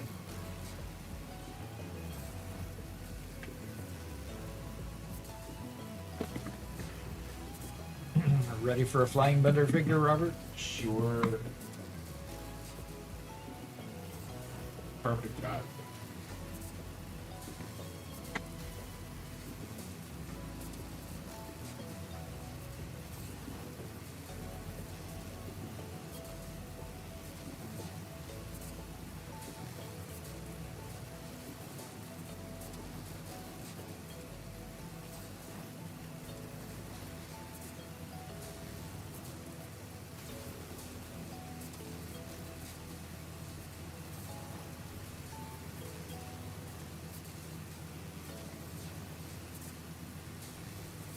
Is this one going to dump me off, or am I going to be able to turn? Ah, I was able to turn.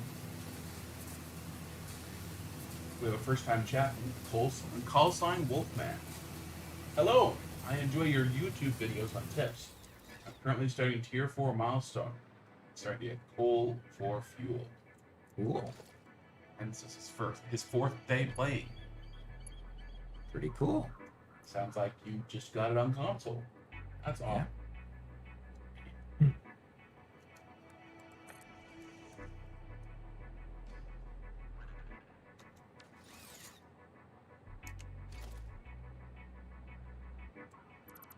Got an unauthorized power pole being built there. Okay. Yeah, call sign bought it on Xbox.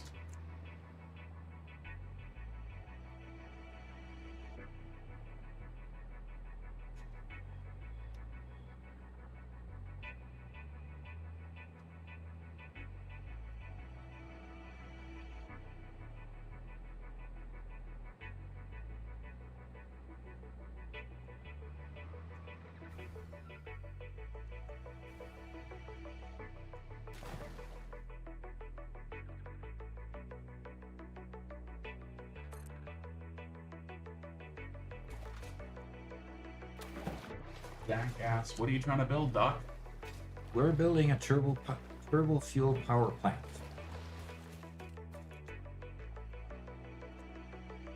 Turbo fuel power plant.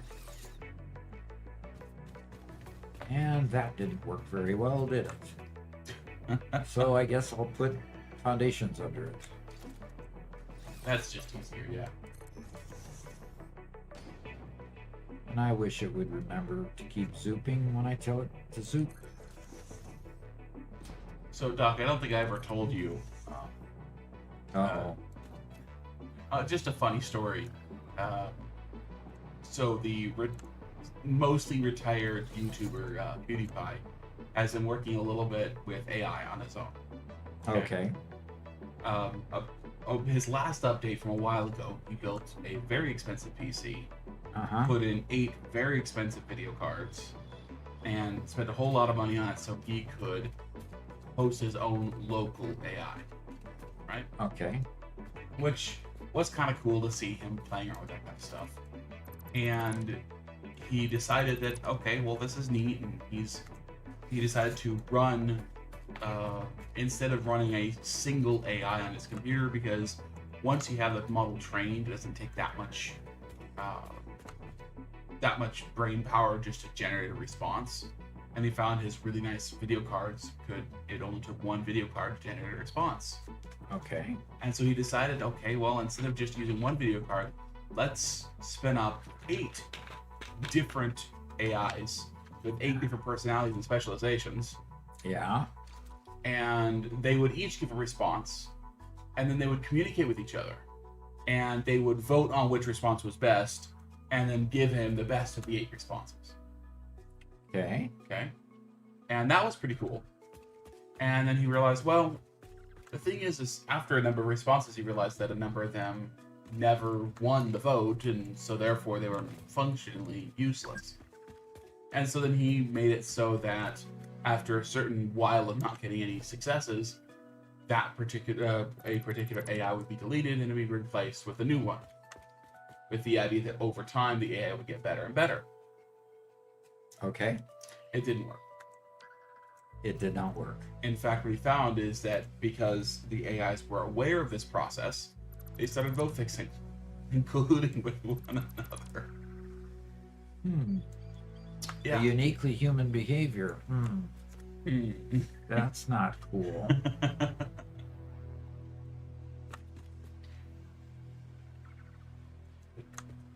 Tar of Telio says, "Happy birthday! Really like your videos. Thought I just wanted to leave a message. Have a nice day."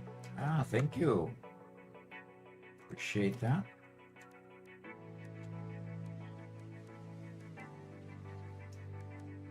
So Bob the Knight asks, "How do you make a custom AI?"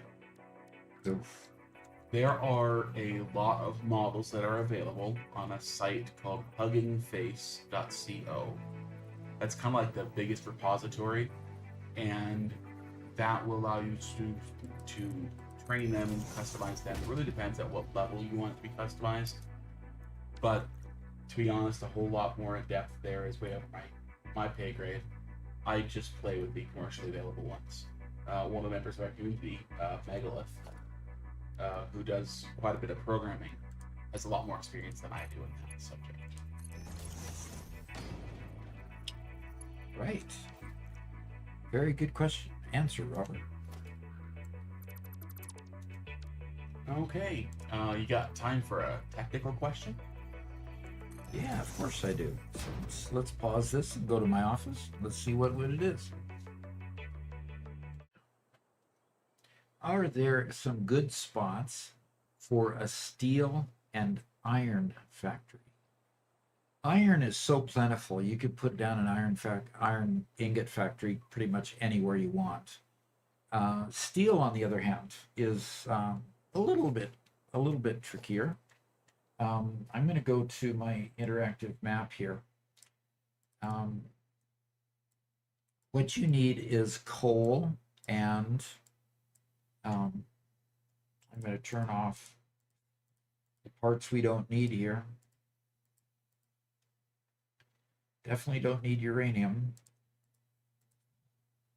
Okay, so coal and iron. So what else do I have on here? Oh, I've got limestone. Let's turn that off. Okay, and we want iron, not coal. All right, so basically what's happening here. So basically what's happening here is you see a lot of iron.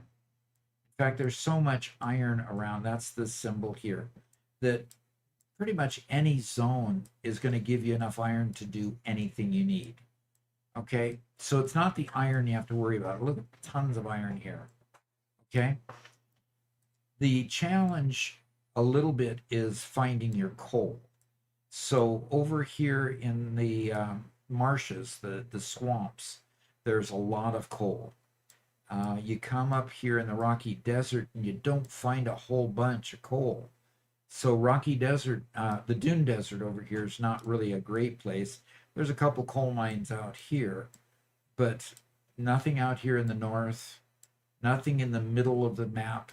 There's a bunch right here between the middle of the map here and the Rocky Desert, and the Rocky Desert has a bunch up here. So putting an iron factory, a steel factory somewhere in this area where you can get to this coal and that coal, and you've got these iron mines, would work really well. You got normal mines there, you've got pure mines here, impure and normal there, and a bunch of normal mines here. So Rocky Desert is a great place for a steel factory.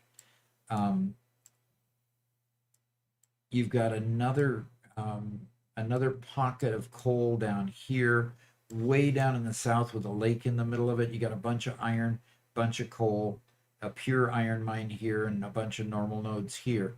So this place would work out. I've been to this lake on many occasions to build around this lake, and as you can see, we've got a what is this? This is a That's the oil fuel. This is the oil fuel power plant, regular fuel power plant.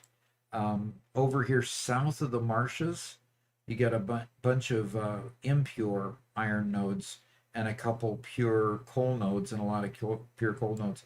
But here you'd have a hard time getting the iron together. couple good iron nodes here, so maybe at the edge over here you'd be able to do a good steel plant. So that kind of gives you some ideas of how to use the Satisfactory calculator to choose where you might want to place an efficient mine so that you don't have a huge amount of transportation. Then you just worry about transporting your steel ingots or your steel products, which there's only 2 steel products in the game. There's the steel pipe and the steel beams. Now, if there's a couple alternate recipes that let you do steel screws by chance, if you want to do that. A couple alternate recipes that use steel, but beyond that, you've got beams and pipes is about all you make with steel. So put down a good one where you can get a lot of coal and a lot of iron, and manufacture a bunch of steel and pipe, and then transport that steel and pipe where you need it. So that kind of gets you going. That should help you. All right. Let's go ahead and go back to the game, Robert. Okay. Well, we got another one. Another question. Yeah, and this will be nice and quick. How are you able to protect yourself from hazard environment? Okay, the hazardous environment comes in 2 components. You either, actually 3. The first one is, do you want to deal with monsters, with the spitters, the stingers, and the hogs? I choose to avoid that by just turning it on passive mode. Otherwise, you have to learn how to fight them. And frankly, fighting them has not worked well for me. So I just put it on passive mode and don't worry about it. The next one is dealing with the poison fog, the green poison fog that's all over.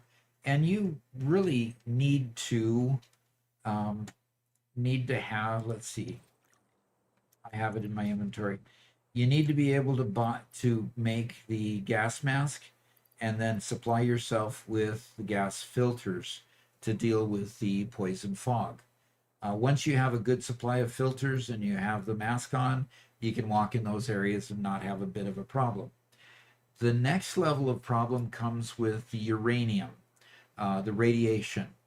A little bit later, you can get into a full suit of radiation gear and ionized filters.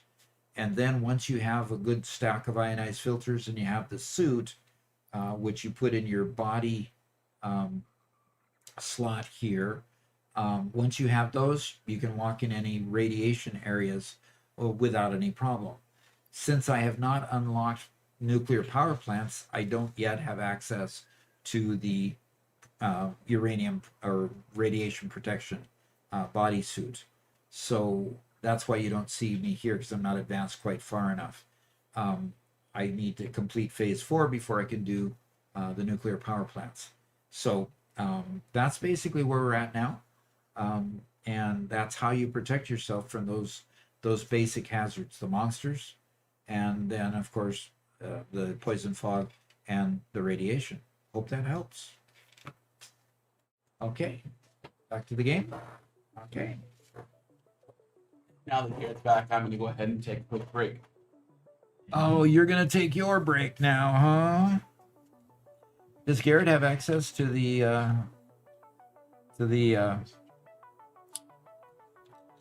Garrett, do you have access to the game that Robert plays? If I go over and play on his computer for a Okay, bit. so no, you don't. Okay. Oh, but you gonna go inside and get lunch too? No, but you could ask Mom if she's making a lunch for me. Okay. You do have OBS running still, right? Yeah, it's Awesome. running, recording this whole time. Awesome. So hopefully you've got some good fodder. Yep. To work with.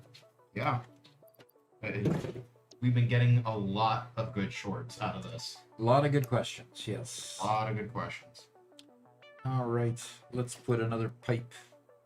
A clean pipe. Yeah. Bob the Knight says, I fear no man, but stingers, they are terrifying. That's the spider mob, isn't it? Yep, that's the spider. Yeah. And Cliff says congrats from Belgium, and Bob the Knight says also from Denmark. Fantastic. Love it. I love it. Vivian says happy birthday, brother. God bless you. Darth Arden says happy birthday, Doc. And Tango Alright. Topic says happy birthday. Wow, a lot of happy birthday wishers. I appreciate that. And Ray DeBolt says gotta get back to work, Doc. Hope you have a great rest of your day. I'm sure I will. I appreciate you coming for a short time.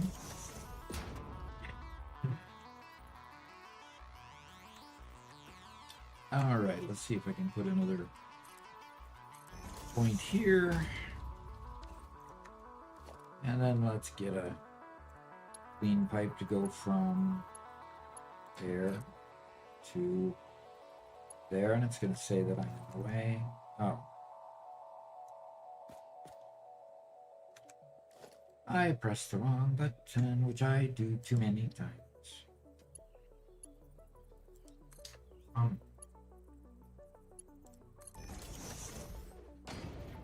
Okay. Up on here. Did we read Lexi's highlighted comment? Did we? No, didn't read that. Go a little lower south. The rocky desert and top of the mountain with big lakes is the best spot. Interesting. Great spot for power. No, we were talking steel. We were talking about steel plants. Because the question was, where's a good place to do a steel plant?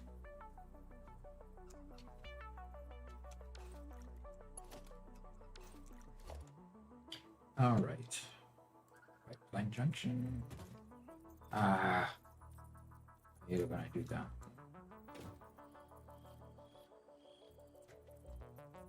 Bob the Knight asks, what should I do when my materials are overflowing and I can't store more? Start sinking them. Get the points from them. Does that need to be a technical question, or? I don't think so, not for that one. No, that one's just and in fact, if you could find the link to one of my latest posts on sinks and storage, it'll kind of explain the usefulness of storage and then sinks. Because once you get to the point where your storage is overflowing, you really want to use the benefit of sinks to get coupons out of your extra stuff. So if Garrett can post that link to that short in this chat window, that'll help.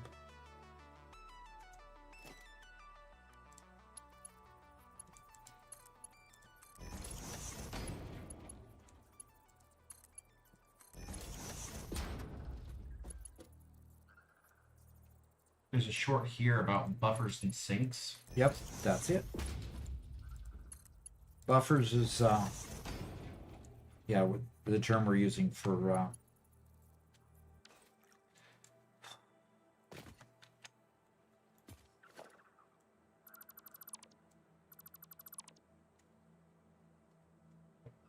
Bob the Knight says, by the way, I'm over halfway through phase 2, so thank you for the tip.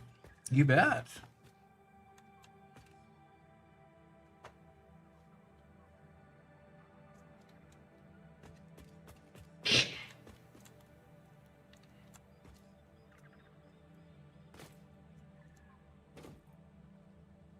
Okay, where do we want to do this? We want this And callsign Wolfman asks, is passive mode in the settings, or do I have to start all over? Oh, well, here you go to, no, you don't have to start all over. It's right here in options. One moment. Disable chat. Okay, just a second. Or you can put me in the window and put that question in the window. Sure.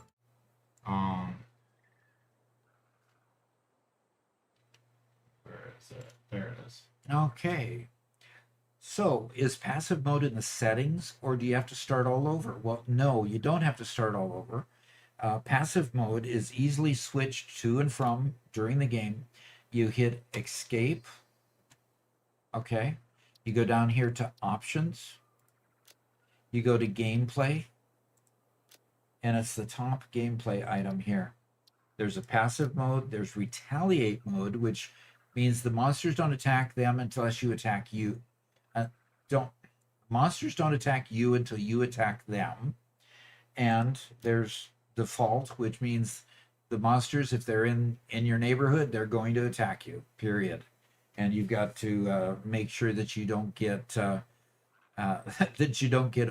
overrun by them and have multiple of them attacking you at the same time, because then you're pretty much doomed. You get to respawn. But I leave it on passive mode because I don't care for the fighting aspect. Another cool inventory, cool setting too is keep everything in your inventory. So when you die, you don't lose your inventory or have to go to a death crate to find your inventory afterwards. So I leave it on keep everything because sometimes I fall from a tall height and I'm not watching my health and I'll die just by accident. Even if I'm on passive mode, you still die at times. So if you put keep everything on, that also allows you to just have your inventory with you when you die, and you respawn with your inventory on. Those are the two that I change from regular default vanilla gameplay. Okay. All right. So let's go back to the game. Knifing Bandit says, kind of surprised Doc isn't using the Happy Birthday event mod. The Happy Birthday event mod? What is that? Yeah, we've never heard of it. I've not heard of that at all. And Frank Schmadel says, is the alien power augmenter easy to unlock? You unlock it in the MAM. Let's go to the store. Let's go to my office. Okay. So, is it easy to unlock? Kind of. So let me go ahead and build here a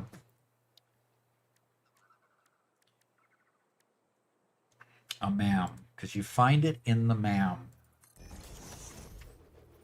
And in finding it in the MAM, okay, I'm gonna.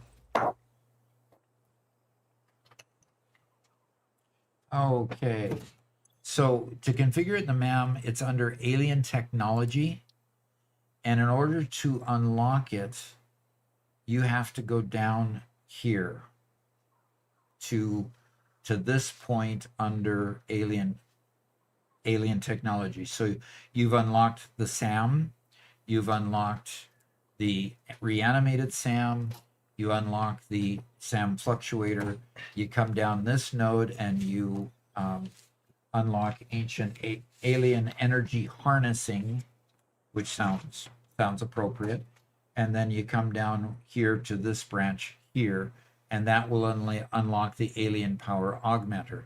Now, part of the challenge with the alien power augmenter is that it's expensive. It is really expensive to build. So let me show that. So I can go here to power, and the alien power augmenter is here. Once you unlock it, it appears here under generators. Notice that it costs you 10 summer sloops to build. I've got all the other products, but I need to go collect 6 more summer sloops in order to build it. So in that respect, they're great.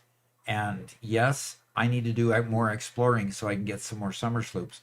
Once you do, it just increases your power by quite a bit.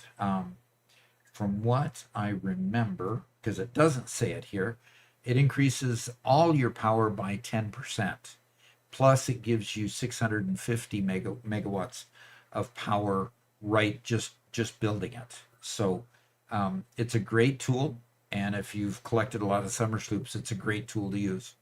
So, okay, let's go back to the game.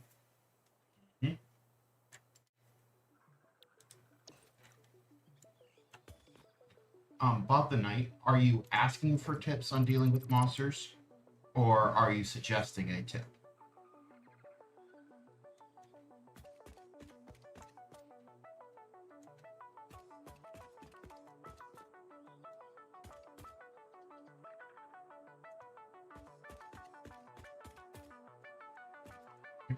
And Eric Evenson says, smart plates are not smart. They are a pain in the butt to build. That is such a good comment. Because you're right. Those smart plates at the early part of the game are really a pain to build. You know, you've got so many components to put together. But what the philosophy of the game basically is that the phases are difficult. Okay. And so, yes, the phases are difficult. And the first time you encounter the phase, that the first phase you asked for, I think, smart plating. The second one you're asked for smart plating and the versatile framework. So yes, smart plating is a pain. It gets a little bit more painful to pass each one of those phases because they're kind of your biggest gatekeeper.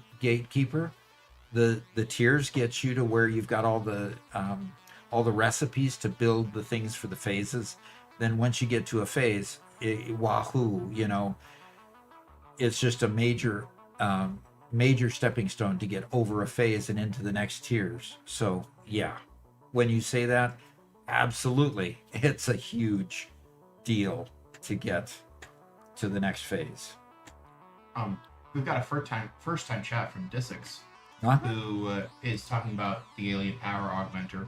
Mhm. Just to add on to that, by the way, the percentage increase doesn't stack as far as I know, but the flat megawatt gain does.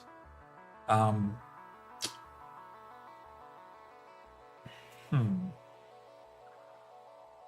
my 50 Gaming with Doc gosh. memberships. Beamer, thank you very much. So So Frank Schmadel, Catrian, GK Drummer, Daniel Laurel. I can't read all of those. If it's going to be 50 of them. Congratulations to all of you who are getting gift memberships. that means That all is incredible. yeah, that means all of you can get on our community, on our membership server. And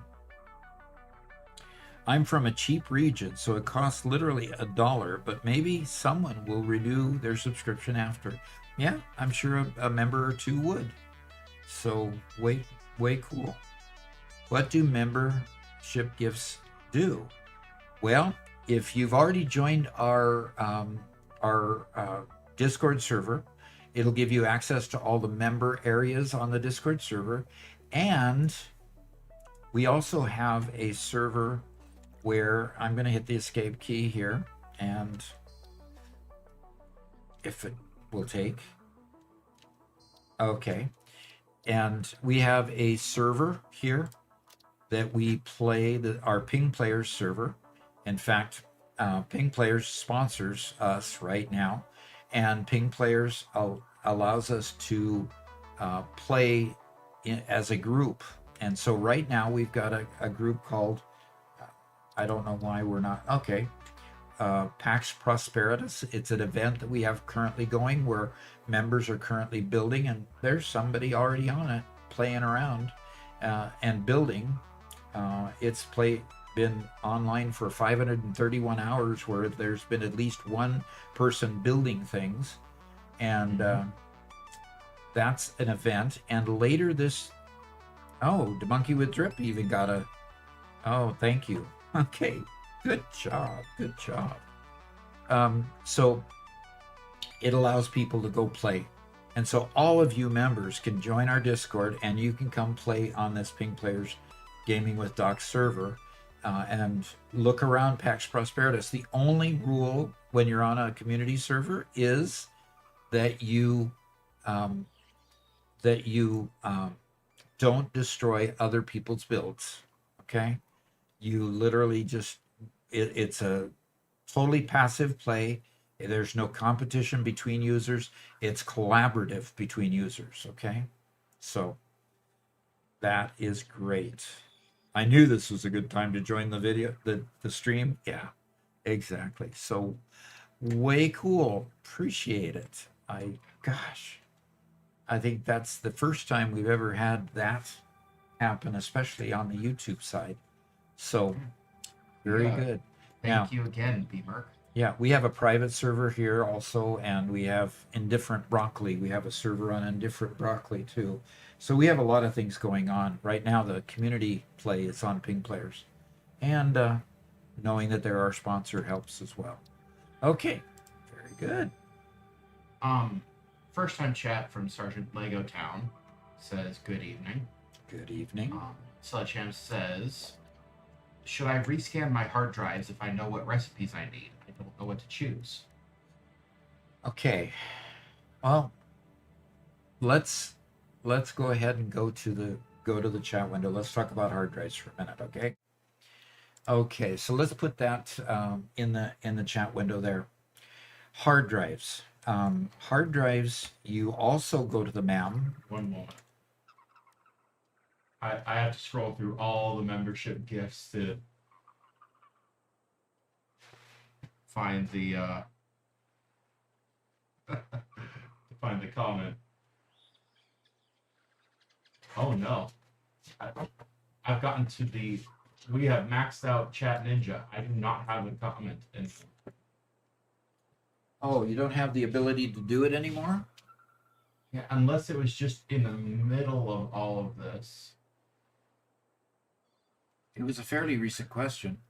It was, but we have a comment for every one of these membership receipts.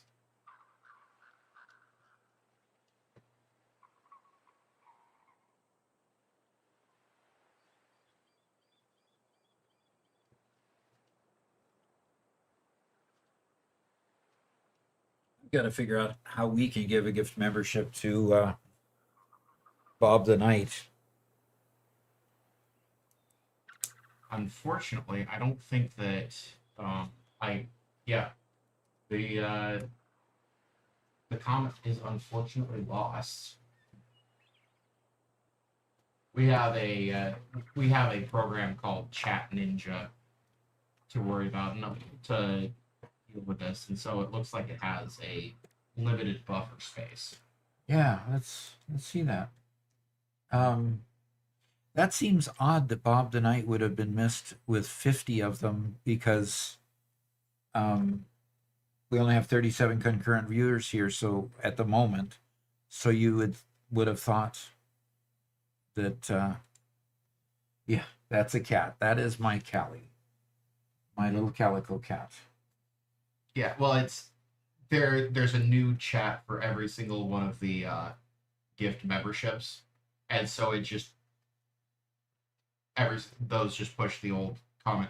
We could save the comment and edit it over the video later if we need to. Okay. So just it's, should I rescan my hard drives if I know what recipes I need? I don't know what to choose. Okay, can you unchoose what's in there?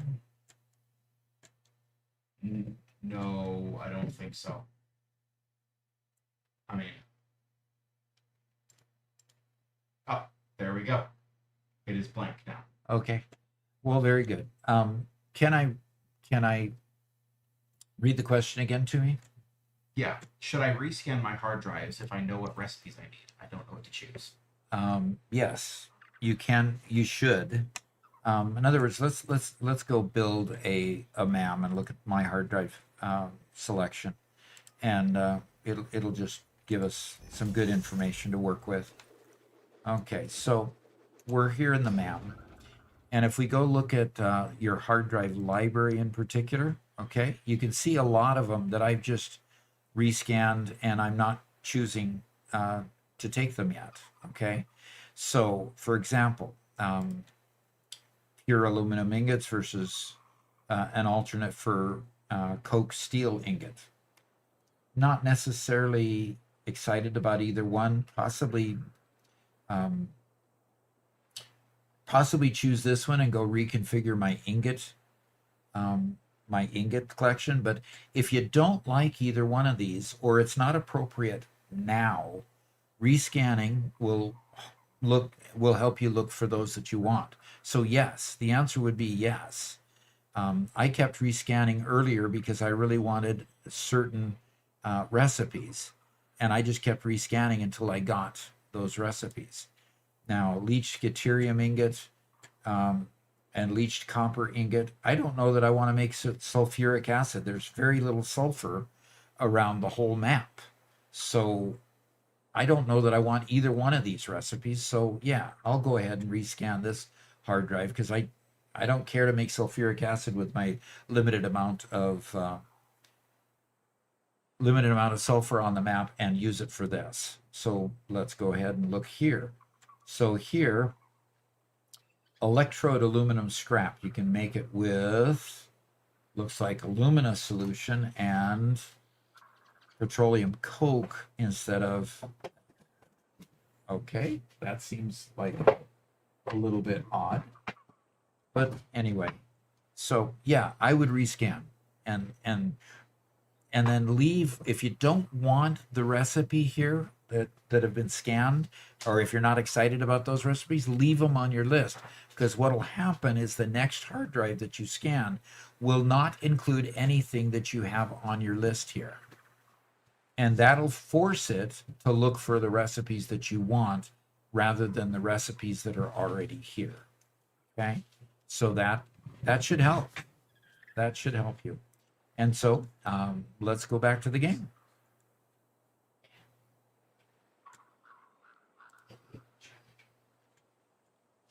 And let's go back to the game. I've been informed that you guys broke it while I was gone. I guess we broke it. Well, did you see what happened? Garrett totally broke it the best way. So I wonder why Bob the Knight isn't getting one, because they've not used up all of these yet. But Bob the Knight has not got one yet. Okay, so you do have to enable it on your own account, okay, when you're on YouTube. So you may have blocked getting YouTube gift subs on YouTube. Oh, so Bob, check. And where do you unblock it? I'm just double checking real quick. Okay. While we're working on that, the monkey with drip says, "What's up?" Okay, the monkey, thanks for coming. And the monkey got a gift membership out of those. Somebody who was it? Beamerk gifted 50 gift memberships, Robert, That's incredible. while you were out getting lunch.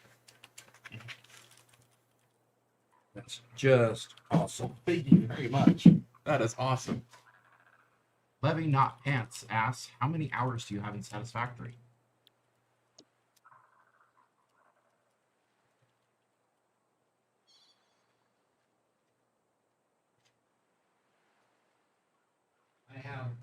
I have about 2,500 or so hours total. 2,500. Uh-huh. I'd have to go add it up, but I can do that real quick. Let me, so if we look at, Steam, would be my lower one. How do you see the hours? Where do you see the list? So that shows you the hours, Robert? I forgot how to do that. You need to go to the page. Well, actually, no, it's just right there in the center of your screen. Oh, time played. So 255 hours. I switched from Epic to Steam, and 250 hours in Steam. And let's move that back over there. And let's see where I'm at in Epic.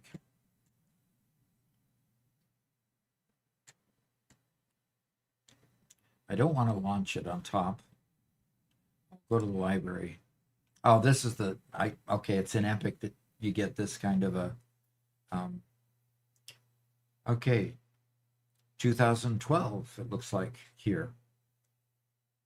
So 2012 plus 255, so I'm at about 2,300 hours in Steam, combining Steam and epic together.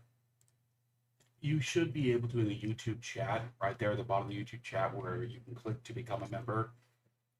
Uh-huh. In one of those buttons, there should be a notification there saying you cannot currently receive. Be able to set it to be able to allow. It's something I did quite a while ago. When I'm asking Google, they're saying the same thing, but since I've already said it, I'm not seeing it to be able to guide you more directly. Right there in the bottom of your chat window, you should be able to click into one of the donation links down there. Set it.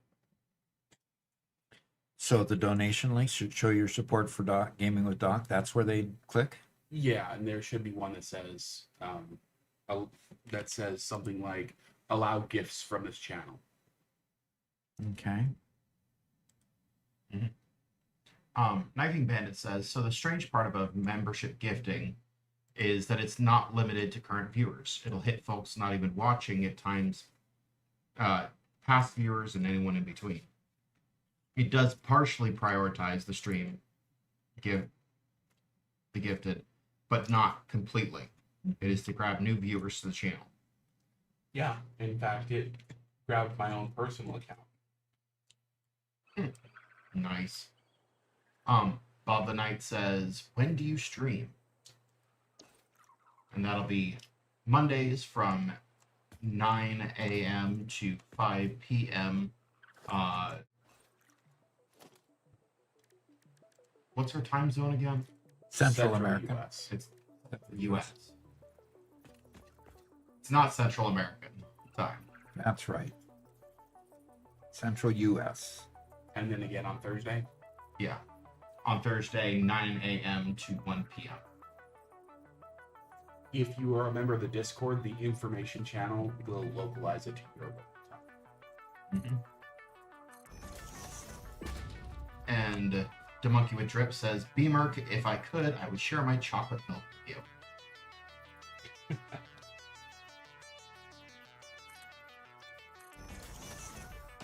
That's probably pretty generous. I mean, chocolate milk's a premium.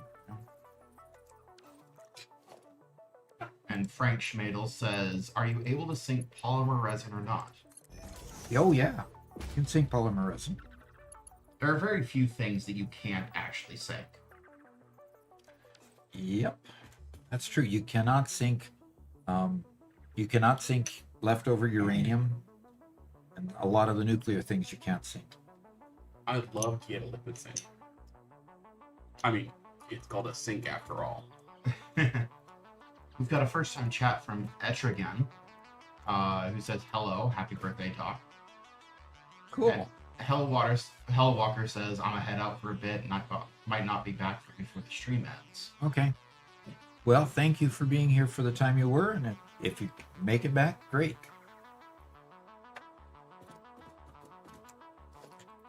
All right, let's see if we can put a pipeline junction in here.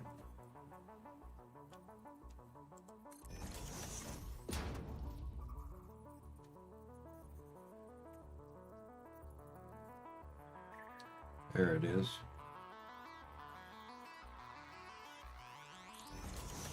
I don't know, you get a bunch of conversation logs. It wasn't going that long.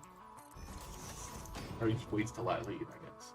Well, and we had not only that, we had like 2 or 3 questions that we answered in the new office area. Very cool.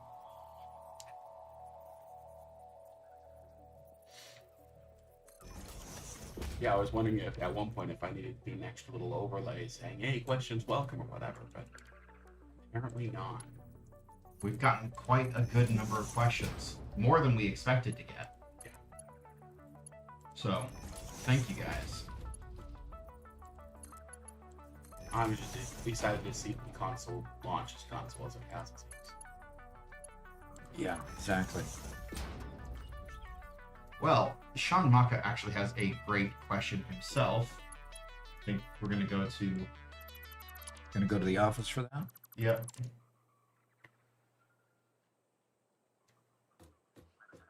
It's up on the screen. All righty. Well, let's see what the next question is here. Happy birthday. Recently discovered your channel. Great content. How many foundations long and wide do you recommend for a starting mega factory? as much as you can build. For a starting mega factory, you saw when when I started this build, I knew that I had wanted to have um, two, actually three sets of um, foundries here. The refineries. These are refineries. Doggone it. What am I thinking? Refineries. Um, I wanted to have three sets of refineries wide. So I started by just building. And I built long and I built wide, and it was kind of arbitrary. But then I noticed that I needed it to be a little bit wider. So then I built out to add the particular machines that I wanted. I will continue to make this one square so that it stays about the same dimensions wide and dimensions long. And so it basically I build it to use and just continue continue building it wider as I need to. Like for example, I've got these pipes kind of hanging out there, so I will go ahead and just add another another length here. If it would just remember that I'm zooping. Gosh, I hate this. I'll make it a little bit wider here, just to accommodate these pipes. So, and there we go. So I'll keep on building it out. I won't put walls on it until I feel I've got the dimensions kind of locked in. Okay, that's the big deal, is that I don't want to lock in my dimensions without knowing about how big I want it to be.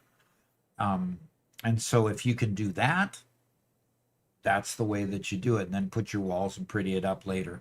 And that's kind of the way I judge how big my platform should be. Okay. All right, let's go back to the game. And right back to Doc University Live. Another one. Okay. How do you import materials into a mega factory? In our Gigafactory and our Mega Factory build in the 1.0 release that we're calling our Gigafactory build because we outgrew our Mega Factory and needed to transfer it to our Gigafactory.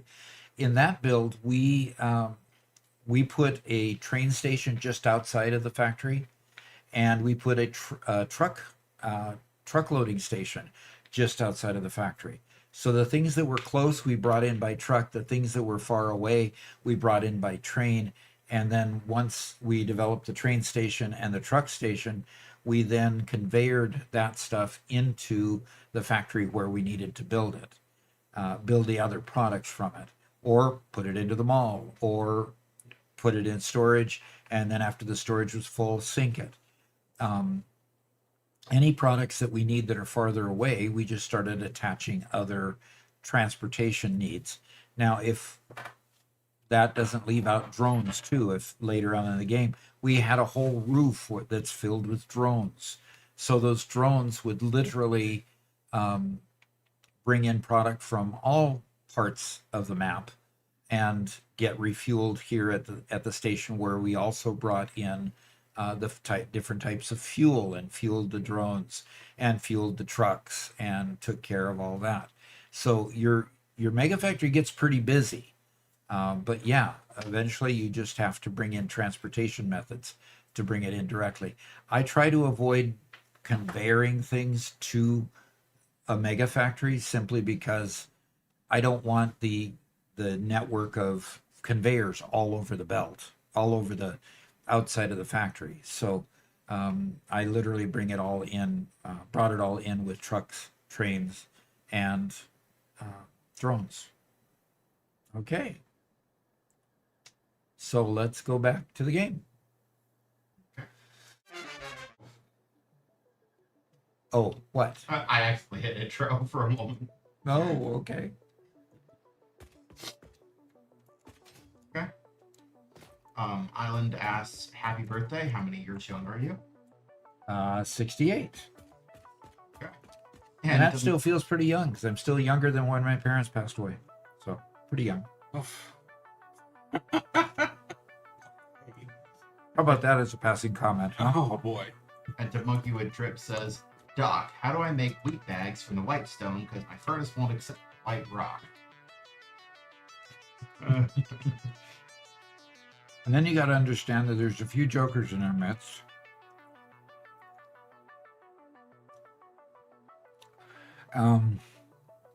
Because we don't make wheat bags or whitestone.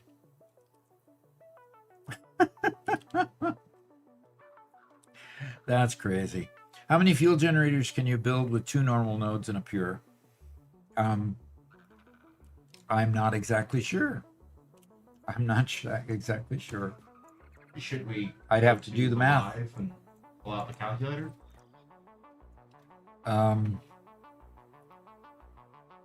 Okay.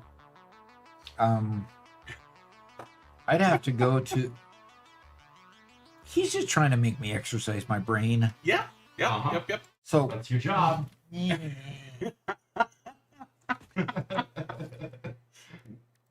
Is that a no? no, I'm not gonna go answer that one. Wow. Okay. Okay then. Gotta recognize when some people are just messing with me, you know? Oh, you think that's just messing? I don't think he's just messing. I think that's a legitimate question. Well, why don't you get the answer for it then? Because you're the streamer. Oh, oh, come on. Where is it gonna tie in with that one?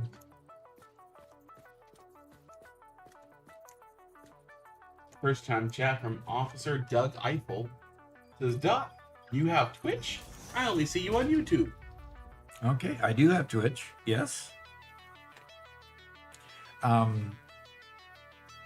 Yeah, we stream on Twitch and we stream on YouTube, and I've got a an advertiser that wants to get us on TikTok, but I've kind of got a love-hate relationship with TikTok right now because they don't want to monetize my shorts because they were on YouTube first. Nah.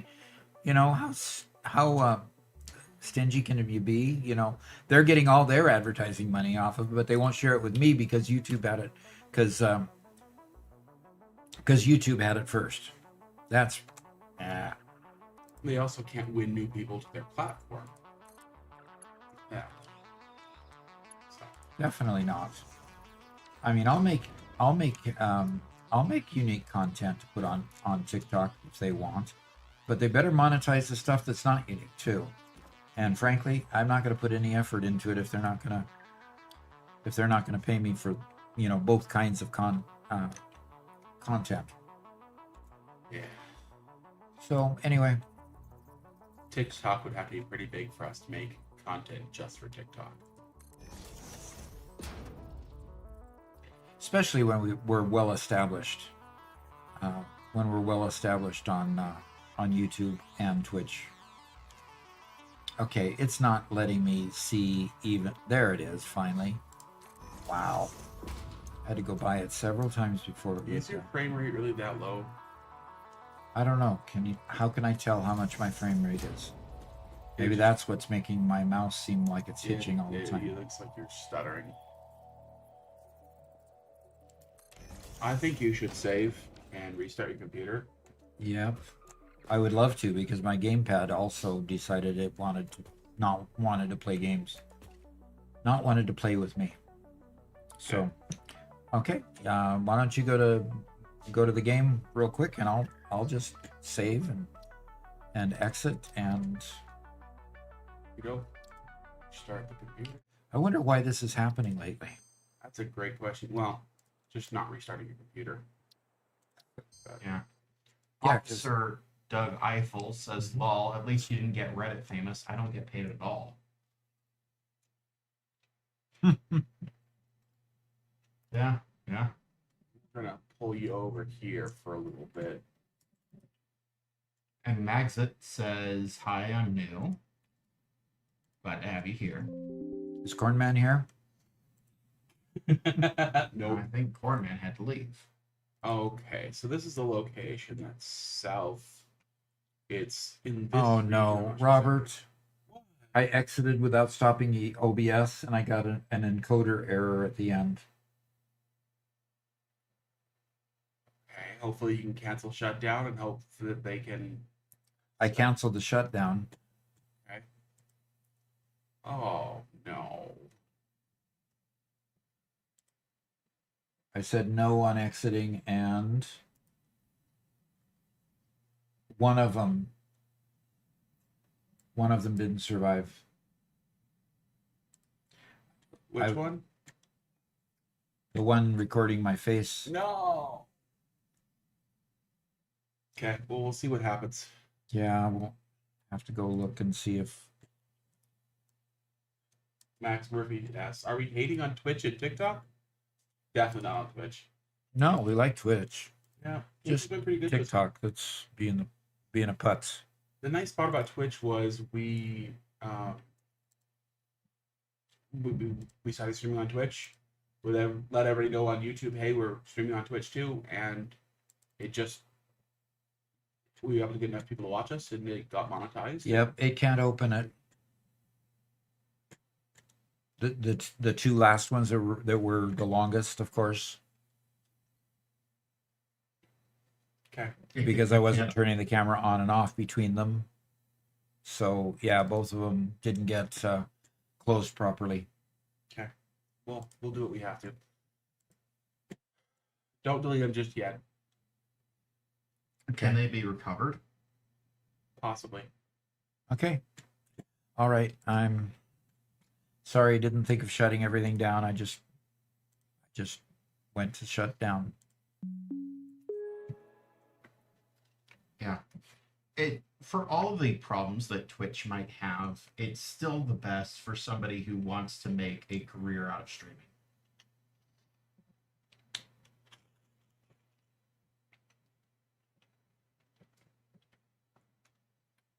think it's that.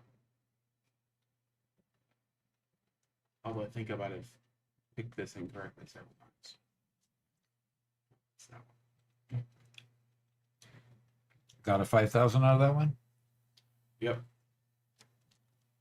Bob the Knight says, thanks for the help, Doc. I completed phase 2 and now I'm in phase 3. Fantastic. During the course of the stream. Nice. Anyone remember where this one is? I've failed it multiple times because I just don't remember. Are you able to pan around? Ibuprofen says, I found recently that if I leave my save running more than 1 to 2 days, it drops FPS massively. Game restart has been helping.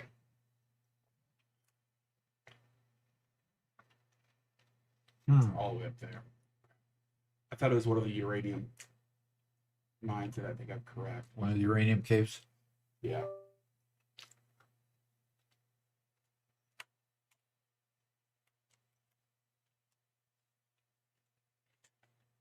And Officer Doug Eiffel asks, Doc, are you going to do the factory cart obstacle course tower?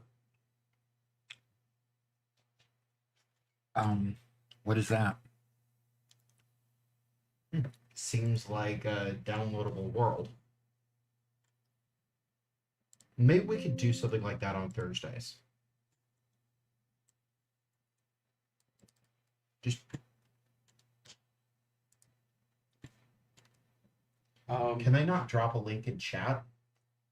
Not in chat. It's a Reddit link. Give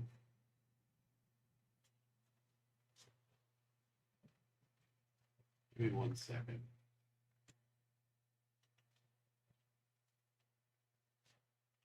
Oh, Pin Annams says, your videos got me and my friend into the game. We've been playing a world together for 50 hours right now.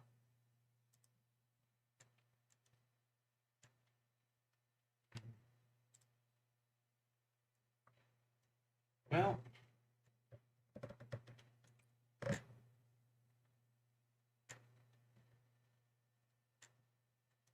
All right.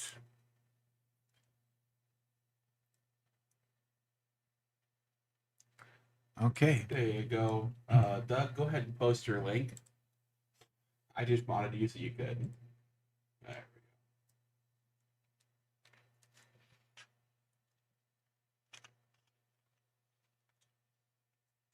we go. Cool. We'll take a look at that. Might become something for. Sam of Nella says, happy birthday, Doc. Thank you.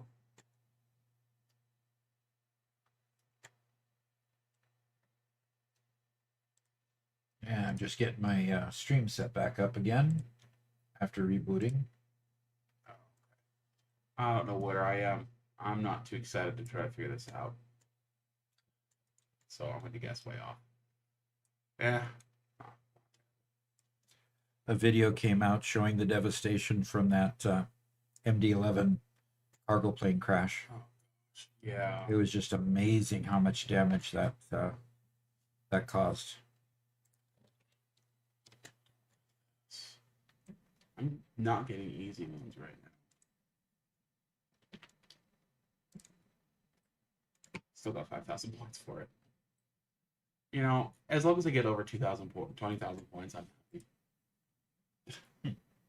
It looks like there's actually a message that's been left for you in the members server. In the member server, huh? Doc, you ready for me to go back to you yet? Not quite. Not quite. So maybe we can take a trip over there. While I'm getting everything active again. Oh, after you're ready. Well, how about I pop it up right now while we're waiting for Doc? Okay, that'll be good. Where, Doc? Garrett? It looks like it was by the robot. Oh. Sorry, I was thinking the members forum of Discord, not No, the members server. members. Server. Yeah, he did say server. Cool. Okay, Vocalix is back up. Switchy says, "Happy birthday, Doc. Hope you have a great day." Thank you. Thank you.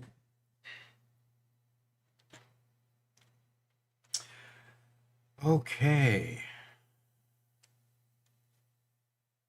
Okay, there we go. I've got all the... Okay, I'm getting Satisfactory up here. Got the chat windows set up. I got my ears on. Everything's ready to go. Okay, that's back to you. And Brady says, "Happy birthday, Doc. You share a birthday with my sister." Fantastic. It's a good time of year to be born.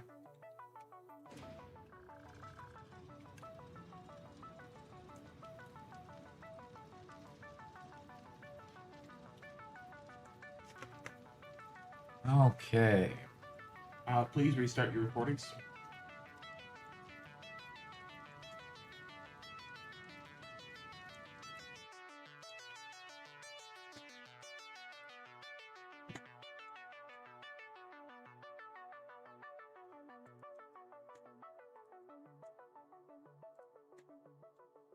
All right, both recordings are started. And good, that looks good. So you wanted me to go to the server and see the message?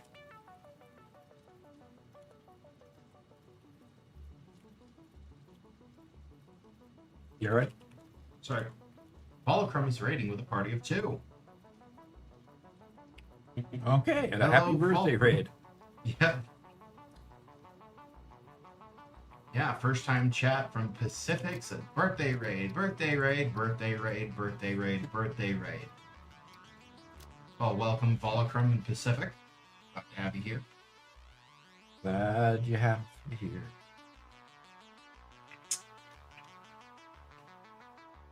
Says, be nice to Steve. He's under a lot of pressure. What? I've never met a Steve. Well, he doesn't have enough E's to be Steve. So, Where do you guys see that? fix it tip number 6 on Dad's screen. Oh, okay. I'm like, wait, did somebody? Failing to save your recordings for future employee training will grant you 2 demerits.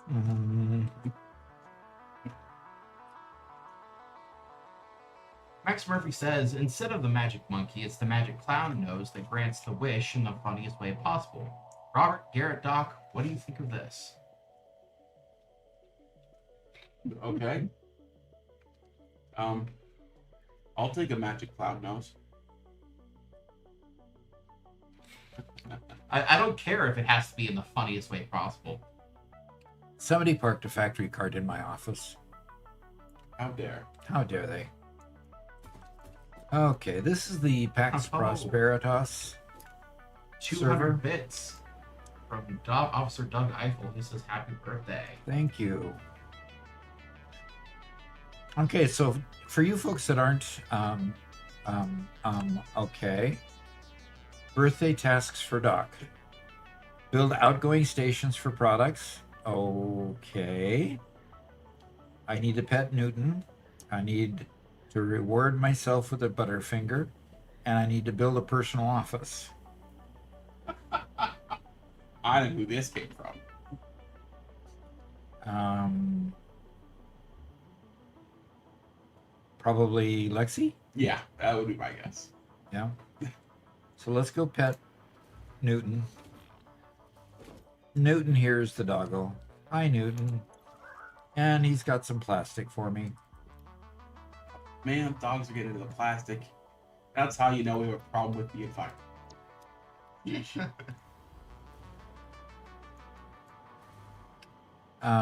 Okay, I'm gonna go ahead and reward myself with a Butterfinger. After all, it is lunchtime, right? Look, that's step number 4, Doc. Oh, Gears Crusher says happy birthday, Doc. thank you. Your Gears Crusher. That's an interesting name. Okay. Well. Bob the Knight says, I'm crafting 500 rotors by hand right now. Sounds like time for a nap. Good luck. Come back when it's done.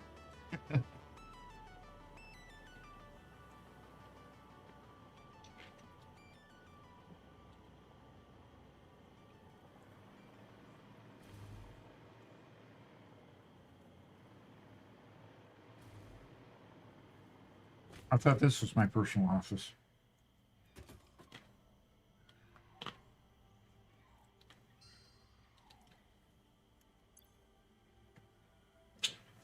Uh-huh. Yes, Newton is a great doggo name. Go over here to the MAM and start scanning the hard drive that was in the dimensional depot. And so this is the message, huh? Yep. My next task is to build outgoing stations for products. Now, here's the interesting part.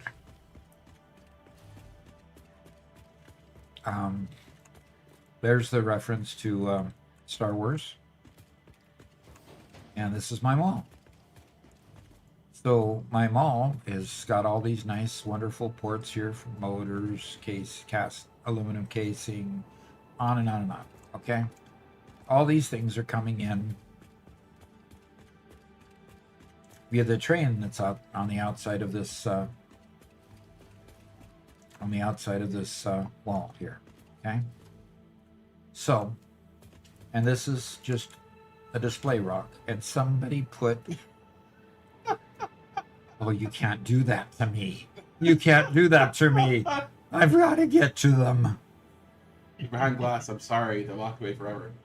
And that red thing, that's a force field. You can't dismantle it either. Oh, Yeah, they're stuck in there. they're stuck in there, huh? Yep. Okay. Paul Sign Wolfman asks, where do I find purple slugs? The best place to find slugs in general is the northern forest. Isn't it the northern forest they call that, Robert? The Spire Coast. The Spire Coast. Okay. And if we pull up the map here, it's this area right up here. Okay. Right in the center north part of the map. Look at all these. What is all this? A crashed ship? Oh no. Wait a minute. No, these are all markers Yeah. showing where there were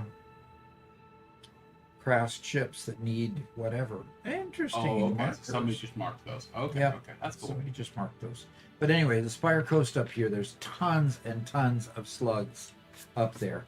And you'll find the mixture of, blue, yellow, and purple all through that area. The purple ones are more rare. You'll find a whole lot more blue slugs than yellow, and more yellow than blue than purple. But they are all right up here. And do we need to answer that question in my office? Possibly, if you want to go over it again really quick. No, Yeah, I you don't will. need to. I'll just mark it. Okay. Okay. Well, the Oh, knight wait. says, I ain't going near Spider Coast. It's not Spider Coast, it's Spire. Spire Coast. But there's lots of spiders anyway. There are not. There are not spiders out there. Lexi said, Newton is the perfect doggo name, to which Fulcrum replies, I would say it's Schrodinger, because you only know if it has an item once you check it. Just like Schrodinger's cat. Yeah. Well, Schrodinger's version was a little bit more morbid. But yeah. Yeah. And we have this beautiful elevator. And we Oh. can go down to the logistics floor. Schrodinger's dog was a lot cuter. So here's the mall again, the inside of the mall. And here's the neatly arranged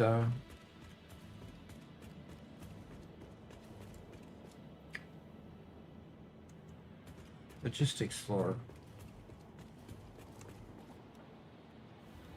And oddly enough, this is the outside of where it sorts all the objects into their various bins. Okay. And call sign Wolfman, if you head north, you can't miss it. Oh yeah. Yep. You can't get out of here. You're stuck forever. I could go back up the elevator, go out the door. I guess.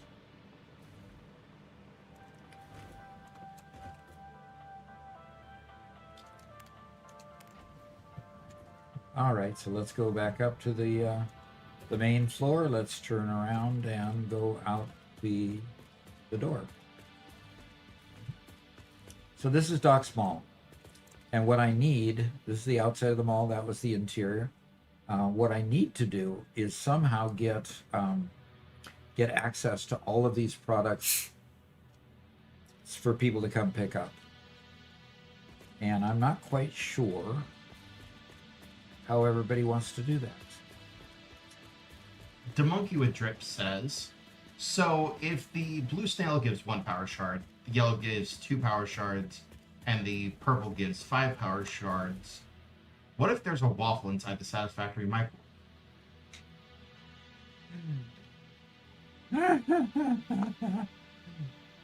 You get a cooked waffle. I don't know. That's okay. So I'm not quite sure how we want to build outgoing stations for products, I think a 50% completion rate of your birthday tax is perfect. right? Oh, by the way, Ping Players is our sponsor of this video, and we are playing on a Ping Players server right now. Ping Players is a server for people to play multiplayer, and unfortunately for all of you console folks, it is only PC based at this point. So at this point, you can play within your console community, but you can't play yet with the PC community. So Ping Players is our sponsor for us, us PC players. So, gosh, it's going to be hard having to differentiate constantly about that. And this is Robot, 100% real boy here. Okay. And if you want to know the story behind that, for all you new folks, the story behind There's no that story. is found It's in a not. short. And what's the name of that short, Robert? I don't even know. It was just a general decoration short. Basically, what ended up happening was that when we did an activity together, me, Doc, and Garrett, I did one talking about the parts that I had decorated, and Garrett did one talking about the parts he decorated. And somebody in the comments said, "That sounds just like Doc with an AI filter on it." And everybody responded to say, no, that's definitely something different. That's Robert. He's the editor, and he's on stream all the time. And then people joked about it, and then suddenly everybody in chat decides I'm actually not real, that I'm just a robot. Mhm. Just a robot AI.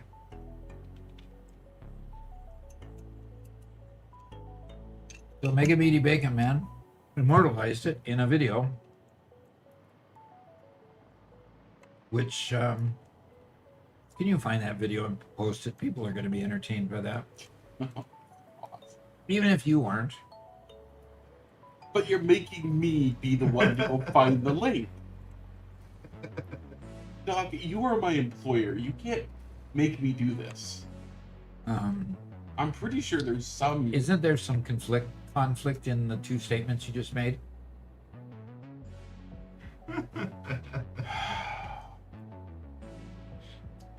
So this world is quite the beautiful world, really. It is.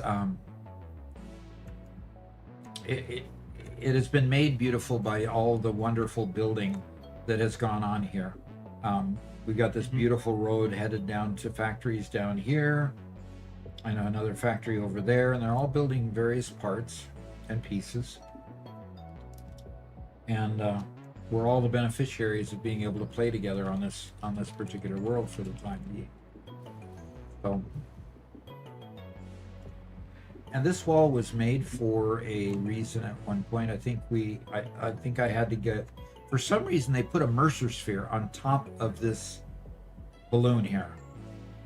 So I had to build up to it and then over to it, and once I did that, I could get the Mercer sphere off, which is really strange.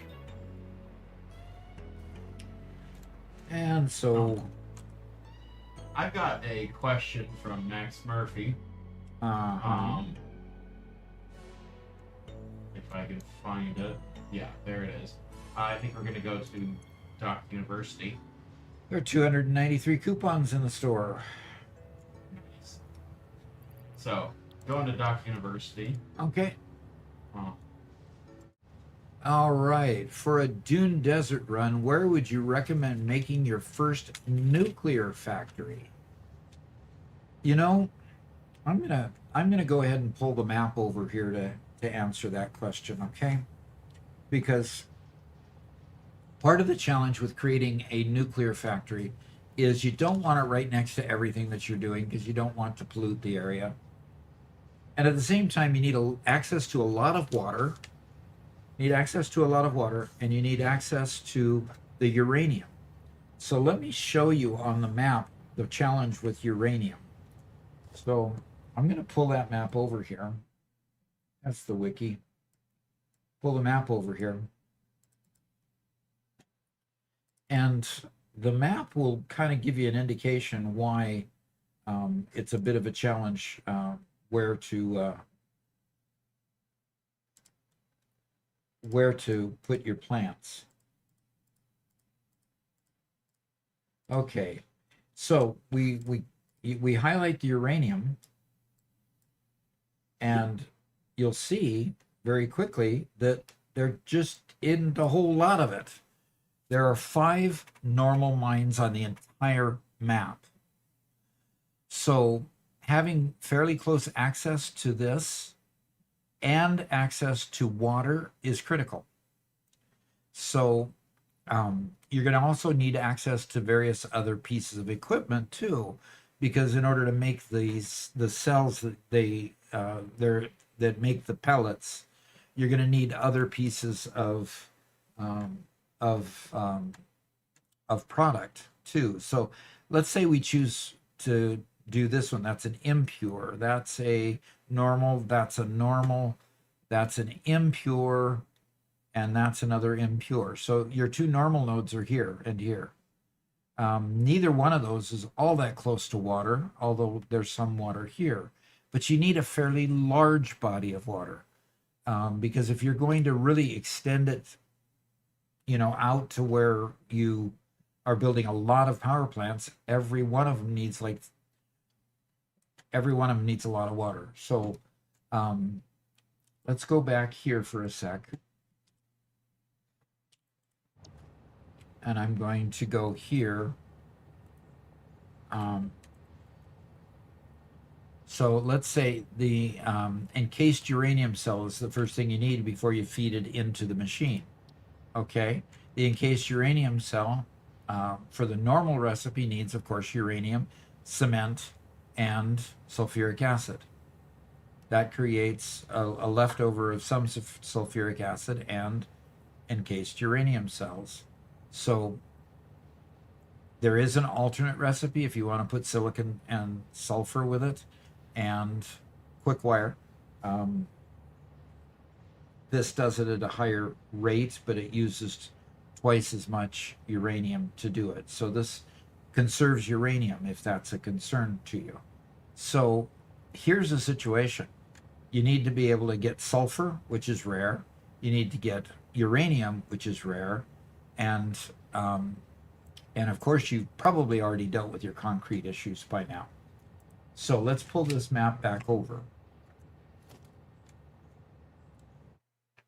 So the question is, if I were in the Dune Desert, where would I make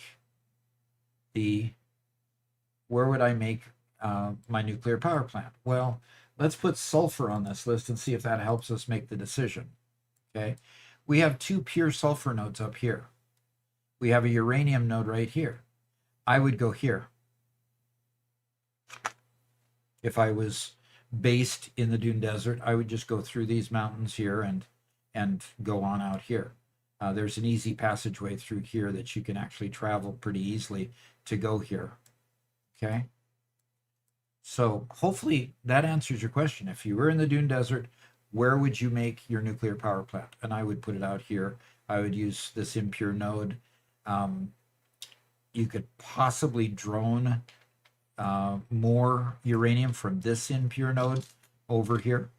But basically, these 2 pure nodes of sulfur should be enough sulfur to get you by. And you could drone from any one of these nodes down here over to there and build your power plant over here. Now, the reason why I say build it over water is because literally you need a ton of water in order to make things work. Okay, there you go. And let's go back to the game. Okay. And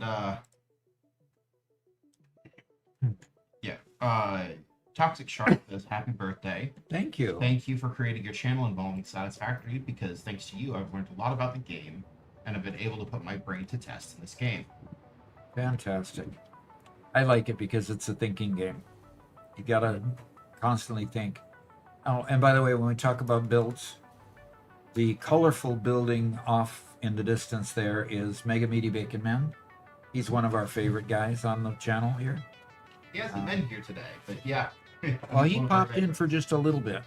Oh, he did? Yeah, he popped in Must for have just been a little bit. He must have been out at the time. Yeah. Yeah. So, what I'm thinking, as far as a train station goes, to move some product. See, the challenge I'm having is, how do I make a train station so that people can pick up product but still be able to Robot World Destruction Tour Express. Okay. And still be able to make it versatile enough for people to pick up the product they need. Do I have a train station with multiple entries of single stations that simply you just choose which one to go in and you do it with a single train car? And then I've got a train station literally with, how many products are in this mall? 20 or 30 stations. So far. Yeah, so far, yeah, exactly. No, I don't think that you creating a gigantic train would be helpful, because then they have to somehow get that train where they need to go. Right? Well, I was thinking I would build a train station, and then they would have to come to that station. I think making a different Did- station for okay. every material. Okay, so Robert, Garrett just parroted what I said. Oh, Garrett, I think was talking about a lot of small stations. That's what I was talking about. Oh, I thought you were trying to make one gigantic. No. Oh, okay. A lot of small train stations, and each train station would be named Mall Concrete, Mall, Yeah. Mall whatever, and they would know that that's where to go to pick up the mall, and then I could let then I could go ahead and let Whitestone connect up that train station to the rest of his train station network, which is already pretty robust and connected pretty much to everybody. I think that's probably the best solution, although it's going to take a lot of real estate. Yes, it will. It very definitely will. Now, what I would generally say is you should probably branch that off and have them connect to that before it goes to the mall. Because right now you have a lot of backup happening on your way into the mall. And so I think you could have it, instead of coming off the train station into the mall, you could have basically unload from the train station to the new train station overflowing to the mall. Does that make sense?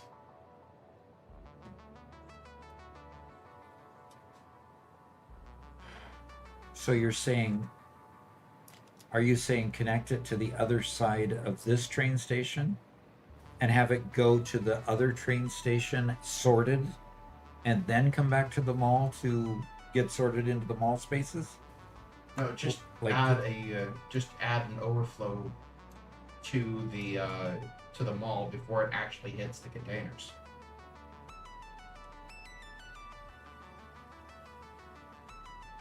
Overflow to the mall? Can you go just barely inside this wall you're at right now? I want to see this out of these containers. They empty and they go over here, Uh-huh. and when they go over here they get sorted into Yeah. various containers, and then they go down under the platform to go to their individual slots over here Yeah. in the actual mall. There. I would just have an overflow coming out after it's sorted. From each one after it's sorted. So these lines that are coming down from these storage containers, you can just do it from those lines that are underground. And then where would I build the station? I think you have to level some fields. You're talking about a whole bunch of different stations, right? Yes. So, But if I'm taking it off of, logistically, if I'm taking it off of this side of all of these, then where do I put the station when I've got all of this? that's not enough room. No. They do go underneath though, don't they? All those lines that come off the storage.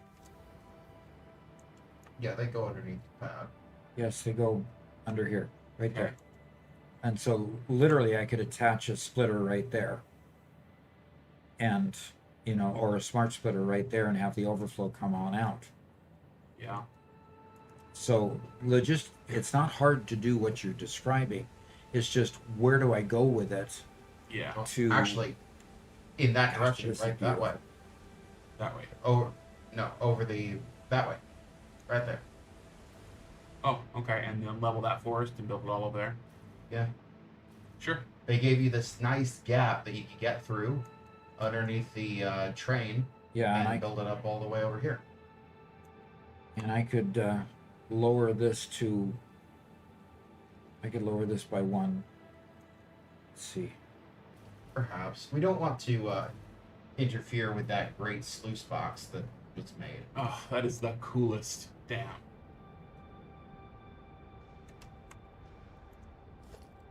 Yeah. Although we could cut those down by 2 meters and give yourself a little more. Yeah, I could cut them all down by 2 meters, give a level cap across here that would be this height. I should be fine. Yeah. And then I would have to somehow be able to organize in an organized way, bring all of these over. Toxic Shark says, wait, you can attach splitters to up and down conveyors? You sure can. Yeah. Can you demonstrate really quick? Let's go to the university. And do we have that as a written question? Yes. There we go. Okay. So the question's been posed. Wait, you can attach splitters to up and down conveyors? Absolutely. That was a new feature that they introduced in 1.2. That's So- one. 1.1. Good grief. In 1.1. And that's pretty significant because literally this is already, the structure is already built. Otherwise, you'd have to really do a lot of jerry-rigging in order to get this working right. So I'm going to go ahead and go to my logistics. I'm going to go down here and I want to choose a smart splitter and see how it, yeah. Now there are, you know, it's not, it doesn't attach in a neat sliding way. You're kind of restricted to the ribbing there that it has. But yes, you can do that, right like that. And you can even turn it around so that you can get the output facing the direction you want. So it'll be kind of interesting to see how this one works so far as which port is what port when you go and look at it. So I'm going to go ahead and attach it and configure. So which is left, which is right, and which is center. I assume center is going up and down. Yeah, if you look at it, it places the thing sideways. So Okay. yeah, center is down. So this is an output, and this is an output. So the center is down, or up if you put it on a vertical when going up. The next question is which is left and which is right, because it comes down and goes out that way. This looks like back and front. So in order to figure that out, we just have to experiment. So I'm going to go this way and I'm going to put left output, and that's which line did I put it on an empty line. That's not going to get me to testing it much. So let me just build another one here.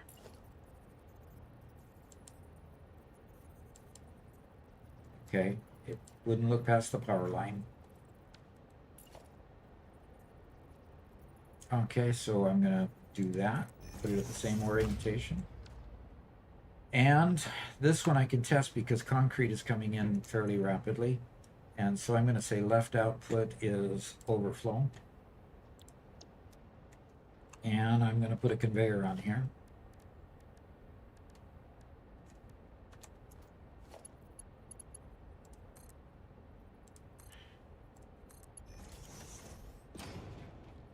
Okay. Left output got me my stuff. So left output is overflow. Pretty cool. That works. And now I can go ahead and solve my problem of getting these under the train station. I'll go clear some land there and I'll make individual train stations for all of these products. And away we go. So hope that answers the question. Okay. All right. Back to Doc Street. Good questions. Yep. Now I'm going to have to I'll redo this one later. Burrs says, happy birthday, Doc. Just wanted to say your videos have helped numerous times and it's always been appreciated. Cheers. Thank you. Thank you so much. It's been nice.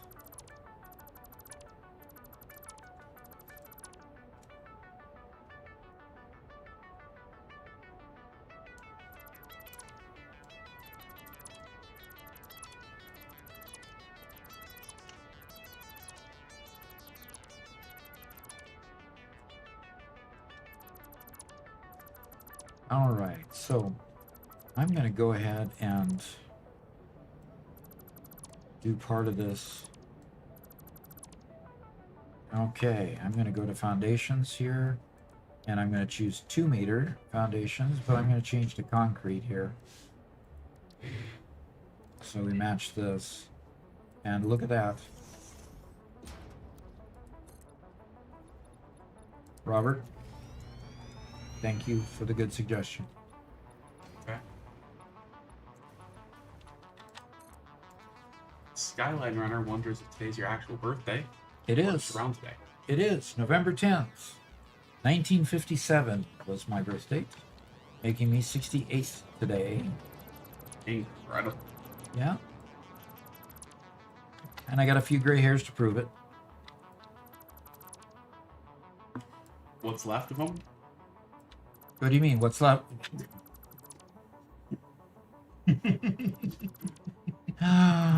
Please, Between hold- you and Mama Doc, you know, I don't know what to say. Please hold control. You're giving me gray hairs right now. If I must. I just am never very good at controlling my control. See? Okay. So now, look I'll at it. use G. Yes, I'll use G. I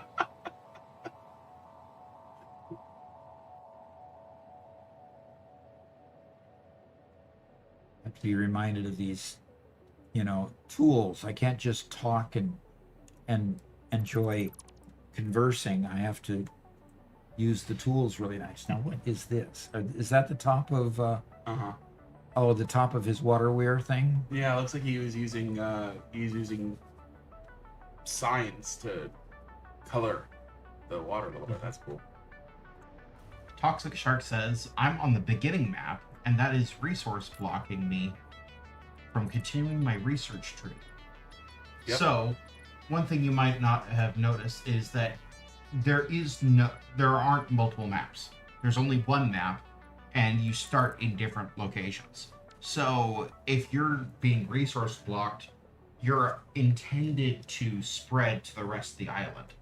Eventually, you'll cover the entire island, and you're supposed to explore and see and look around and find what you need. Yeah. Yep. Mm-hmm. Really. Isn't that terrible? That's the way the game progression is intended. So.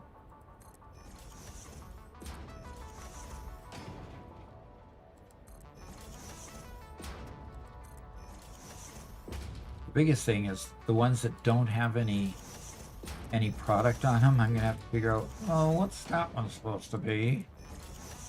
By tracing the conveyor.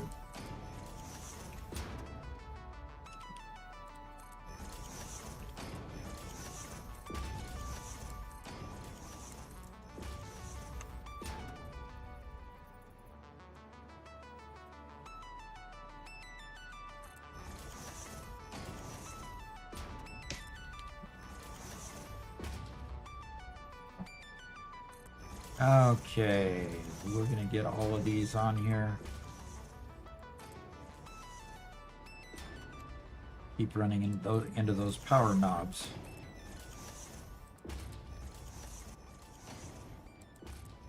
Yeah. I realized I might have just stepped on your, just stolen your thunder a little bit. Oh, really? Because that might actually be a really good thing to let, a lot of the console newbies know. Which is? That it is one. It is what? It is all one map. Uh-huh. So making a quick short about how, about all the spawn locations, a news short for people to see, might be worthwhile.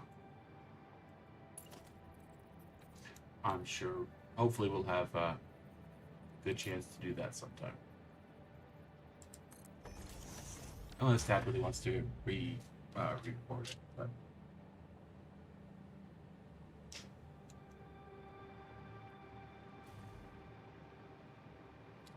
All right. Dr. Char says, it's a big challenge and I welcome it because it basically gives a whole new meaning to exploring, creating, and developing the world I'm in. I'm loving this game so much. Yeah. Good. Good. Um, I really like this game as well. So Max Murphy says, please say it's Thursday. no, it's not Thursday. It's Monday. You are definitely welcome to come back on Thursday so you can torture me more, but not until Thursday. Can you deconstruct this wall here? This wall here? Yeah. I'm not sure. I'm not sure what's on the other side of this wall.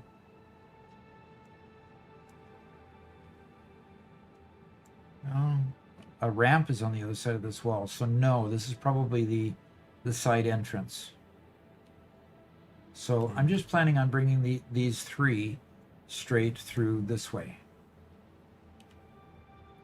I'm just trying to figure out how far I can go, because basically I'm gonna, well, here we go.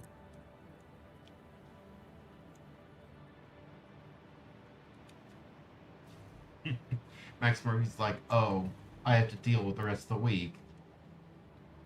Yeah, unfortunately.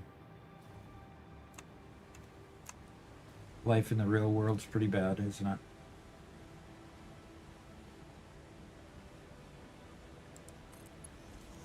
Okay, now I know how far I can bring each one of them out and how many I can bring in under here.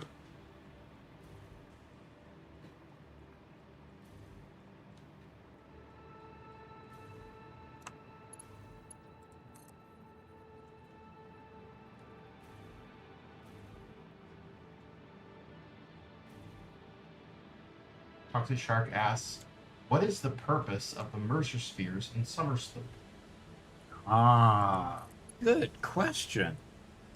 Good question. Is that a live university? That is a university question. That is Okay.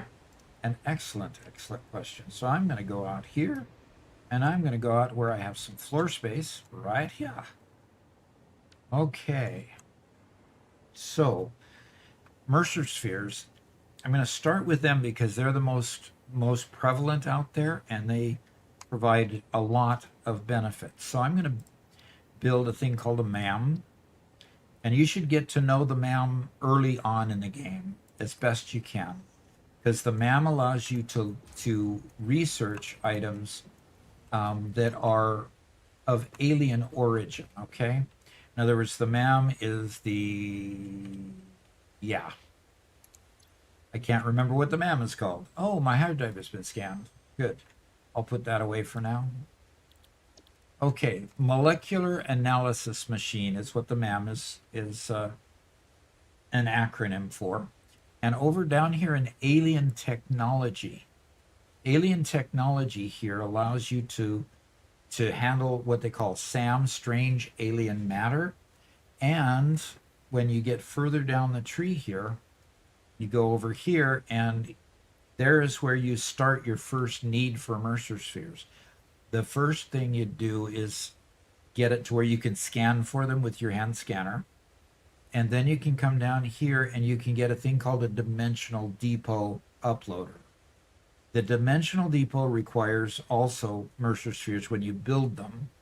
But when you come down this tree, you can get to the point where you can build SAM fluctuators, which is needed over here to unlock this node.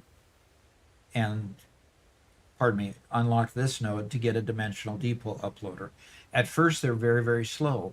But what that then does is it allows you to have this whole new panel that has items in it that go with you everywhere you're at. It's kind of like an extension of your the bags where you handle your inventory. So the dimensional depot uploader is just uploading those items just one at a time. When you build them, you hook up a conveyor to them, and the conveyor goes in and it uploads these straight to your inventory. Now, the neat thing about that is that eventually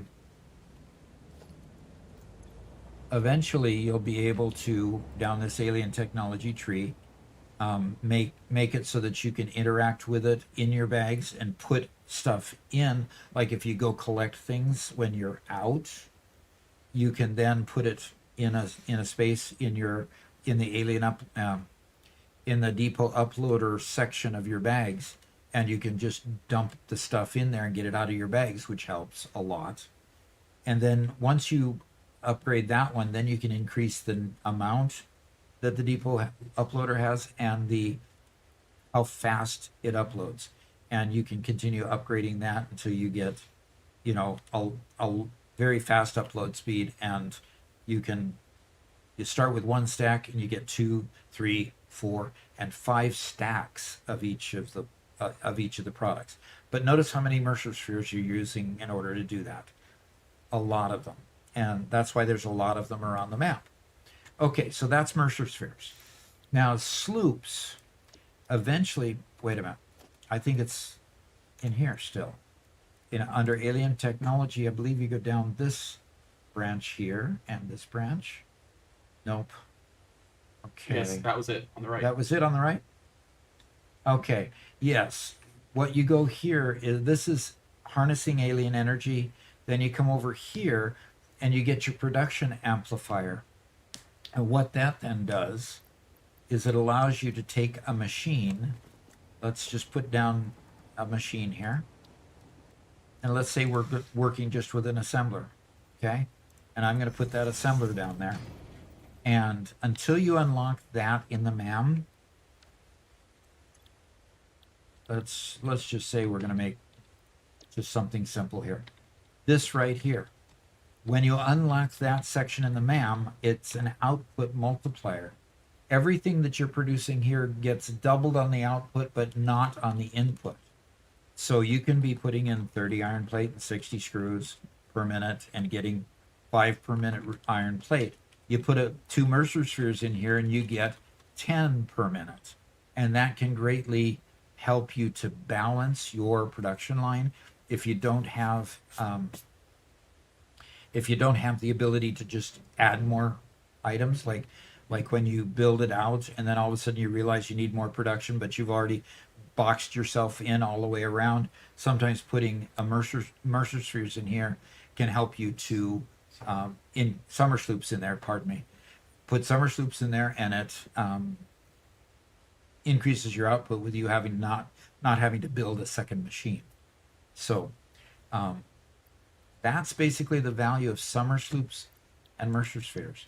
They are fantastic benefits in the game, and you have to, collect them as fast as you can, and put them in your inventory and use them later.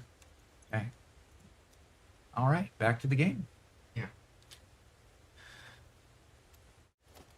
Toxic Sharks asks, are we limited on the spheres? And the answer to that is yes, but there are 298 on the map, so it's not like you have to be overly careful with that. Mm-hmm. Not overly careful, but a limit is a limit. And with 298 on the map, and you saw how many it was taking just to upload, to manage all of the opening up all the uploader levels. It means you can make about 100 or so dimensional depots. So after a while, you've got to, be judicious in your use of them, because they'll be needed. The nice thing is that you can't ever lose them. So you use them, and then you can always deconstruct and get it back. Yep. Right? Mm-hmm. So they're never lost forever. Use them all you want, and then repurpose them later. Yeah. Lexi says, I'm going to point out it's been 6 months since you actively played the Mega Factory. You learned a lot, so I think you, Garrett, and Robert should start a new save with all the tiers unlocked and build a Mega Factory from scratch together that we can all watch with mods like Infinite Nudge, Gateways Extension, Zoop, Infinite Elevator, and Modular Stations. That's an idea. That is definitely an idea. And it might give us, it might get us out of this rut that we're in, really, with the fact that we've got the Mega Factory and we don't want to waste that And we're just destroying it, trying to build the Gigafactory. exactly. Oh, I hate how good that idea is. We need, You hate good ideas? what we need though is a new method of black magic. So, guys, get on that. And Garrett, you need to tell the new people what you're referring to. Cheating. I'm talking about ways to make Mercer Spheres and Summer Sloops no longer a limited resource. That's it. Cheating. Yeah, it's called cheating. It was a bug in the one. Exploit, not a cheat. Okay. Exploit. Yes, that's. Yes, more which should be called an exploit, but it was an exploit of unintended consequence of code, and with that unintended consequence, you could actually duplicate certain items. Plus, we had the respawn mechanic of the 1.1 or the 1.0 reset happen. Oh yeah, that's right. What was that? The respawn mechanic. So they at some point patched something fairly early on after the game, the release of the game, and so everything you had harvested before that got reset. So you got double. So those people who had been out exploring and collecting Mercer Spheres and Summer Sloops all of a sudden got a benefit because all that they had collected was still theirs, but everything else was put back on the map. So yeah, that was a cool but not cool item because basically I hadn't collected anything. Well, but the Mercer Sphere that there was a Mercer Sphere that literally spawned inside inside the Mega Factory, and on top of a rock that I had put a glass box around, the same way that we did with the with this rock up in this world here.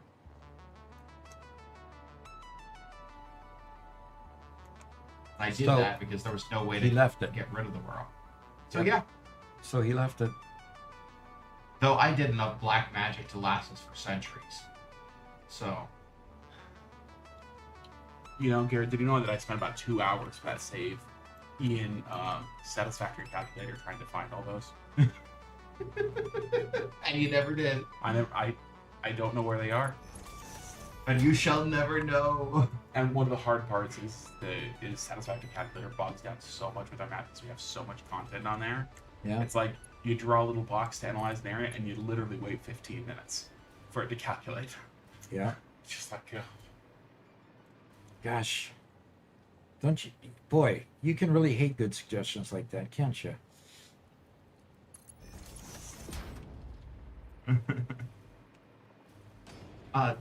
Officer Doug Ivel asks, "You finding a good number of console players coming your way? I've been kind of waiting for the flood, but has it happened yet?" Okay. Well, yes. We've gone from probably having about 110,000 views in 48 hours to having 150,000 views in 48 hours over this last weekend. So, okay, follower goal, Matt. So we just hit 2,200 followers. So yeah, we're getting people coming on over and watching. So it's pretty good. Pretty good. Toxic Shark says, "Oh heck no, never cheat on this game."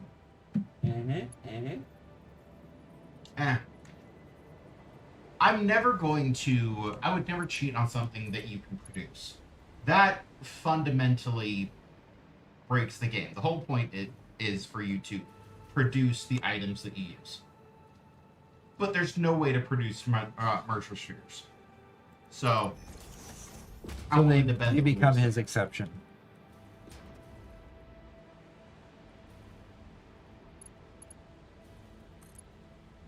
And Jero Endikar says, "Happy birthday, Doc." Hey, happy. Thank you.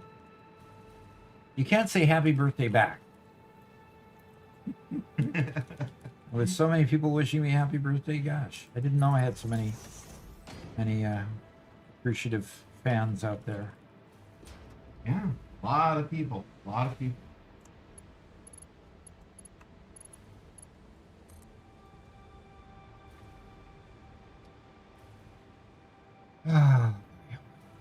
Fetzenkrager asks, did you make the same silly mistake I did and hand mined your first ever uranium deposit near a crash site, thinking that what's out of the map won't harm you anymore as you run out of filters? No, I was warned before I did that, not to do that. So I'm sorry. Not that you didn't do it anyway. Yes. And then if you have keep inventory on, you respawn with it all still in your bag. Oh, that'd be awful. That would be a I tough for one. one applaud the breaking of the rules of the universe for the betterment of Fix-It. 2 merits for Garrett. Hey, yeah. I think those are the first merits I've ever gained. Especially from Ada. Good grief. Yeah. Ada doesn't give those out willingly. You kind of have to force them out of her. Bob the Knight says, I'm going to go to bed. Good night, everyone. And Doc, have a good birthday. You bet. Thank you. Thanks you for coming too today. And Demonkey with Drip says, I cheat in rock, paper, scissors. How? He's one of those people who kind of just like that half thing, halfway between the two, waits to see the other person and changes it. Ugh. I'm sure that's what it is. It's the first time chat from Vector135. Doc, happy birthday. Seen your many of your great tutorials on YouTube and now finally found the stream. Fantastic. And Lexi says, Doc, you can even use my exploration save to get started. Ooh, now that is really, really tempting. Yeah, at the same time, the exploration is fun. It And it's a really great way to is. break from normal stuff. It's a way for Garrett to get out of doing the normal stuff. Let's be honest. Please. Please. You know the amount of work I put in on that save. Yes, we do know how much work you put on that save, and that was awesome. That's what it was.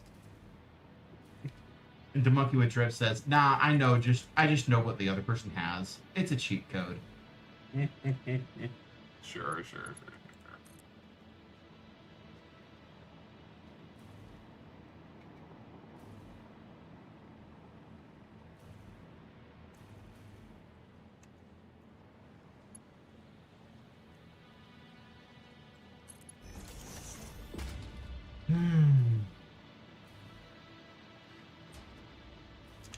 So what I'm going to do then is when I get to the point of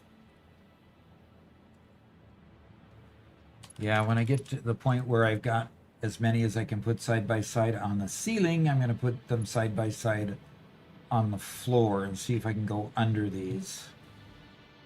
I should be able to. Lexi suggests, use the harder space elevator phases for the last phase to force all tier items to be added to the last phase.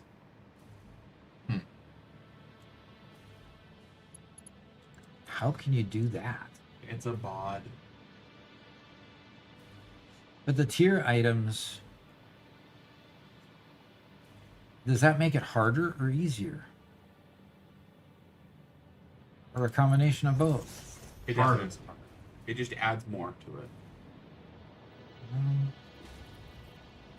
It's difficult enough, isn't it? Yeah. Yeah. It's plenty difficult. Fetzenkrager says, I wish we could overclock the new elevators. It would be very fix-it like to move up and down at 250% speed, even if Elevata might not like it. That would be Yeah, funny. she doesn't have enough time to give all her wonderful messages. How Rose dare says, you even suggest such a thing? Rose says, hey Doc, happy birthday. Happy birthday to me. Yes, thank you.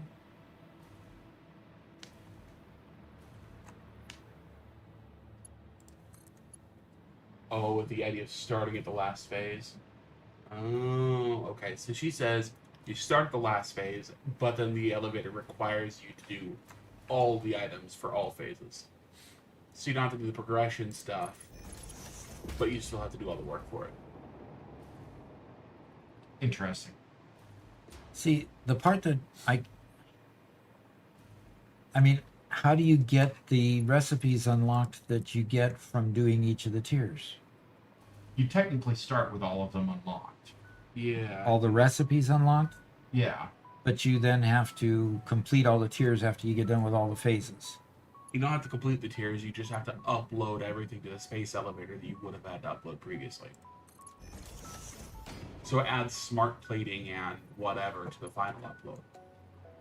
Oh, Smart plating, versatile framework, and so it upload adds time. all of those things to the end? Yeah. But you just have to do it all at once rather than gradually. I don't know if that would be good, bad, or indifferent.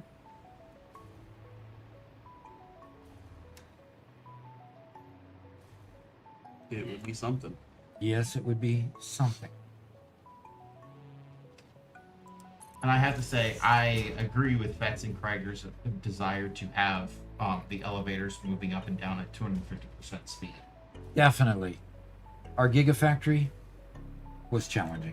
You should have the ability to tune how fast it goes. And if you go too fast, it launches you into the air and deals damage.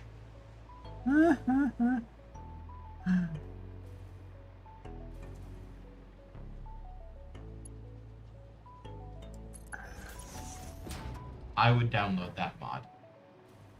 If it did that? Yeah. If it did it that way? Interesting. Yeah. Okay, so at some point you're gonna have to create a second layer, right? Exactly. That's what I talked about with putting them under this. I'm hoping to put them under this on the floor. So we'll see. And I don't know if I can get one more in here, but Doc's been rumbled. Doc's been what? Rumbled. What has been rumbled mean? You've been found out. GK Drum says, "Hey Doc, why are your belts not saying belt too long when you're building?" Ah! It's reticulating splines. Ooh, okay, pulling that out. That's a SimCity reference. Old SimCity reference. There is flexible splines or something. It's a mod that allows me to do longer conveyors than what the game normally allows me to do. So yes, I've been found out. So Lexi sent me a picture to show you, Doc. What joyous pain could be ours using the mod she's suggesting. What joyous pain could be ours? Why do I want pain? I mean, don't think you do. I don't. Would you like to take a look at your screen? Just a sec. Let me just put this one in place. Oh, stop. Yeah, we're using a mod, Drums. Definitely using a mod. So yes, it'll go under here just fine. Okay, look at my screen up here.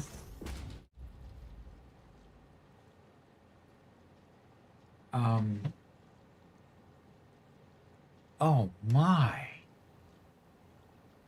Oh my, oh my. Need 15,000 ballistic warp drives? 25,000? Whatever those things are, I can't remember.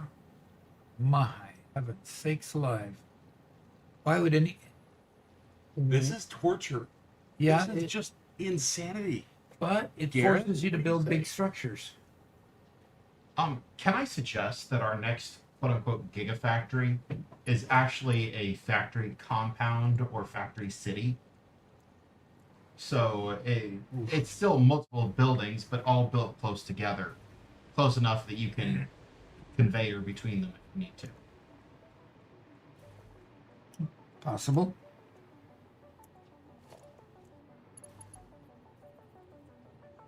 And Jordan Cook said, And this is the beauty of that mod. Yeah, so Doc, what I think you should do is you should delete that and just lower the splitter. Aww. Yeah, you really should, because that's gross. Because that's gross. He says, because that's gross. Okay.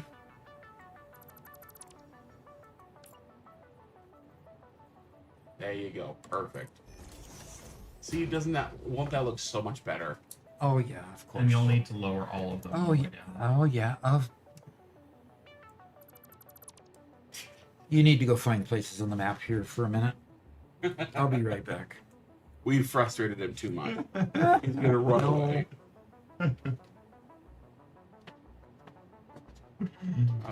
Uh-oh, did I close it?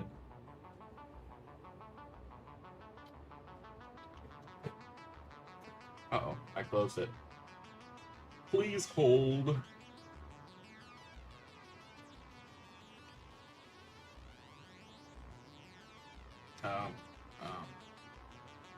I have to search for it again. Oh no. Yeah.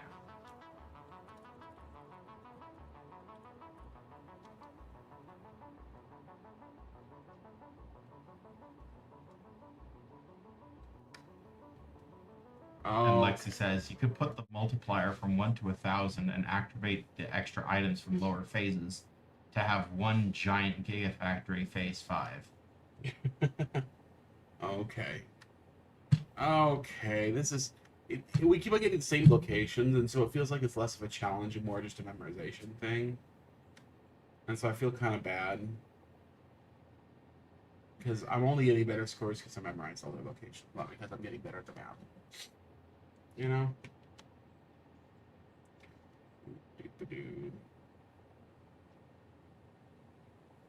Oh no, Jordan Cook retracted his happy birthday message. Oh.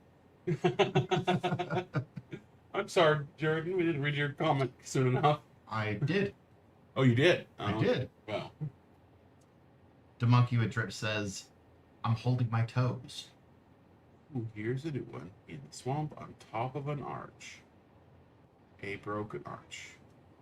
Kind of on the southern edge of the swamp, it looks like. Okay.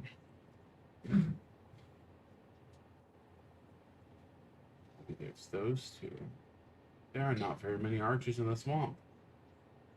Unless it's that one. That looks very much like a broken off arch. Broken off arch on somewhat of a rounded thing. That's it. That's a new one.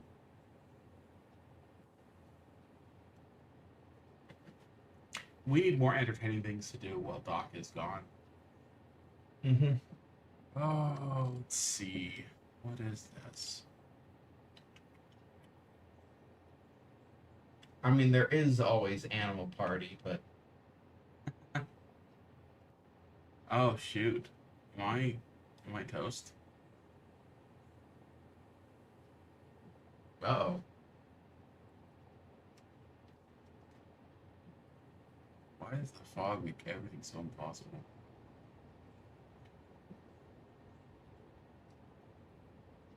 Like, I mean, we have a waterfall, we have a wide body of water, we have another shore with trees on it. I mean, I think this has to be the Western Shore. where is the water wide enough for anywhere along the west? It can't be there. Go up. You know, the rocky. Yeah, just a little bit. At the end of the archway, jut out at the bottom of where you've got your map positioned. Here? Yeah. On top of that little island at the very tip of the big white arch. No, because That is oh absolutely my where it is. gosh. This is such a weird place to put it. Yeah, and that waterfall is this. Uh-huh. Wow. I'm blown away we're so lacking in any.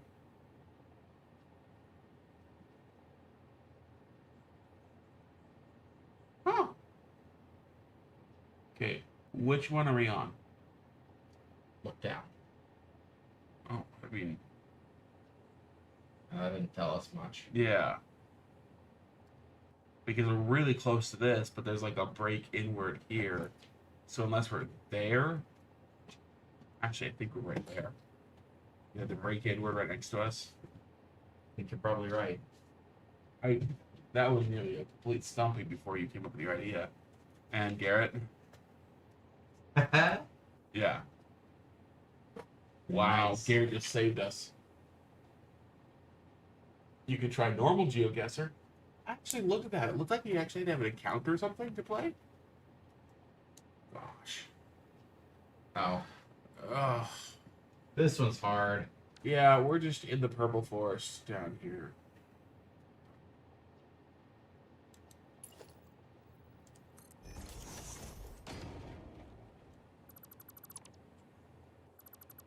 I mean,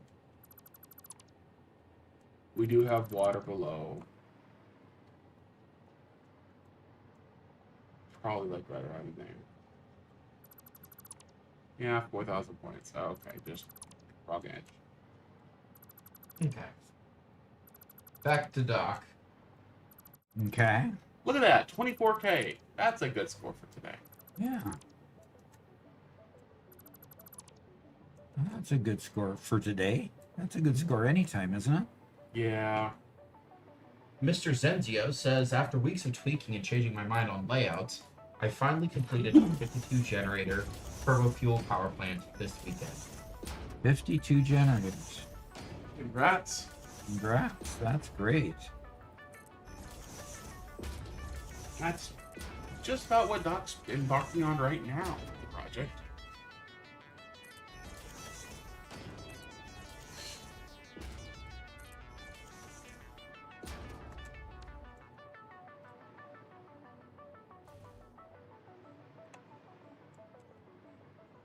Okay, let's see if this works any better.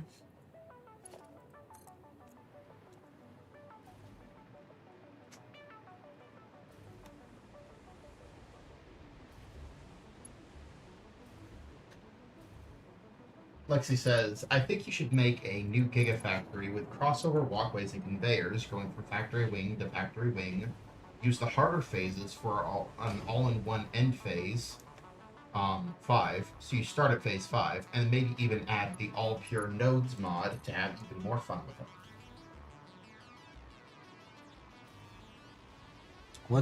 What does the all pure nodes mod do?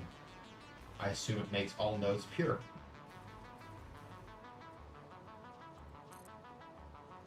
That would be nice to not have impure or normal nodes, but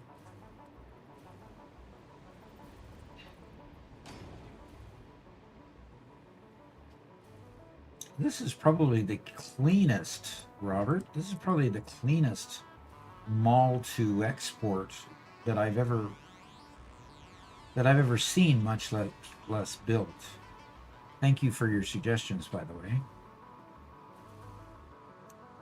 on what to do to make it this good. Mm-hmm. Yeah.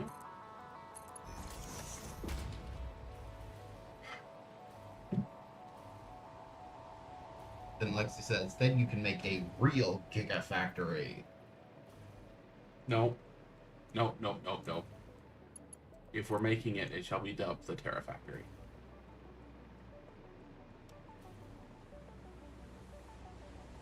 So you and I need to figure out, and we need to put it on a server. I had a hard time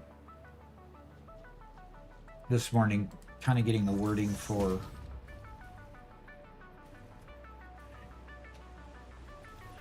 basically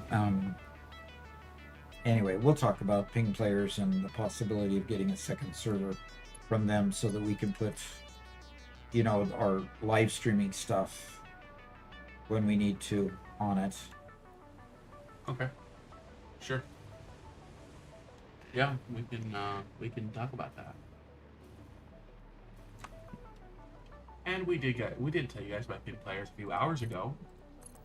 But if you haven't, oh, I don't have something pinned for them. So let me get a comment pinned for anybody who wants to play multiplayer Satisfactory. We have tried 3 different hosts now, and the best one that we found by far has been Ping Players, and we're really happy to be sponsored by them. We didn't know that before we got sponsored, and so that was kind of one of the worries that Doc and I shared. Was like, oh, are we going to be sponsored by them? We need to change over to their software. It won't be as good. But so far, it's worked like a champ. We have more people playing on this server. They are doing crazier things, and it's loaded up with a dozen hardcore mods that are causing significant issues, and yet the server itself is actually still quite stable. So we're really happy with it. And if you guys use the code DOC35 when signing up, you will get 35% off. Yeah. And it's really, there is a monthly fee, of course, Yeah. but it's a good cheap way to get together with a group of friends and play, especially if your computer personally or anybody in the group's computer isn't strong enough to really host a large group. You can rely on a server to host it for you and be able to have a lot more flawless playing. Because you see me flying around. I mean, this server has a lot of stuff. This build has a lot of stuff built on it. And you know that once you get a lot of stuff built on it, it starts to lag. And you see me, I'm playing as though I was playing on my normal computer with only me playing. And that's quite spectacular. Yep.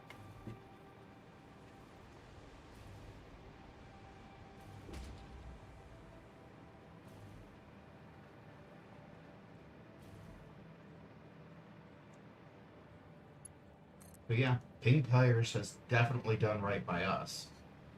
Mm-hmm.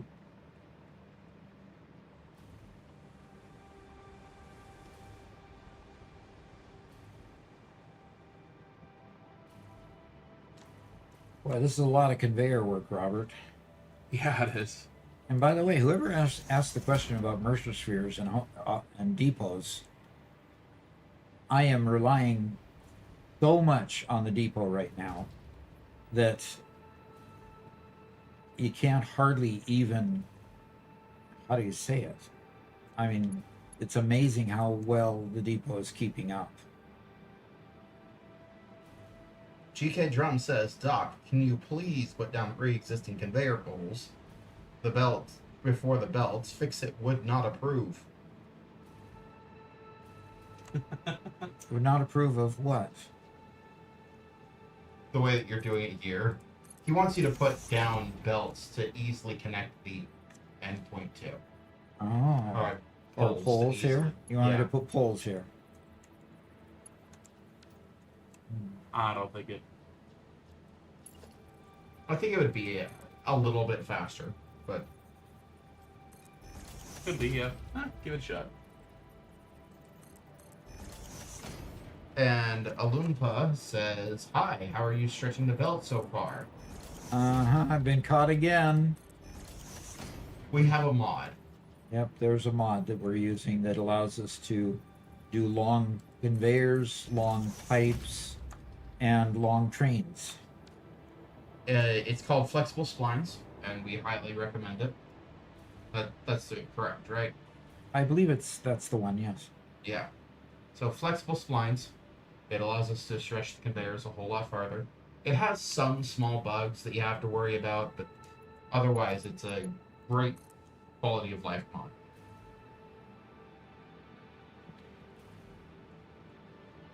Because can you imagine what these conveyors would look like if I had to build conveyor supports and everything for them?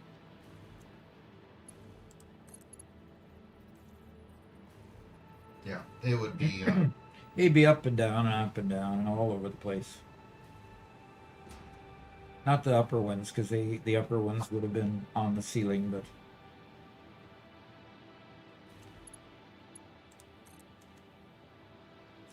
Oh boy, back and forth and back and forth and back and forth.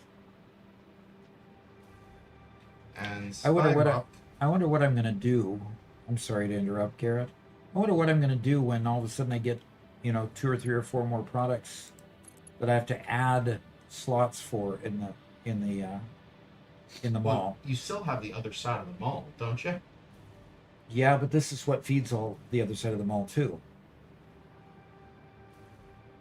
I'm sure you'll figure it out. It's not a problem. You don't have to worry about the future. Just build for the present. Well, I do have a bunch of vacant slots that are Good. just not identified yet. So, And IS Base cheered 200 bits. Says, "Hi Doc, have enjoyed your tips on TikTok." all right. Very good. We have TikTok. Yeah, we've Do got have, about 95 of our tips on TikTok. I haven't put the last, 10 or so. Just haven't Okay. had the time to get those up there. But Yeah, they should be caught up to us very shortly, and they'll be receiving they are. the new They've been ones, caught up to us for about 2 weeks, except last 10. except for the last 10. Well, as soon as they're caught up fully, Okay, they will wait a be minute. receiving new videos What do you mean by caught up? once they have all the videos released that we currently have made, We have all of them released and have for about the last 2 weeks. You said, but you except the said last 10.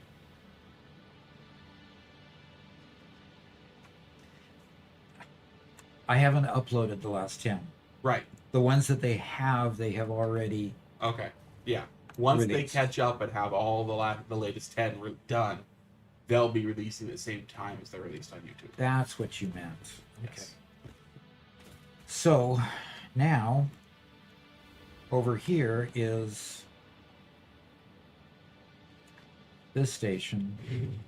And how far does this one bump out? Because I want to put the station far enough that direction, far enough away from me, that I can build all of them and not interfere with what's already been built here. I think you should probably, clear quite a bit of the pink forest to your right. It's probably going to take up that whole platform. Yeah. I'm going to have to build out at least as far as this diagonal goes. And Spyrup said, "Is this modded?" And yes, it is. We have some quality of life mods that we use. Okay, now, what do I have in my hands? I do have a chainsaw in my hands. It's Bits pops in and says, "Happy birthday, Doc." All right. Thank you very much, Bits.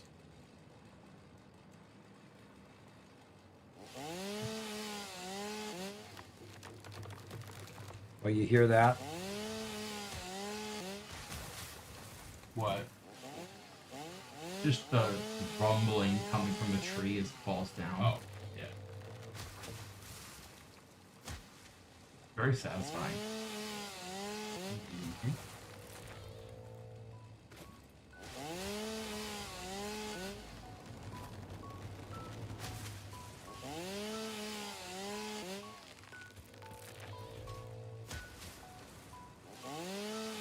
Walker says he doesn't have a very good PC, so he might try modded. He might try the server, just to see if his computer can handle that game a little better. It's possible. I've seen some varying results, but I definitely say stick with a modular factory if your computer's struggling a little bit. Keep things separate. Try to not use as much lighting.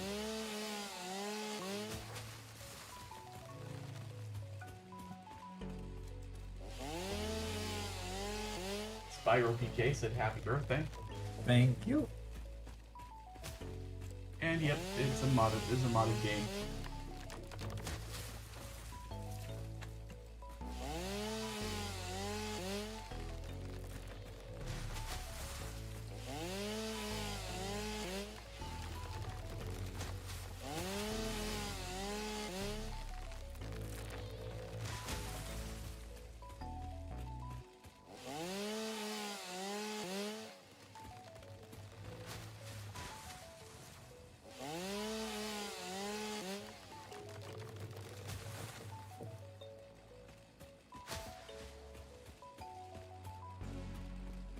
These are big trees.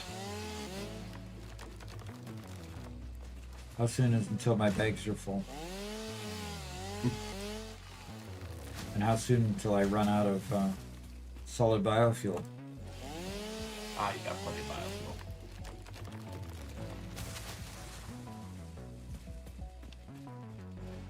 Hellwalker says, my settings are too low to have to worry about lights. I don't usually build pretty factories. Oh. He's like me. He builds efficient factories.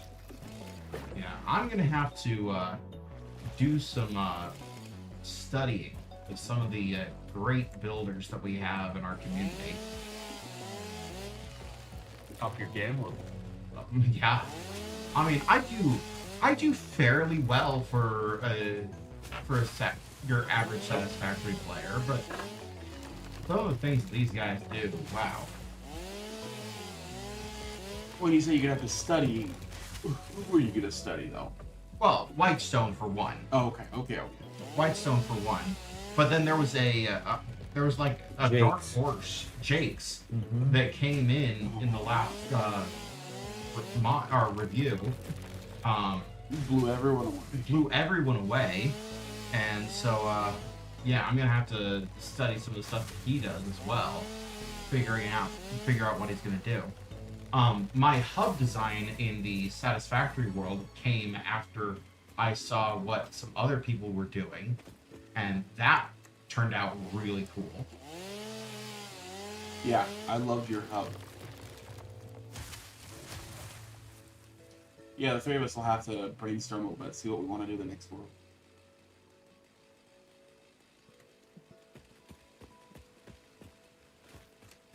The Tom Skelton says, "Hey Doc, happy birthday! Just started playing on the console release, and your YouTube shorts have been an absolute savior.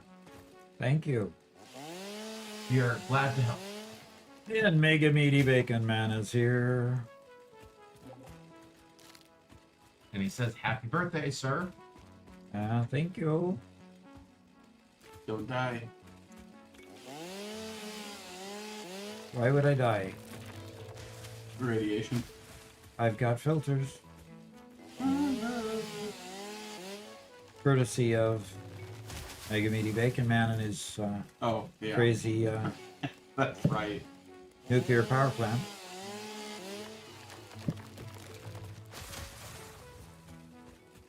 Mega Meaty Bacon Man says, "I'm logging in. Are you working on your birthday tasks?" I am. I'm working on the output to the mall at the moment.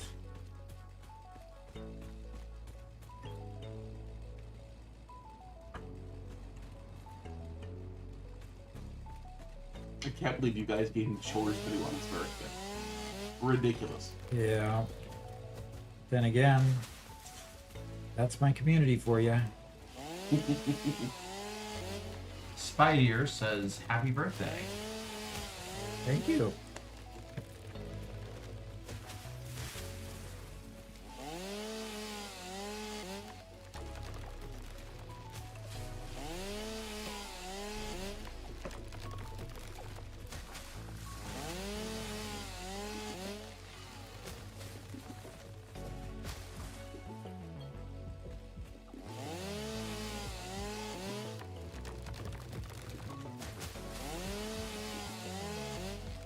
Yeah, I've always wanted to do a little prettier builds, but you know, by the time I spent all of my brain juice on getting the factory to look good and function well and all the right inputs and outputs, and it comes time to decorate it, make it look good, I'm just like, Yeah, that's where you get somebody else. yeah, I'm done. Get somebody else to focus on that part while you focus on factory efficiency. Right. I've done my work. I've been glass walls, peaked roof, done.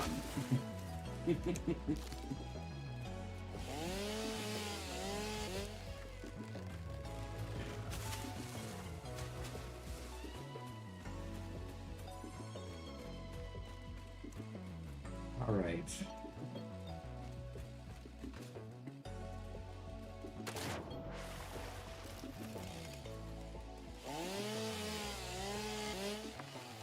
By the way, everybody, we are saving the planet by chopping down all these trees. This planet has a CO2 based atmosphere, and so by having trees, it turns the CO2 into oxygen, which is toxic to everything. So cutting down the trees is helping the environment. Okay. Oh, okay.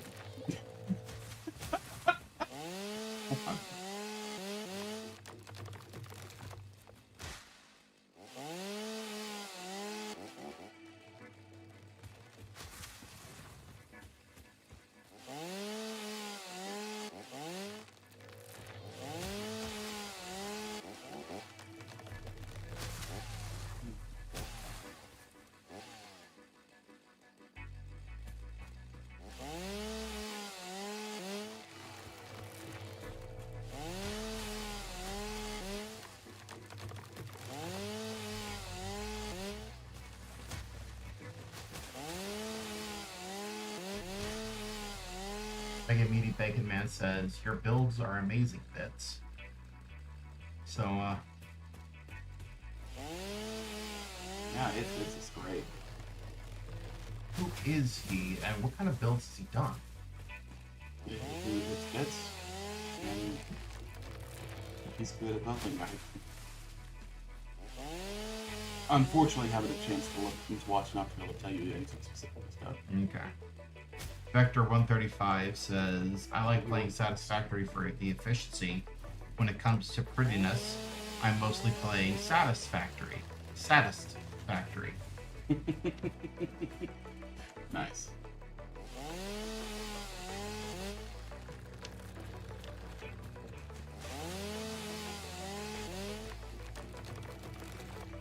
Well, if you're worried about that, you should see my first few videos.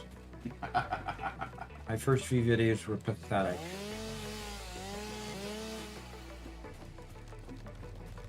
Yeah, well, gotta start somewhere, right? You don't have to agree wholeheartedly, Robert. Yeah, when you started playing this game, you were terrible. Luckily, you've improved a bit. In fact, I featured the build in one of my videos, my old build in one of my latest training videos that you can find either here or on Ping Players. And basically, I used it to illustrate, what not to do. What not to do in your world. Anyway. Like getting lost repeatedly. Oh, come on. I had fun getting lost, and Robert had fun making fun of it. So, That's the number one reason why I want you to play other games. To make fun of you some more. Can't make fun of you in Satisfactory anymore. That's true. Gosh, that's right. You haven't made fun of me in Satisfactory for a long time. I hope you can know how disappointed I am. Yeah, you probably are.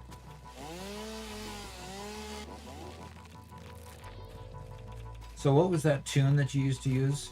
Hackety Sax or something like that? Yep. Whenever you did a montage of me doing stupid things. Yep. It was great. It was great. I also used to do a montage of you cutting timber forever. That hasn't changed, so. And sometimes I get to do it for legitimate reasons, like just now. I'm gonna go lighten up my You bag. could have gotten explosives. Oh, that wouldn't have been any fun. I'm sorry. Explosives are less What? fun than chainsaws? The heck? What?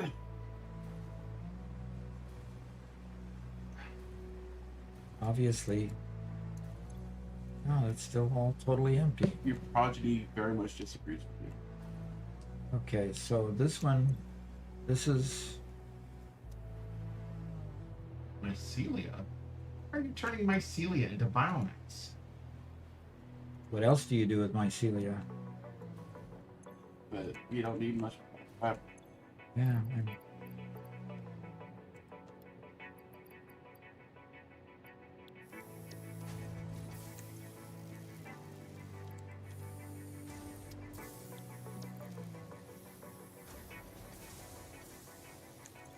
Chinko says, poor Garrett doesn't go out into the satisfactory world outside this one. Tisk, tisk. Are you saying that I don't touch grass? Correct. No, I think it's that you don't watch Satisfactory creators much, so you don't know. Oh, yeah. If that's what you're accusing, you're absolutely right. If you're saying that I don't touch grass, I was out at 7:10 this morning, walking my dog. 7 a.m. Why didn't you come say hi when you walked your dog then? Because I was here. Oh, Been working for 2 hours already, so great for you. But you can't accuse me of not touching grass. okay. All right. Mega Meaty Bacon Man says, the morning is a time of pure silence. Yep. As much as I agree with you, I don't think that you'll be able to get Doc to agree with you. He's had too many kids. See, that's why I stay up in the evening. I get to be here without anybody bothering me, least of all Doc.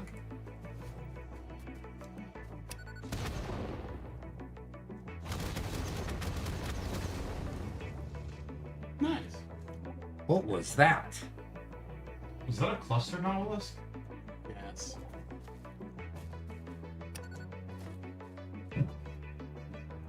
Well, cluster novelists are the best for clearing out territory. Yeah. Who's helping me? My guess is bacon.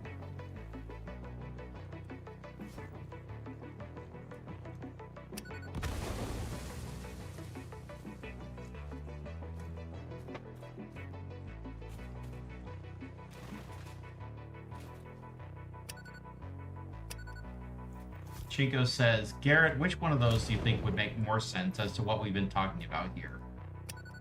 Chinko, I don't know when it comes to you.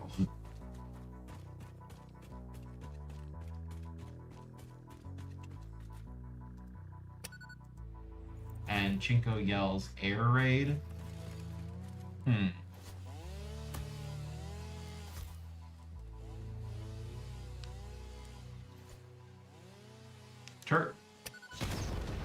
Turdferg says, I gotta plant all 240 and light it up at once.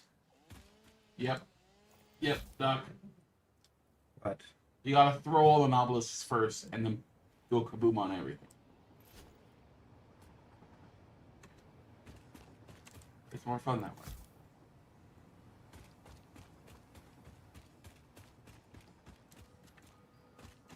I was really surprised by that. Well, that means I can just go right up to it. Go like that. Go right up to it.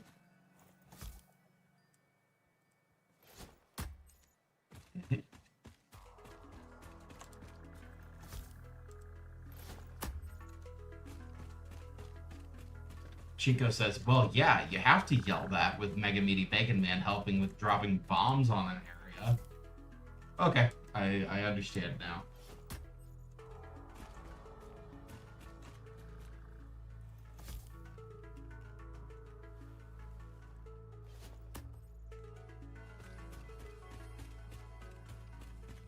I'm most curious about these 3 trees. Yep, 3 all at once.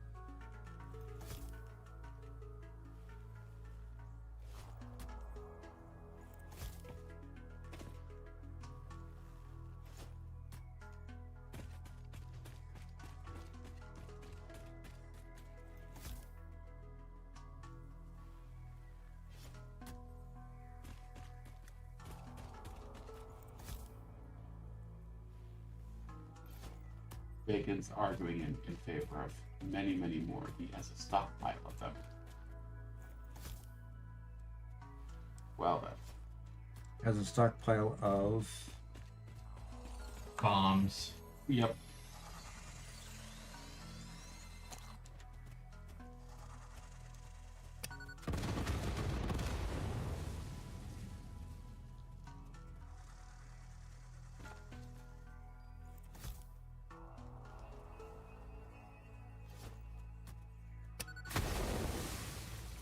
I like it how the tree disappears before it explodes.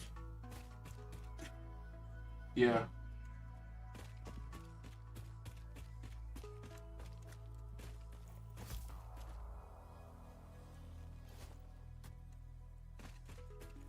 Ooh, that sounds like fun, Bacon. And Are we Bacon going to read Bacon them Man out loud? Go ahead. Says, I've covered a train with fireworks before. It's glorious at night, but you set it off while it's mobile. Ah, not bad.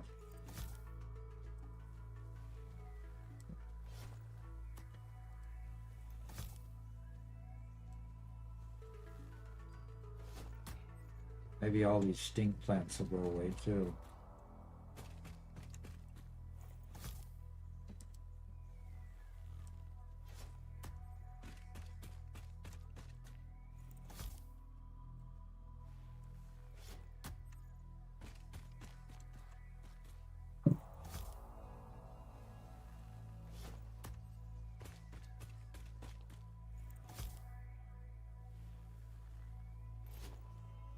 They're not as fun to watch when you blow them up because they just disappear instead of falling. Hmm.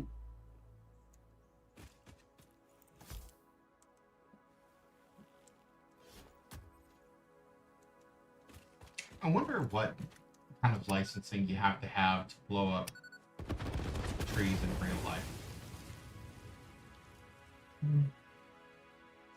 Let me pull out my pocket constitution to show you. Thank you very much. Okay, Robert. I get what the Constitution says. But let's talk realistically.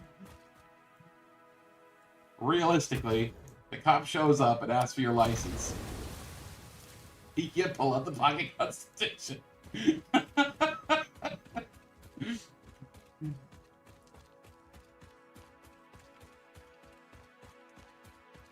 So I do wonder how much damage you could do if you just drilled a hole in a tree trunk and stuffed it with a whole bunch of firecrackers.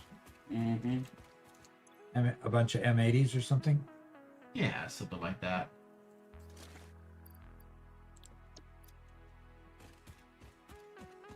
I mean, trees are pretty tough. Are pretty solid. I can't imagine it not doing damage.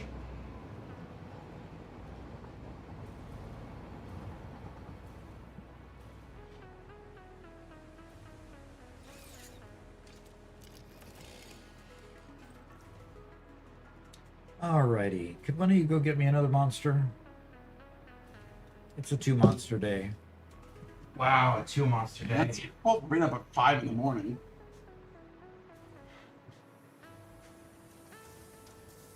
And yeah, we're all kind of flagging a little bit. Mm-hmm. Thank you, sir.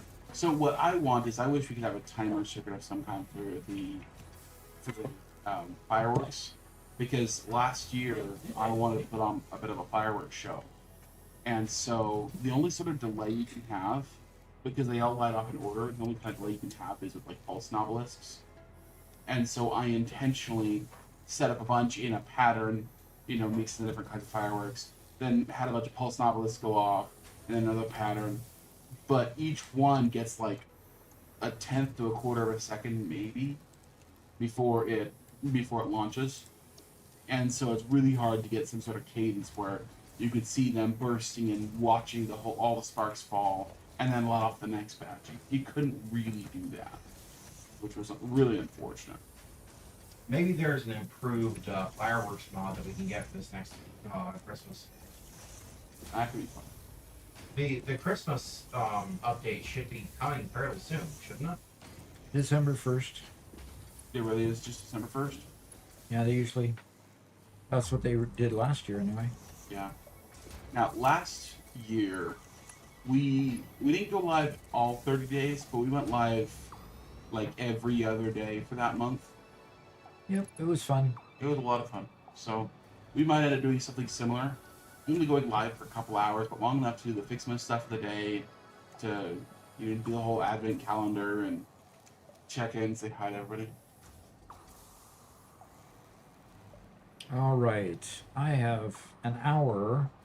I'm going to see how much of this train station I can get built and actually hooked up. Pioneer, hydration level suboptimal. Ingest water. Cheers.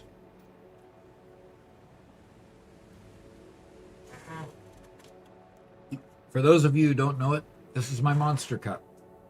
See the Monster logo on the side? It has a green ring down here. That's why it's getting green screened out, and has a green ring up here too. So those two get screened out and look really odd, but that's a beautiful Monster Cup. What are you going to do, Robert? Oh, I'm just, taking off the chroma key for the moment. yeah, for just 1 second. Kaboom, there you go. Yeah. Now they can see. It is a beautiful cup, printed on my Anycubic 3D printer. Oh, Cordman's gone. It's okay. Ah, shucks. Cornman had a bad experience. Oh, what?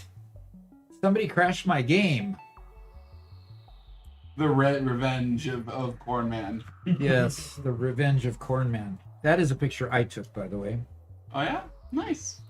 Lexi says, but yeah, Doc, I really think you, Garrett, and Robert should start next stream on a new Mega Factory. Okay.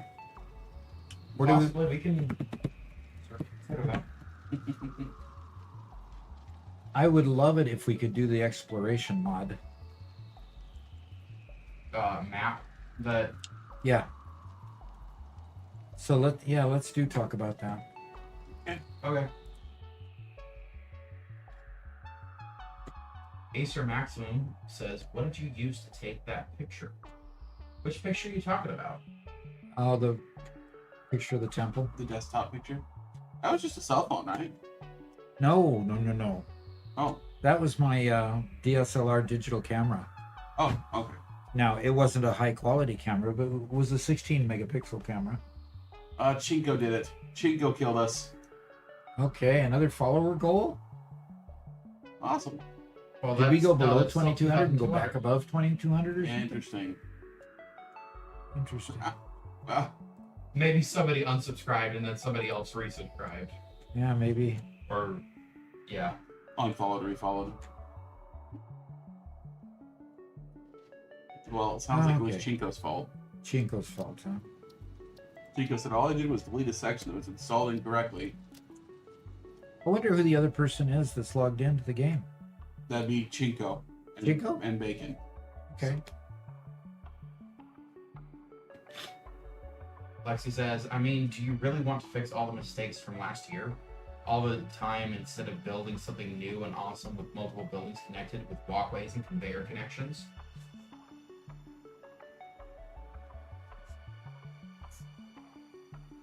I mean... yeah. It's a hard question. Doc would love to. Doc would love to start a new world every month. He's still in love with this game. I am so in love with this game.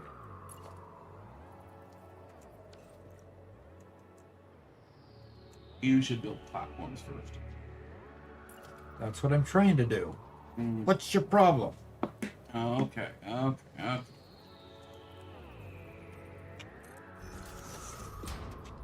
But you guys haven't seen Chaos yet.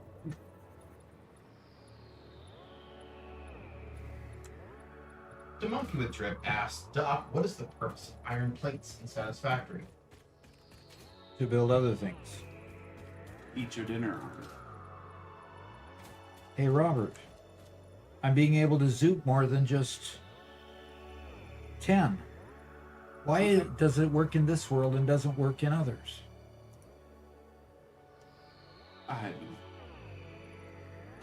You're supposed to know the mysteries of the universe, Robert. You can't say I don't know.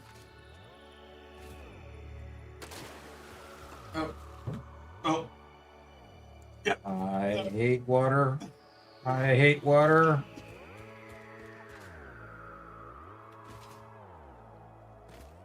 Look at how beautiful this is. Mega Meaty Bacon Man says, nah. Just build on the corpse of the old factory and keep going up. Yeah. I do believe And we're Lexi going to says, do something different. "Here, Doc, you did ma'am upgrades."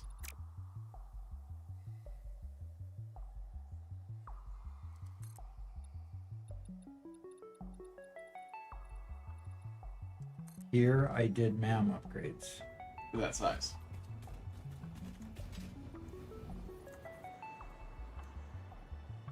Really? So, oh, in other words, The mod added. I didn't do the mod MAM upgrades or the mod tier upgrades. I haven't done either one of those.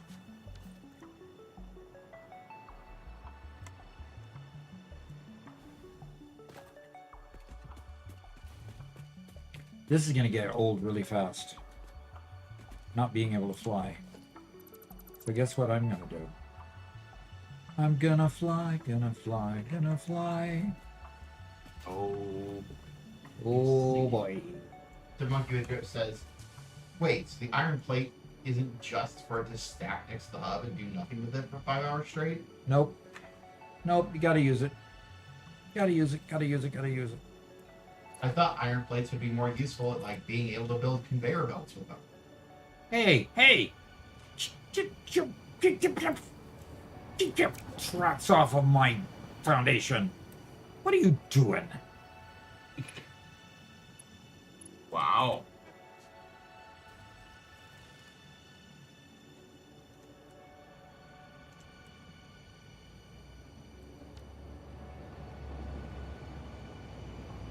Listen, cat. Stop rolling over. Lexi says, you, Garrett, and Robert should use this time on a stream to start discussing the next Gigafactory, what mods to use and all, since now we can give advice. I think that's enough on that subject. Are you getting tired of the advice? Garrett, are you getting tired of advice? We'll decide whether we're going to do it that way. It sounds like a good idea, but we got to talk about it. Sounds like a big put off.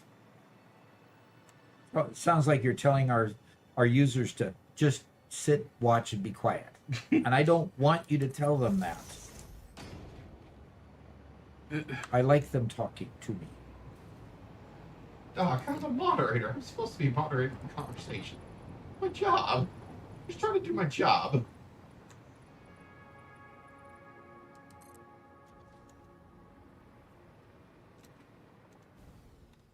The first time chat from Let's Play It Out, too. Hello. Let's Play It Out is here? It's No, not that's Let's Game It Out. Okay. Well, welcome I to you didn't as think he well. would come and watch a civilized build. It might be poison to him. Yeah, it might be.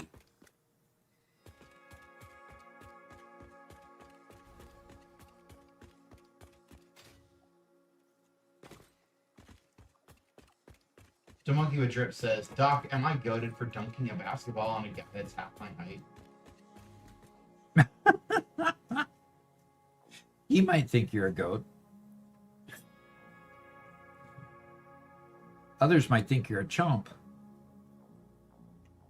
Unless it's a midget, then it's fine. Then it's just plain funny, yes. Oh, God.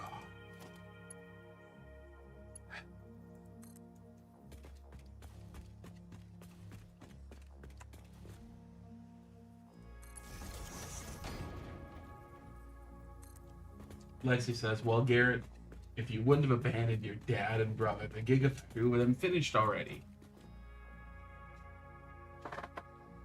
Yeah, It Garrett. really is Garrett's fault. Yeah, Garrett. If I had continued, you guys would have had more streams with me falling asleep in my chair. We're talking about you. You finishing to continue to help, not continuing to be Garrett. What? Excuse me.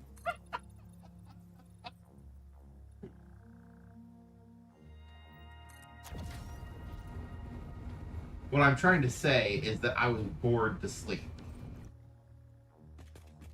Born to sleep? Is that what you're saying? Bored.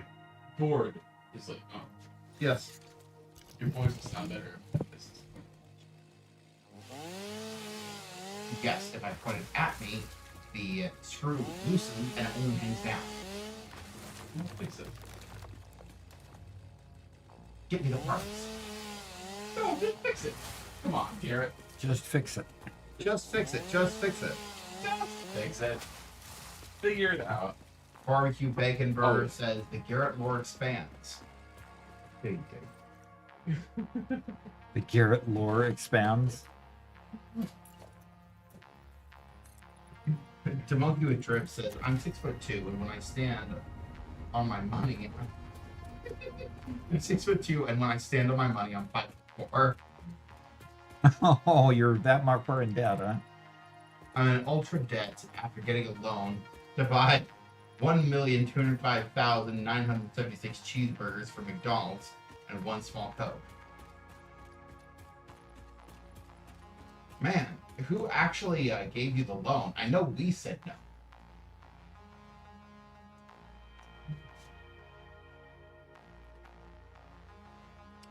Well, the Dimensional Depot has failed us. I have to wait for the Dimensional Depot to load.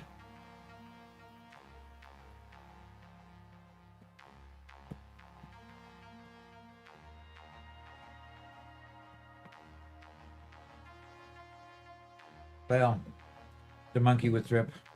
The nice thing about getting to the point of retirement is usually you've saved up enough money to get out of debt completely and not have a mortgage and not have any debts on credit cards and so forth. The day will come when instead of paying debtors, you'll pay yourself.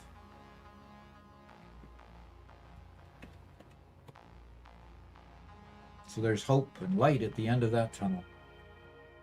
Bought the bank, gave myself a loan, then put the bank on black. So I lost the bank and couldn't cancel my.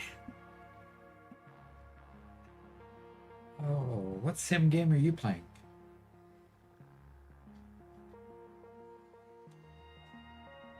All right. I have a little over 100 more concrete to get, and then I can finish this foundation. I can start making train stations. But yeah, I like the way he puts it. I'm 6'2", and when I stand on my money, I'm 5'4". Mm-hmm. I like that. Oh, that one's a good one. That one's a good one.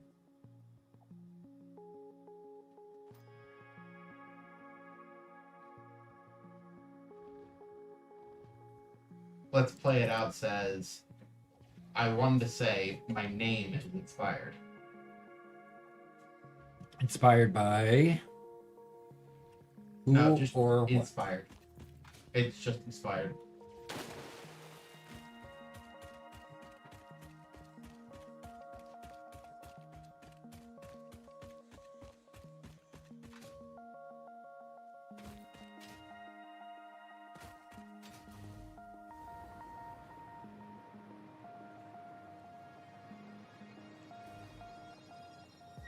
Well, I need at least 3. Oh, inspired by Let's Game It Out. Okay. That's kind of what I thought. So that's what I ended up seeing when I saw the name.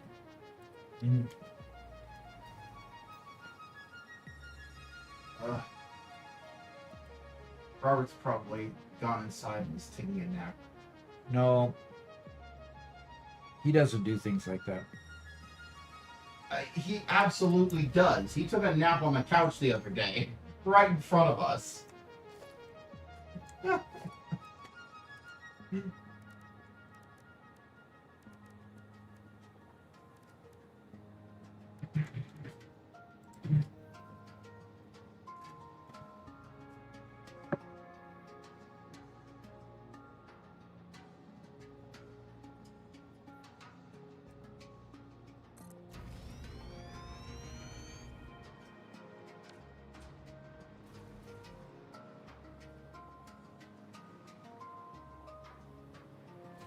What's going on there?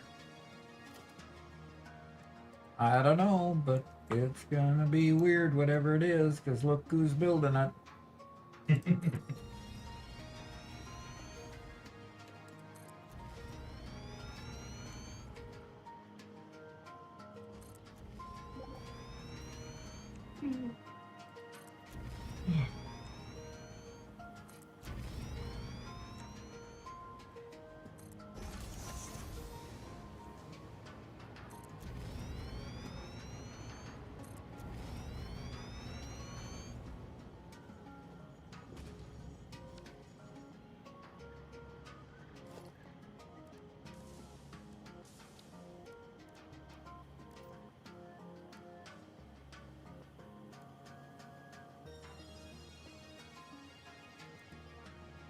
You may pet the cat.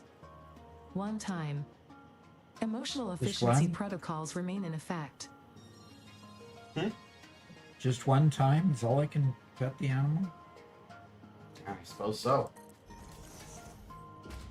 You heard Ada. There you go. Okay.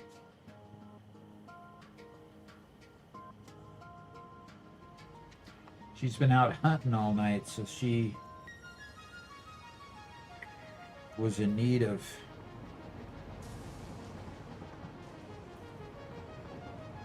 Well, that's exactly what we want out of her.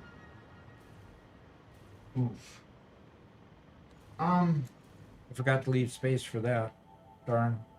Yeah, and I don't think that you've got enough space to move the, to get the rails in now. Need 3. 1, 2, 3. That empty space plus 1, 2. Oh, you're gonna put them on there one after another? I was going to, but obviously I've got to allow some space for these to have a lift to go down under, so we can pull in the product. It might also be valuable to have a wing area so that trains can come off and won't be interrupted by another train coming to get the same item. You know, details. Just let me work things through, please. Please. The monkey with drip says some more insane stuff. My favorite color is shiny, and when I'm sick, I would probably be out of my door because I'm not losing ice in the grill after putting my car on the grill and smoking the peanut fumes out so it stays solid. First time chat from Mad Dementor says, "Lol, internet. Happy birthday." Thank you. And Daddy Dills says, "Hey, I've never seen your channel before. Popped up in my recommended, and Cool. just came in to pop in and say happy birthday." Thank you. Sean Macca says, "We just started working with dimensional depots in our game. Is it possible to automate filling them so they don't get backed up? Any tips?" That sounds like a technical question. Yes, that does sound like a technical question. So let's go to the technical question place and answer that. I just want to get this place straight here, and boom. And then let's go there. So that we just started working with the dimensional depot in our game. Is it possible to automate filling them so they don't get backed up? Yes, you hook them up. The best configuration is to have an industrial storage container where you bring the product into the industrial storage container, and then out of the top port on the other side you put a lift going around straight into the depot. So when the storage container gets full, actually before the storage container gets full, it will be loading into the depot, and then anything that's can't fit in the depot will be in the storage container. And if anybody takes from it, even if your line is not very fast, it will fill the dimensional depot at the speed of the conveyor lift. So literally putting it straight on top of the uh, commercial storage container gives you by far the best load ratio, the best load speed of any other option, as you develop somewhat of a buffer going into it, and then it goes straight into the depot. And then once the depot gets full, you keep storing things until they fill up, which gives you the best of both worlds, both storage and dimensional depot load. So hopefully that helps. And let's go back to the game. Okay. Those all yours, Robert? Yes, sir. Ooh, Robert's buying. Robert is buying again. Mega Meaty Bacon Man says I can move my little walkover rail bridge if you want. No, that's fine, leaving it there. That's fine. I probably needed to have a little space there anyway, so no, well, leave it there. Now that you've already destroyed it. No, put it there. That would be a perfect place for it, actually. Feeble Short says happy birthday. I love your videos. They've helped us so much. Good. Fantastic. You know, I love to hear that stuff.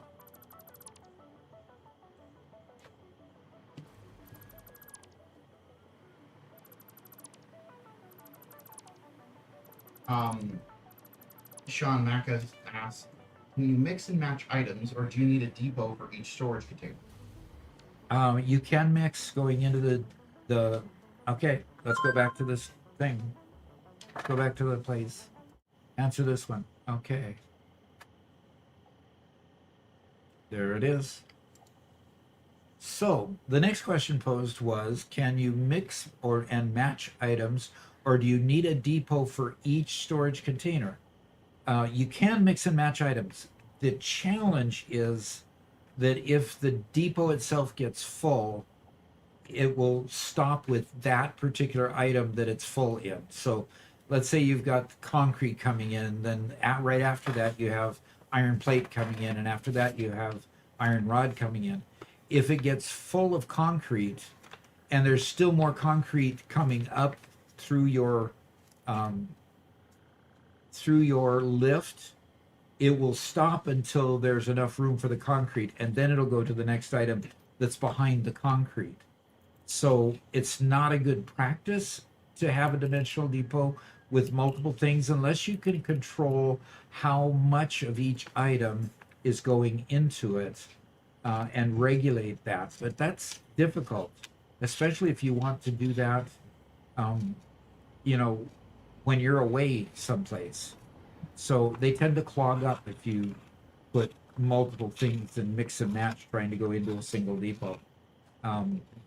I have put them in a situation where I put a container down and put a dimensional depot up there, where I manually fill the container with my extras, and then I watch the dimensional depot to see if it's topped something off, and then take that stuff out of the dimensional depot and to get it to load the next item. Manually you can do it, but you can't do it automated. Just clogs up, unfortunately. All right, hope that helps, and let's go ahead and go back to the game.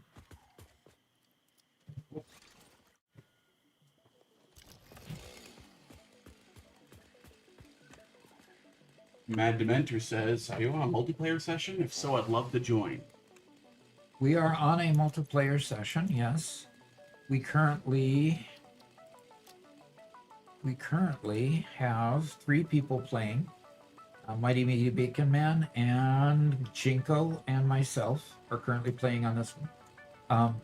We can have up to 64 people, so it's not limited by the number it's not limited at this point by any stretch. You can join if you are a member on YouTube or a subscriber on Twitch and you don't play console, because consoles can't quite do it yet. Although, watch for December 1st. If you're not a member on YouTube or Twitch, on December 1st, we're going to have a mass invite to anybody who wants to join, member or not, for our December 1st event that we're going to have. The way we've planned it should be a lot of fun, but then it's not going to be any restriction as to who joins. So that's the current skinny on it. And yes, this is our Ping Players server, and Ping Players is our sponsor too. So, and you see, if I raise myself up, if I can get to where I can see, off in the distance, there is our billboard that has Ping Players on it, because this world is sponsored by Ping Players. So, way cool. Thank you to them.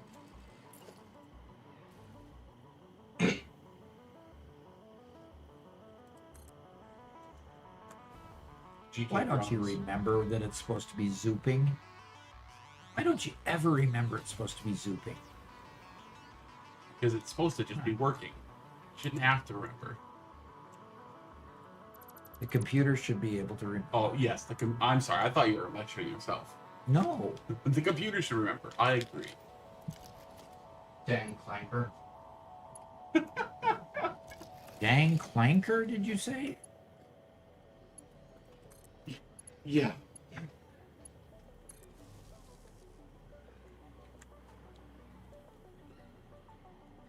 That's the quote-unquote racist term for AIs and robots. So that's what another robot calls another. One robot calls another robot when it wants to insult it. No, that's what we call robots when we want to insult them. Okay.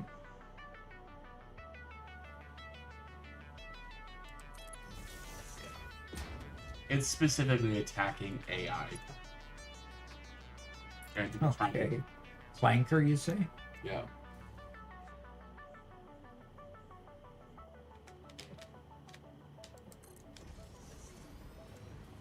Oh, that's really cool, Mentor. He says, I used to host sessions for Total Eclipse when Update 3 came. Worked on SatisfactoryTips.com with him too. Nice. Yeah. Satisfactory he's- Kids was amazing. Really? Yeah. It's not up right now. Or at least it wasn't up last time I checked it. But it used to be quite the resource. Mega Meaty Bacon Man says, yes, Robert is very offended right now. Stop it.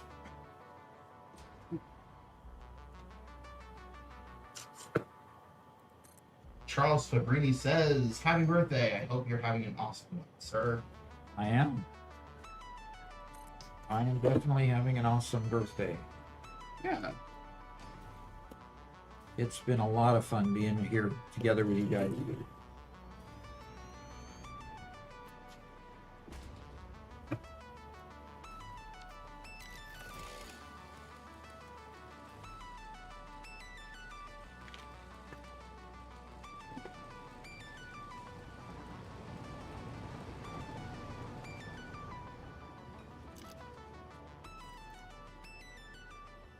Monkey with Drip says, whoa, I didn't know Doc was such a gangsta.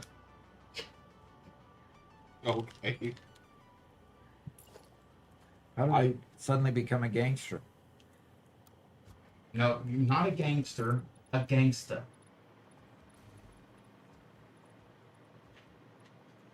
Bridge. Building into the bridge. Okay, I was waiting for it to turn red to tell me I was running to the bridge. But it didn't. I've done it. Car poles. Mad Dementor says, unfortunately the site is down again since he was the one doing articles for it on his own. I really enjoyed it. Yeah. It's a lot of work running a site like that. And he So it was a site. It wasn't a batch of videos. No, satisfactorytips.com was the website. And he was writing articles for it. Okay. Did some of those articles end up in the wiki? On probably not as articles, but no, his was some Pretty awesome stuff. Yeah, He says check it out on Wayback Machine one day. to do that. I had forgotten about Satisfactory Tips, but yeah, that was the site. If you want to be good at the game, that's really cool to hear that you worked on it.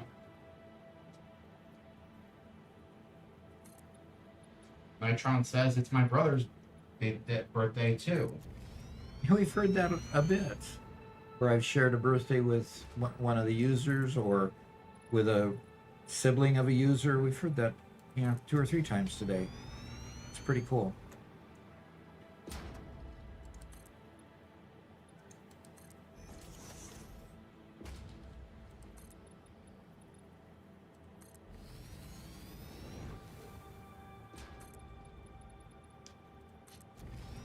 So, Mad Dementor, what did you do with the site? Were you an admin on the site, or if he was doing the articles, what was your role?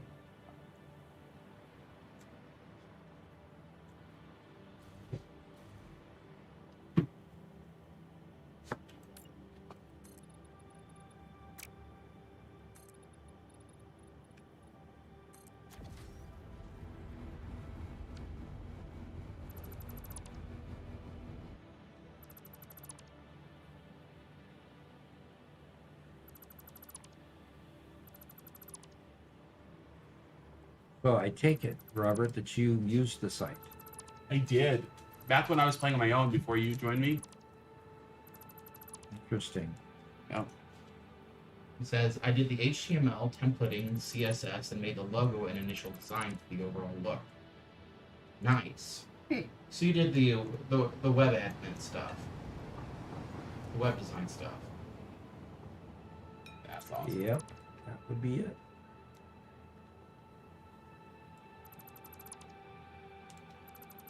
Well, I don't think I'm going to do this again. I figured cleaning it up afterwards would be easier than doing it firsthand, but no.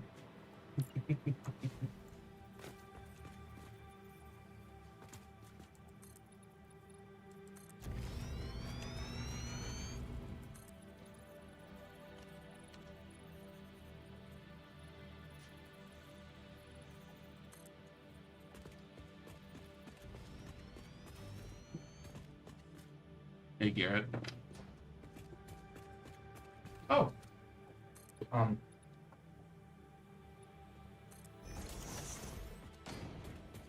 nice. You were talking about those the other day. No, it wasn't. No? Well then. These are granola bars. Yeah. I was talking about bags of granola. No, you said at one point you even bought the bars and would crumble the bars into a bowl. But it got to be too expensive. I never said. You literally said this I never exactly. said that. Garrett's having amnesia now never of said both that. doing it. You said you used to buy these and crumble them into the bowl, but it got way too I expensive. will do that. But no, I was talking about the bags that you can buy of this stuff. You buy No, bags of and then granola you bars? and then Oh, you that said makes no because they sense. were so Of broken up expensive. granola. Not bars. You buy bags of granola as a breakfast cereal. That's ridiculous. Why would anybody I'll ever buy I'll bags? still crumble them up. They're still good. They're actually cheaper than the cereal itself Well, per ounce. per ounce. Cheaper per ounce. Well, I'll certainly do that.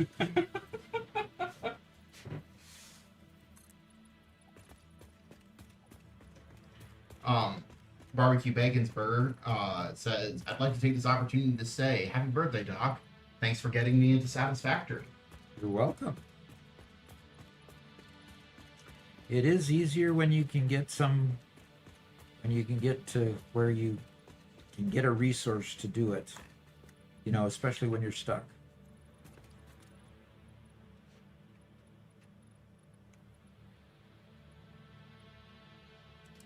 Dementor says, yeah, it's simply what's generally known as front-end design and development. Mhm. Also, docs to download had to be put together. And on Saturdays, I host the Twitch multiplayer sessions for Total's live streams. That's cool. Do you still work with him at all?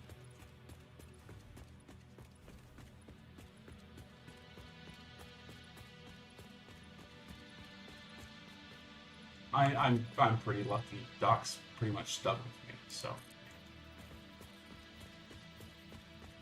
You're, no, really? Yeah, you're stuck with me. Even if we move a different direction, it'll be us going a different direction.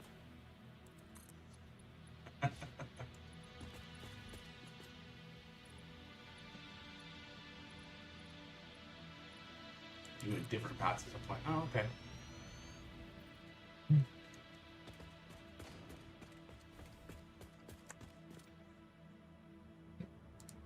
And Mad Mentor says he's from Germany. Yeah, we've got a lot of German friends. That's I awesome. mean, German and engineering, I mean, come on. There's a reason why I'm talking about it. Okay, Doc, you got about 15 to 20 minutes left. Oh, really? Yeah. So you have about that much time to get it all done.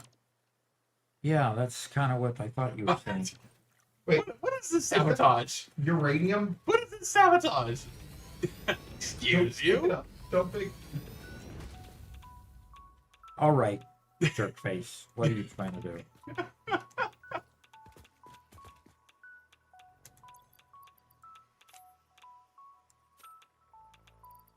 I'll just hover there and. Yeah, you have to jump over the edge and do it. Bacon says I leak uranium sometimes. Oh, there it is.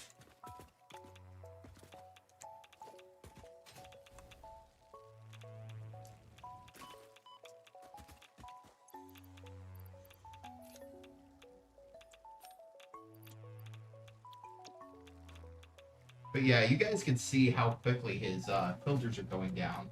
It's very easy to accidentally get some uranium into your pocket just by making a mistake, and you just die. Or by deconstructing a uranium power plant. All of a sudden you've got them in your pocket. You don't realize why you're dying, and you just can't figure it out, and you die. Uh-huh. All right. Go ahead. Take me to the office. First time chat from Audrey Plays Nice says, "Hi, Doc." Hi. Hi. Good to see you. Good to see you. When I said you have 15 minutes, you have 15 minutes till you have to go to the office. Till I have to go. Oh, Yeah. that was my 15-minute warning. That was your 15-minute warning. Yeah. Ooh. Now what's he doing? Oh. Over the train. Love it. Yeah. Oh. You're You need to crouch. There you go. Put Oh, your body back on. So those are from street lights that are shining the red down. He's definitely an Barbecue artist. Bacon's Burger has a technical question. He does. Okay, thought we'd pretty much gotten done with all those. Thank you. Appreciate another one. Gotta scroll down quite a ways. There we go. All right. Do storage units, malls, work like industrial storage unit with a smart splitter connecting to a sink? Basically, I'm going to interpret that as asking me how to construct one. And yes, what I have is I have conveyors coming in, and there are overflow sinks on all of them. And if the container gets full, it goes to the overflow and goes to the sink rather than staying in, rather than just staying on the conveyor. That way it doubles as two benefits. Number one, because all the mines are infinite resources, it just sinks product and gives you coupons. The coupons eventually grow into getting all the statues and all the decorative items that you need, as well as all the construction items and recipes that are available in the Awesome Shop. So yes, you do an industrial storage unit, you do a dimensional depot on that same unit, and then you sync what gets overflowed from Dimensional Depot and the storage container to give you coupons. So yeah, hope that gets you the answer. Appreciate that question. All right, back to the game, and I'll see if I can power up a few more of these things. Scarlet Rose says, "Happy birthday, mate. You are the reason my son and I play Satisfactory." Oh, great! Another family affair. That's good. That's really, the best really way to good. play the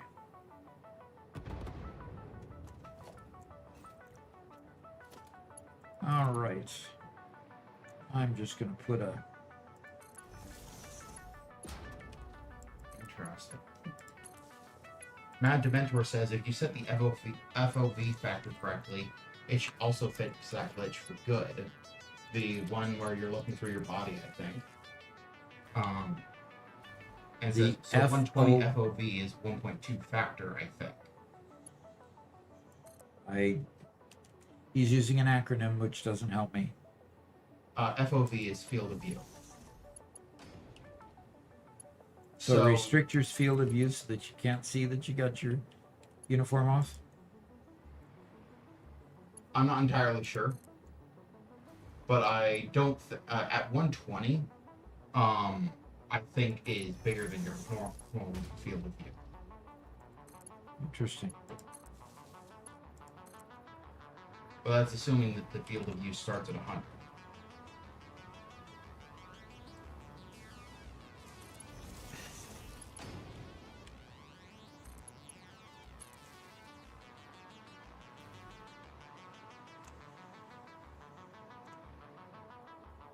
Okay, so I'm going to need a whole lot more stations than this, folks.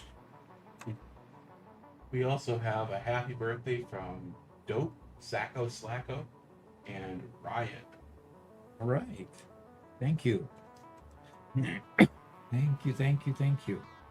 Doc, have you ever had a personal happy birthday from SPD people before? No, I never have. This has been quite the awesome experience. We, I think, need to do a little bit of research into controller, playing the game on controller and on console, because we got a question from Chris Garcia asking, how do you do Zoop on controller? I'm new on PS5. Yeah, we that know would that? mean we'd have to do some research. Let me check to see if the wiki has that answer.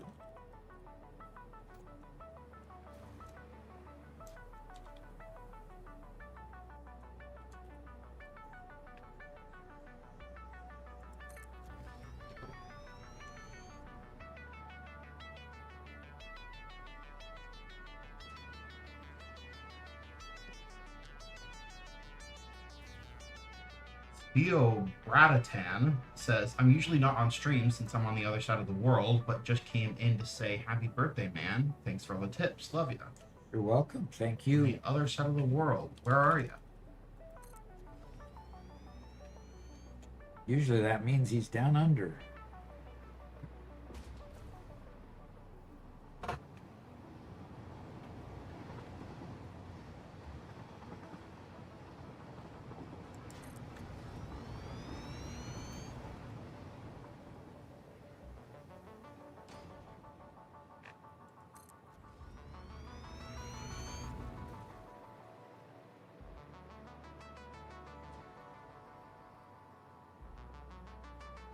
Romania. Interesting. Okay, well, that's about as much of the other side of the world as you can get from us. And that's pretty far.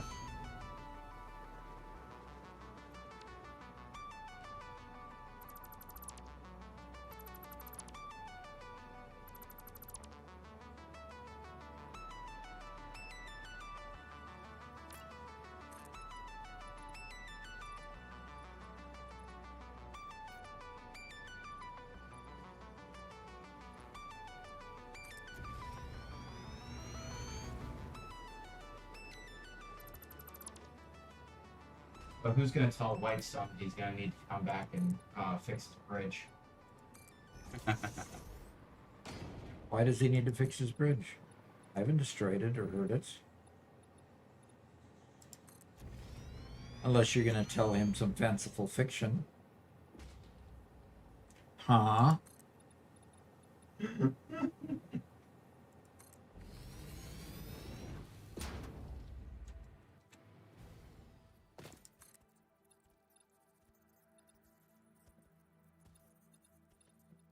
Mad Dementor says, I remember having this effect with body add-ons being offset.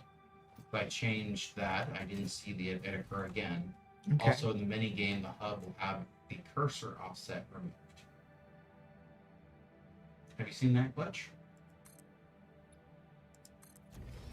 The cursor offset? Maybe I have. Maybe that's the problem I'm having with getting the mouse cursor to move when I play Productive Packer. Oh, well, we'll have to change that FOV and see if that happens again. Yeah. Obviously, I need to cut some trees over here.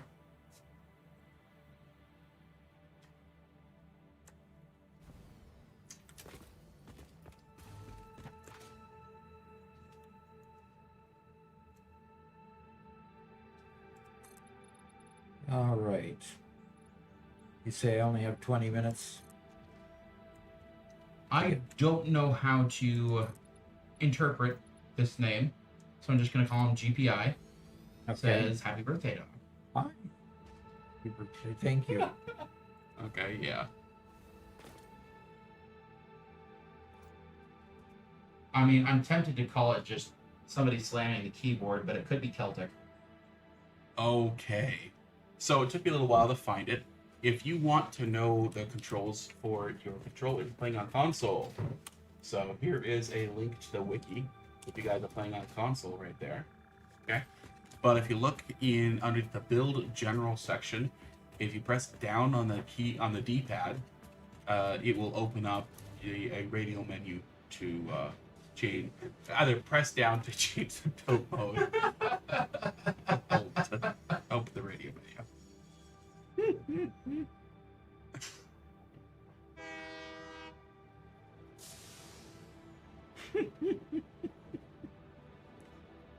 Oh, my. Well, well, well. Doc, He's already playing with my trains. he says it's stuck. It's stuck. Well, Oh, now he's running it backwards. I'm sorry, but it's your own fault. He's not stuck. No, I'm sorry you had to run another train into it and crash into him.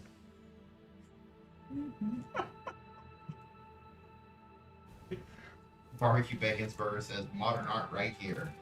Yeah, so true. This is our specialist in modern art right now. Mega Meaty Bacon Man says, it lives there now.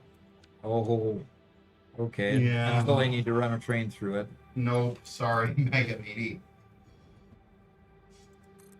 We will just continue having to slam it with trains until it is gone. We have practice.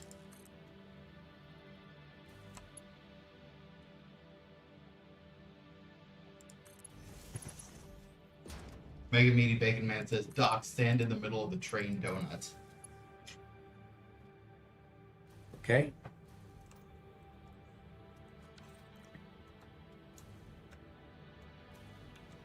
If I can get in the middle.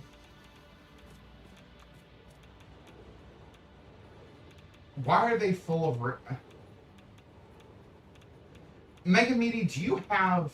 Yeah, they're full of radiation, Doc. Get out of there. He's just burning your filters. Mega Meaty Bacon... No, they're all locomotives. He has them on his person. He's burning through his own filters right now. Okay. That's what's happening. Matt DeWentor says, that's so trippy. No kidding. Kidding.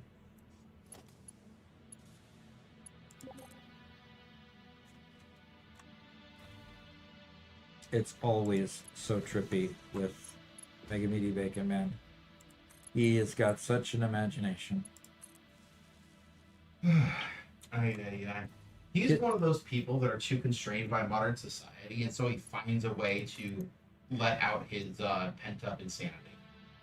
Yeah, that's just about it. And his hero in life is let's game it out.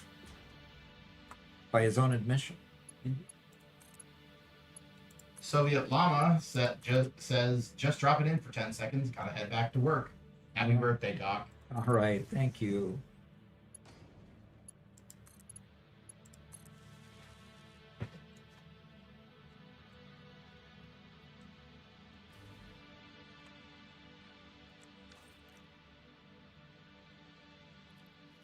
Mega Meaty Bacon Man says, let's give it out. It's the reason I started playing, because he made the game look interesting.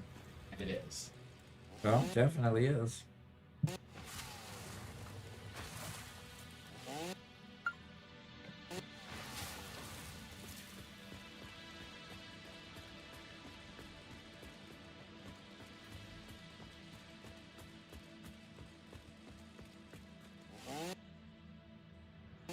Every once in a while I get that glitch where the sound doesn't continue for this chainsaw, which really doesn't bother me much. Yeah.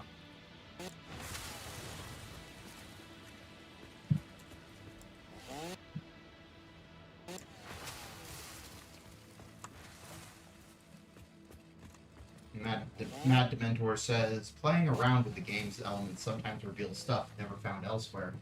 Yep. It's people like Mega Meaty Bacon Man that I always wanted to find when I was testing my software. Yeah. Because they'd be guaranteed to break it if it was breakable.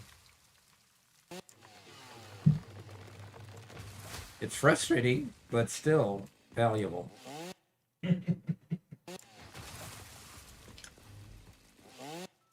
Has Mega Meaty Bacon Man ever crashed our server, though? Yes, multiple times. Oh, really? But it's a mod issue. It's an issue with the mods that are a little buggy, and when you go to dismantle something built by those mods, because those mods are a little bit buggy, it will crash the server. Oh, But I've tested the exact same situation that crashes my own private client privately. So yes, but no. Oh, so that's what was going on when Chinko dismantled something earlier. Yeah.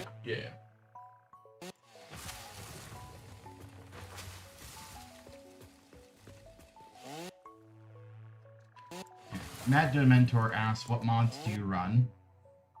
And, well, we've got quite the list, but they're mostly just... Oh, look at what he's doing now.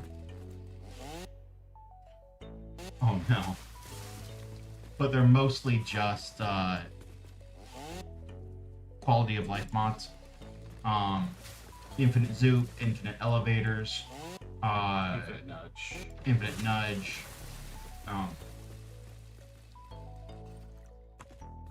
Splines.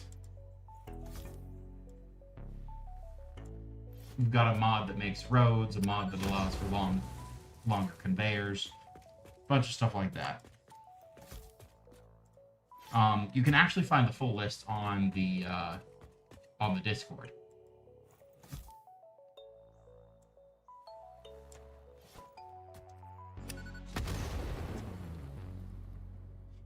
All right. Infinite will crash NES. Infinite will crash the game at some point, right?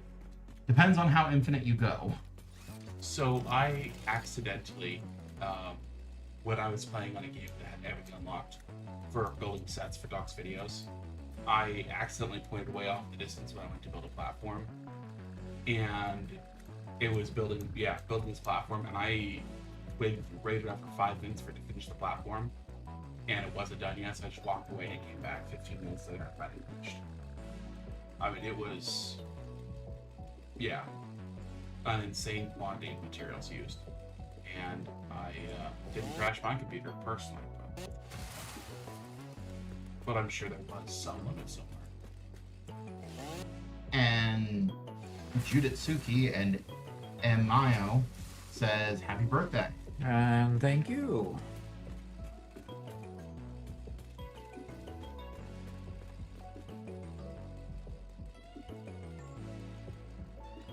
Well, Doc, it is about a quarter chunk. Okay. Take you to your office. Yeah. Well, Yeah. Let me how get long back to until the. this is done?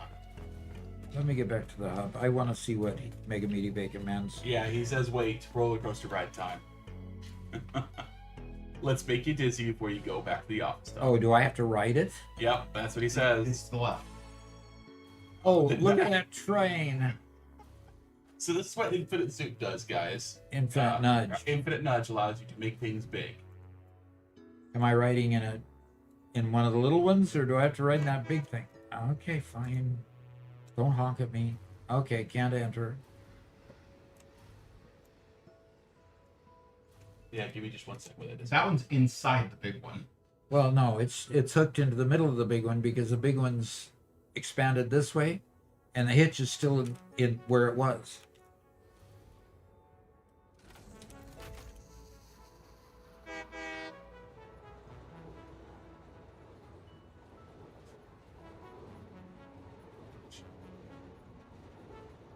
Okay.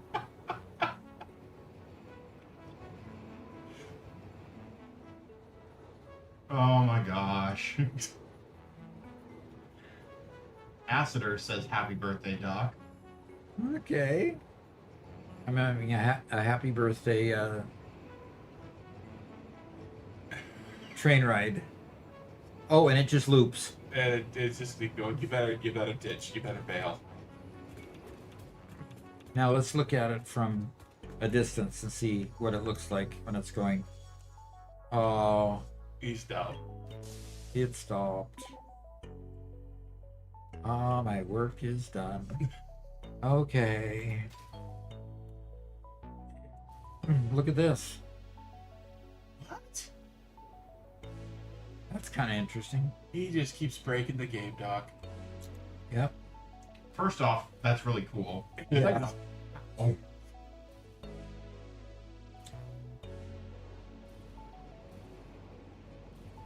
All right. I just want to park myself in my office, and then we'll.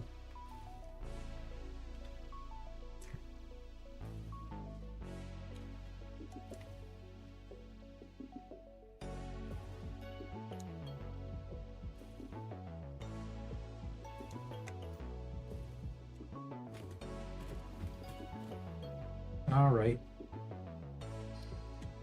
Okay, go ahead and take me to the office. All right. Well, hey, it's been a wonderful day. 50 subs from one person, several subscriptions, several direct donations. It's been a lot of fun, and thank you for helping support the channel. I really appreciate it. And thank you for all of you console players that are coming to join us and starting to get involved and getting to play the game on your console hardware. That is really cool as well. I am looking forward to the integration between console and potentially console and PC to play back and forth. I don't know if it's even possible, but if it's possible, Coffee Stain will figure out a way. We are sponsored by Ping Players up there. Ping Players, okay, over there. Ping Players is the server I just was playing on, and you saw there were 3 of us playing and doing all kinds of crazy things. There wasn't even a hitch on my side. It still has the same challenges that the regular Satisfactory server has. If you put a private one, or even if you hosted a multiplayer, that still has some of those same challenges. It's not the server's fault, and we saw me crash once because of that. But gosh, it's been incredibly stable and strong. So if you want a multiplayer service, Doc 35 will give you 35% discount, and go there. Setup is really simple. So enjoy. So thank you, Acider, for the happy birthday there. And Mad Dementor says thank you. Okay, roller coaster ride time. Yes, it was fun. Hollow that. Yeah, Holothar. Okay, Holothar says happy birthday, Doc. May your belts always be balanced. That's kind of a corollary to May the Force be with you, something like that. It's fun watching. I'll try to be there for December 1st as Dementor. So that would be fun. I'm expecting a good number of people to register for that. We're gonna have to figure out how to get people registered so we recognize them when they come in, and we can track their progress and track who wins and who loses. We're gonna be as soon as we get it all planned, we're gonna ask ping players to put up some prize money. So hopefully that'll bring the incentive for people to come on into. So watch for a short to come out that will advertise it. Oh, Mega Meaty says you could put a billboard with people's names on, so you know exactly who's who also. Yep, that's true. That is true. So, guys, we're going to be back on Thursday. And coming back on Thursday, we're going to play Dock and Son.